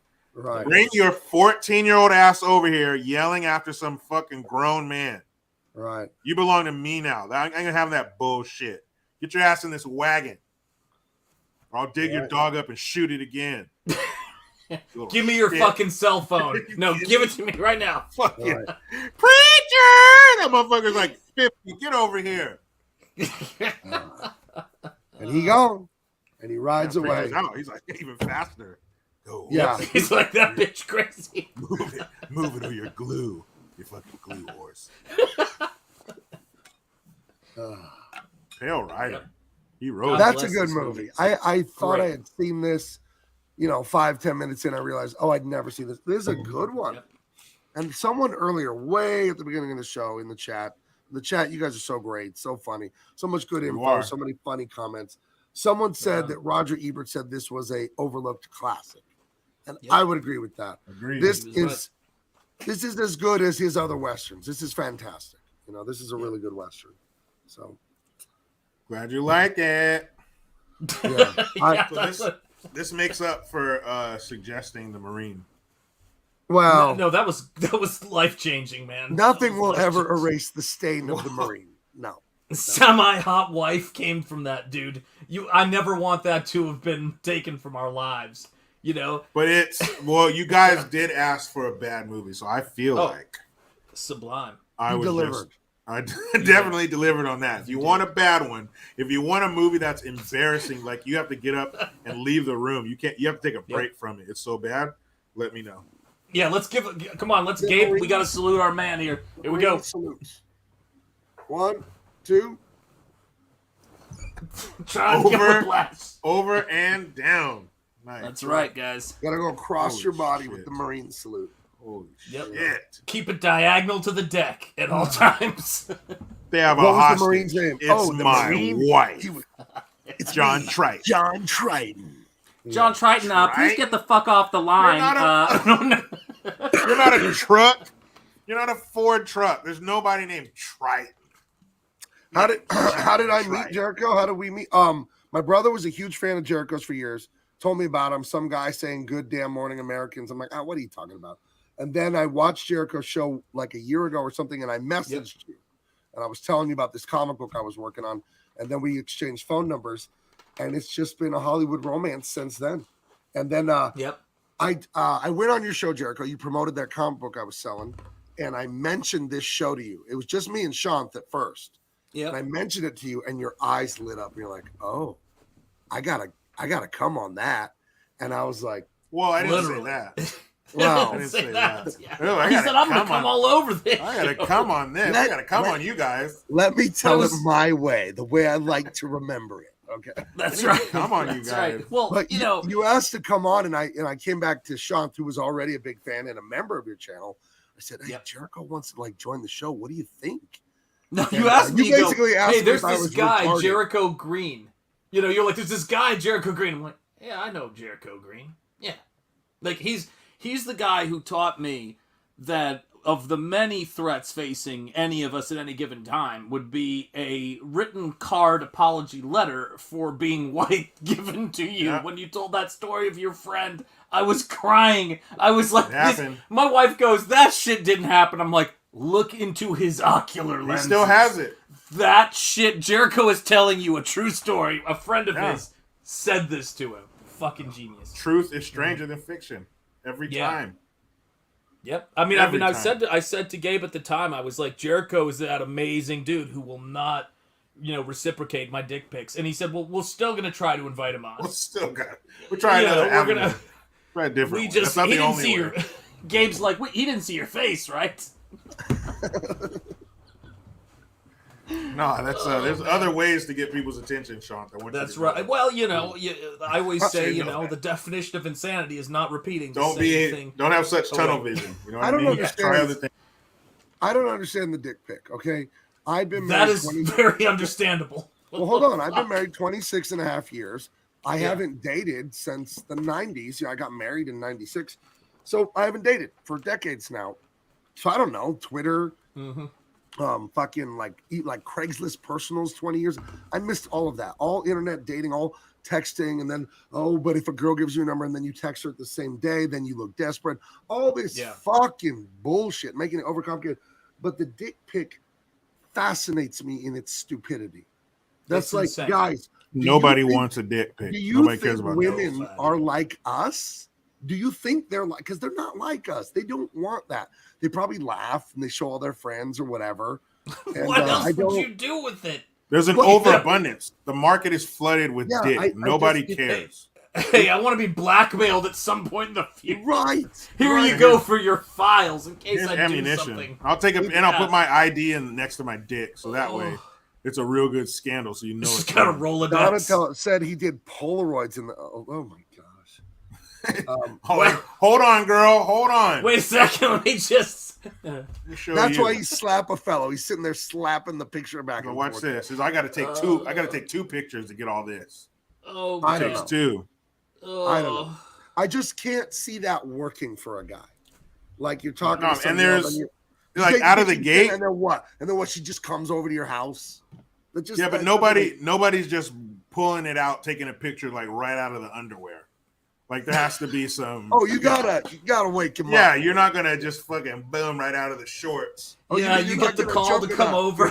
Yeah, not- you get the call to come over. The guy walks to the door. Hi, I'm Chris Hansen with Dateline NBC. That's Have a how seat. that shit's gonna go. Have a seat. Uh-oh. Have a seat. What is this? What's this about? I mean, are you a police officer? You have to tell me. No, just have a seat. Yeah. Can I leave? Yeah, you're free to go. Go ahead. I can. You're Yeah. free to go Goodbye. now to the police officer. Goodbye.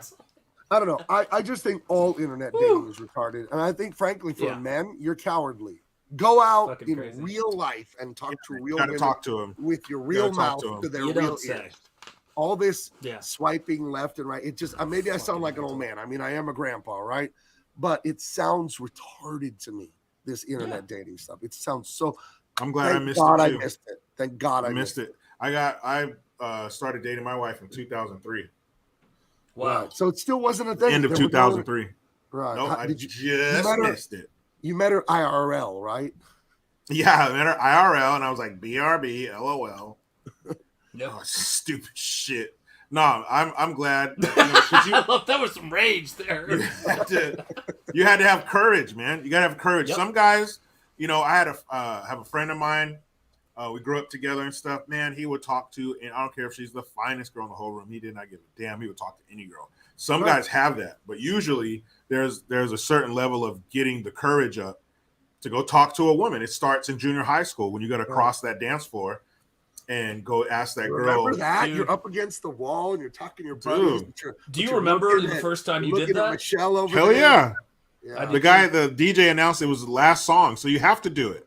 So you got to walk over there, and you got to do it at a certain amount of time because at a certain point in the song, there's no point in dancing because the lights are going to come. I remember the dude I was with, man. I was hanging out with this dude, Brian Bishop, and I said to Brian, I go, we've been sitting here this whole fucking dance. There's 2 girls over there. And I said, you're taking one, I'm taking one, and we're asking him to fucking dance. And he always remembered that. We were in 7th grade, still remembers that story, man. Right. And this was her. Yeah, and I went over there, and I'm like, what's a mouse costume like you doing in a place? I'm sorry. What's up, what is bro? a guy like me doing in a mouse costume like you? Let me just rephrase this. You want some cheese, girl? What's up? Yeah, that's right. I got you, cheddar. I don't know. My I got brother tells That me. whole block of it right here. My brother's a year and a half older than me. He's, I guess he just had his birthday, so he's 46. I'm 44. So. Yeah. But he's single, and he tells me it is brutal dating out there. I can't You know what I fucking mean? imagine. I'm not gonna say too much, but he says it is not the best to pick from at his age. So. Damn. Yeah. That's unfortunate to be back out in the game like that. I wouldn't want to, man. I wouldn't know where to start. Wow. And that's everybody, no matter what age, everybody's into internet dating. Not to say that you can't still bump into a woman out in the real world, but if you're trying to get some volume, of dates or whatever, you're gonna have to go 21st century, man. It's traditional proposals, man. I still remember when I proposed to my wife, I got down on one knee. I was like, would you be my semi-hot wife? And she's crying, and then she turns to anger, and she's just hitting me with the ring box. Hitting me until she got tired, and then I held her and I go, it's true, and then we got, but we're still together. I mean, she's still down in the well, God bless her, and God willing, she's never she'll gonna never figure escape. her way out of that. She's not climbing out. I told her, I go, you're not climbing out. Yeah, I got some new. I learned how to tie some new knots. You're not going anywhere. That's right. Well, this is our 3rd Clint Eastwood movie. We did Fistful of Dollars. Yeah. Then we jump forward in time to Dirty Harry. Then we jump backward in time to Pale Rider. Where did we say we were going next? We're doing more of the Dollars trilogy. Were we going to do? There was Unforgiven. Oh, Gran Torino. Gran Torino, because we were talking present day or pseudo present day. Oh, yeah. Western. Oh, that's right. We're going to go Western, modern. Okay. Gran Torino. Haven't seen it. Heard it's great. Great movie. Never went and saw it for some reason. I didn't see it in the theaters, but I've seen it multiple times at home. Yeah. Okay. Jericho it's been a while. just goes out front and yells, "Get off my lawn!" every time like a stray 3-year-old comes into his property. Yeah, a family walking by. They're not even near Yeah. my lawn. We usually keep it like for an actor, we do like 4, but I'm willing to do 5 for Clint because he has 5,000 great movies. Hell yeah. I want to do Unforgiven also. So I want to do Yeah, Gran Torino hell then because I saw Unforgiven once and I didn't think it was great. And everyone told me it was like, it's his best. Clint is back. And I saw it and I'm like it was His fine. best. Wow, it was, but like the hype was built up so much for me that I didn't like it when I saw it because I was expecting so much. So I think I need to see it again to see if if I missed something the first time. So No, I like Unforgiven. It's been a few years since I've seen it. It's been probably 5 years or so since I've seen Gran Torino. But that's those are both great movies, and what a way to wrap it up, Gran Torino and then Unforgiven. I mean, and Gran Torino, or I'm sorry, Unforgiven, Morgan Freeman, Gene That's what I was Hackman. gonna say. Man, Supporting cast, star-studded, man. Out of here, Like man. good, good starting who's the cast. actor who plays English Bob? Do you know the actor who plays English Bob's name? Because he's another amazing actor, and I can't fucking remember his name. No, that British dude, that clean-shaven British dude. Yeah. Yeah, man. Lot of, but you talk about good character actors and supporting cast. He had great supporting cast, and riddled with Academy Award winners. So beautiful. Yeah, man. Unforgiven's a shit. Great way to end. Richard Harris. He's in Gladiator as the fucking Caesar before he has to be taken out by Commodus. But yeah, Richard Harris, outstanding actor. Fucking amazing. Yeah, Unforgiven is great. And not to say this is the end of doing Clint Eastwood movies. Oh, no, we'll just come back. End of the first round of Clint Eastwood. No, we got it. We got so many great leading men, so we got to keep moving around. But yeah. Don't know where we'll go next. But I think that's what the next 2 weeks will be. We'll do Gran Torino and then Unforgiven. Then we'll no more Clint for a little bit, and then we'll move on to something else. Then Michael J. Fox replacing no. Did you lock your door? Because he's coming. Oh yeah, dude. All right, like that's the thing about it, right? Like a lot of people talk about this. It's like, oh, you got to have security, you got to have this, and I'm always like, look, this place is a fortress, Oh no! Fuck. Now he just has access whenever he wants, man. Now Listen, it's fucking dangerous. Fox, I'm not playing around anymore. Okay? I know you got the whole time travel thing going on. Okay? But we made a deal. I do, yeah. We made a deal. I let you come in here. I'm going to make a little tandoori skin suit. Oh, no. So delicious and evil. That's evil. That's evil and racist. And delicious. Yeah, well, I'm still America's son. They love me. They fucking love me. Parkinson's, man. Like turbocharged me. You're gonna be the one. You're gonna be the one who puts down, Marty McFly with Parkinson's. You want to be that asshole? Yeah, I'll have you for breakfast. Nobody does. Yeah. What are you after? What is it that you need, man? I want your blood, and I want it right now. Okay. I'm using it right now. Dude's pure evil. Well, it's I'm gonna declare eminent domain and take it. Yeah. Can you do that? Yeah, you'd be surprised. Yeah, I'm Michael J. fucking Fox. Yeah, believe me, I've been nothing but surprised this whole night. Yeah, well, that's what I'm gonna say when I'm in your house. Surprise, motherfucker. Yeah, don't do that. That's right. Yeah, don't do. I got a family here, man. When I come shambling towards you, I got a family here. You can't do that, man. Well, yeah. By the way, I like the blurry fucking meme. That was. You saw that? It's gonna be something. Yeah. I told him not to do it. I told him. My B. Oh yeah. My B. I feel like if you were to gain entry. Oh yeah. Into my home, it might be difficult to get a clear shot due to your constant motion, but Yeah, well, it's going to be impossible. You're going to catch a ricochet. Yeah, I don't know. You do move like a hummingbird's wings. You vibrate. That's absolutely right. Yeah, a lot of times I'm shifting out of different time periods. You know, I've seen that.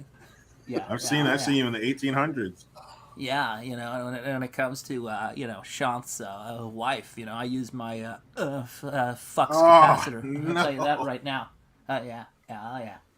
You are a disgusting individual, Mr. Fox. Well, you know, it's like I said. I mean, you know, fucked up. I wear a mask like I'm gonna be wearing your boy's skin suit. You know, listen. What can we give you for Sean? So you'll just leave him alone. What can we give you? Forever.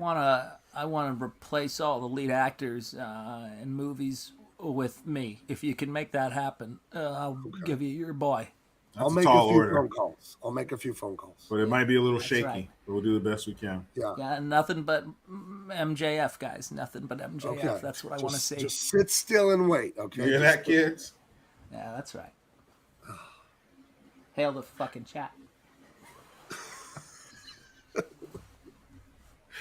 Oh my goodness! All right, Holy guys. shit! Yeah, that was. Whew. It's getting scary up in here, guys. This is our first I gotta abduction. lock some windows. This is the first abduction we've ever had on the show. Oh, it's getting bad, guys. We got to get out of here. We gotta get. All right, guys. We had a great time tonight. We got to the bottom of the New Jersey Forest pasta mystery. We found out what happened to that British lord that Hogan threw out on his ass. We found out a lot of great things tonight. We found out that the preacher is not so great with other men's women. You know? No, it's not. You know, it wasn't a great thing. It didn't work out. But it was like the dad vampire in The Lost Boys. You invited him in. You brought him home. Hey, here's my sex-starved wife roommate. Tall, slender, good-looking preacher with an apparent bulge in the front. Here she is. When you're the only guy in the house and you're still in the friend zone, what the fuck is that? Damn. Then you bring that guy in the house. It's a done deal. Right. Yeah. That guy in there coming in like a Calvin Klein model. Jeez. Yeah. Good evening. Yep. Anyway, thank you all for being here. It was so much fun. Tell your friends. Listen, right now. Don't click off. Make sure you're subscribed and have the notification because YouTube plays their little games with the algorithm. And they'll unsub you or they'll turn off your notification. So make sure we had a great time. Share the link. Click share right now. I'm going to click share. And we're going to be back next week with Gran Torino. Wednesday, May 17th, 6 p.m. Pacific. Share it with your friends, and if they don't watch, they are not your friends. That's right. Okay? That's right. Keep a detailed list of who does and who doesn't. Listen, if they don't, cut them out of your life.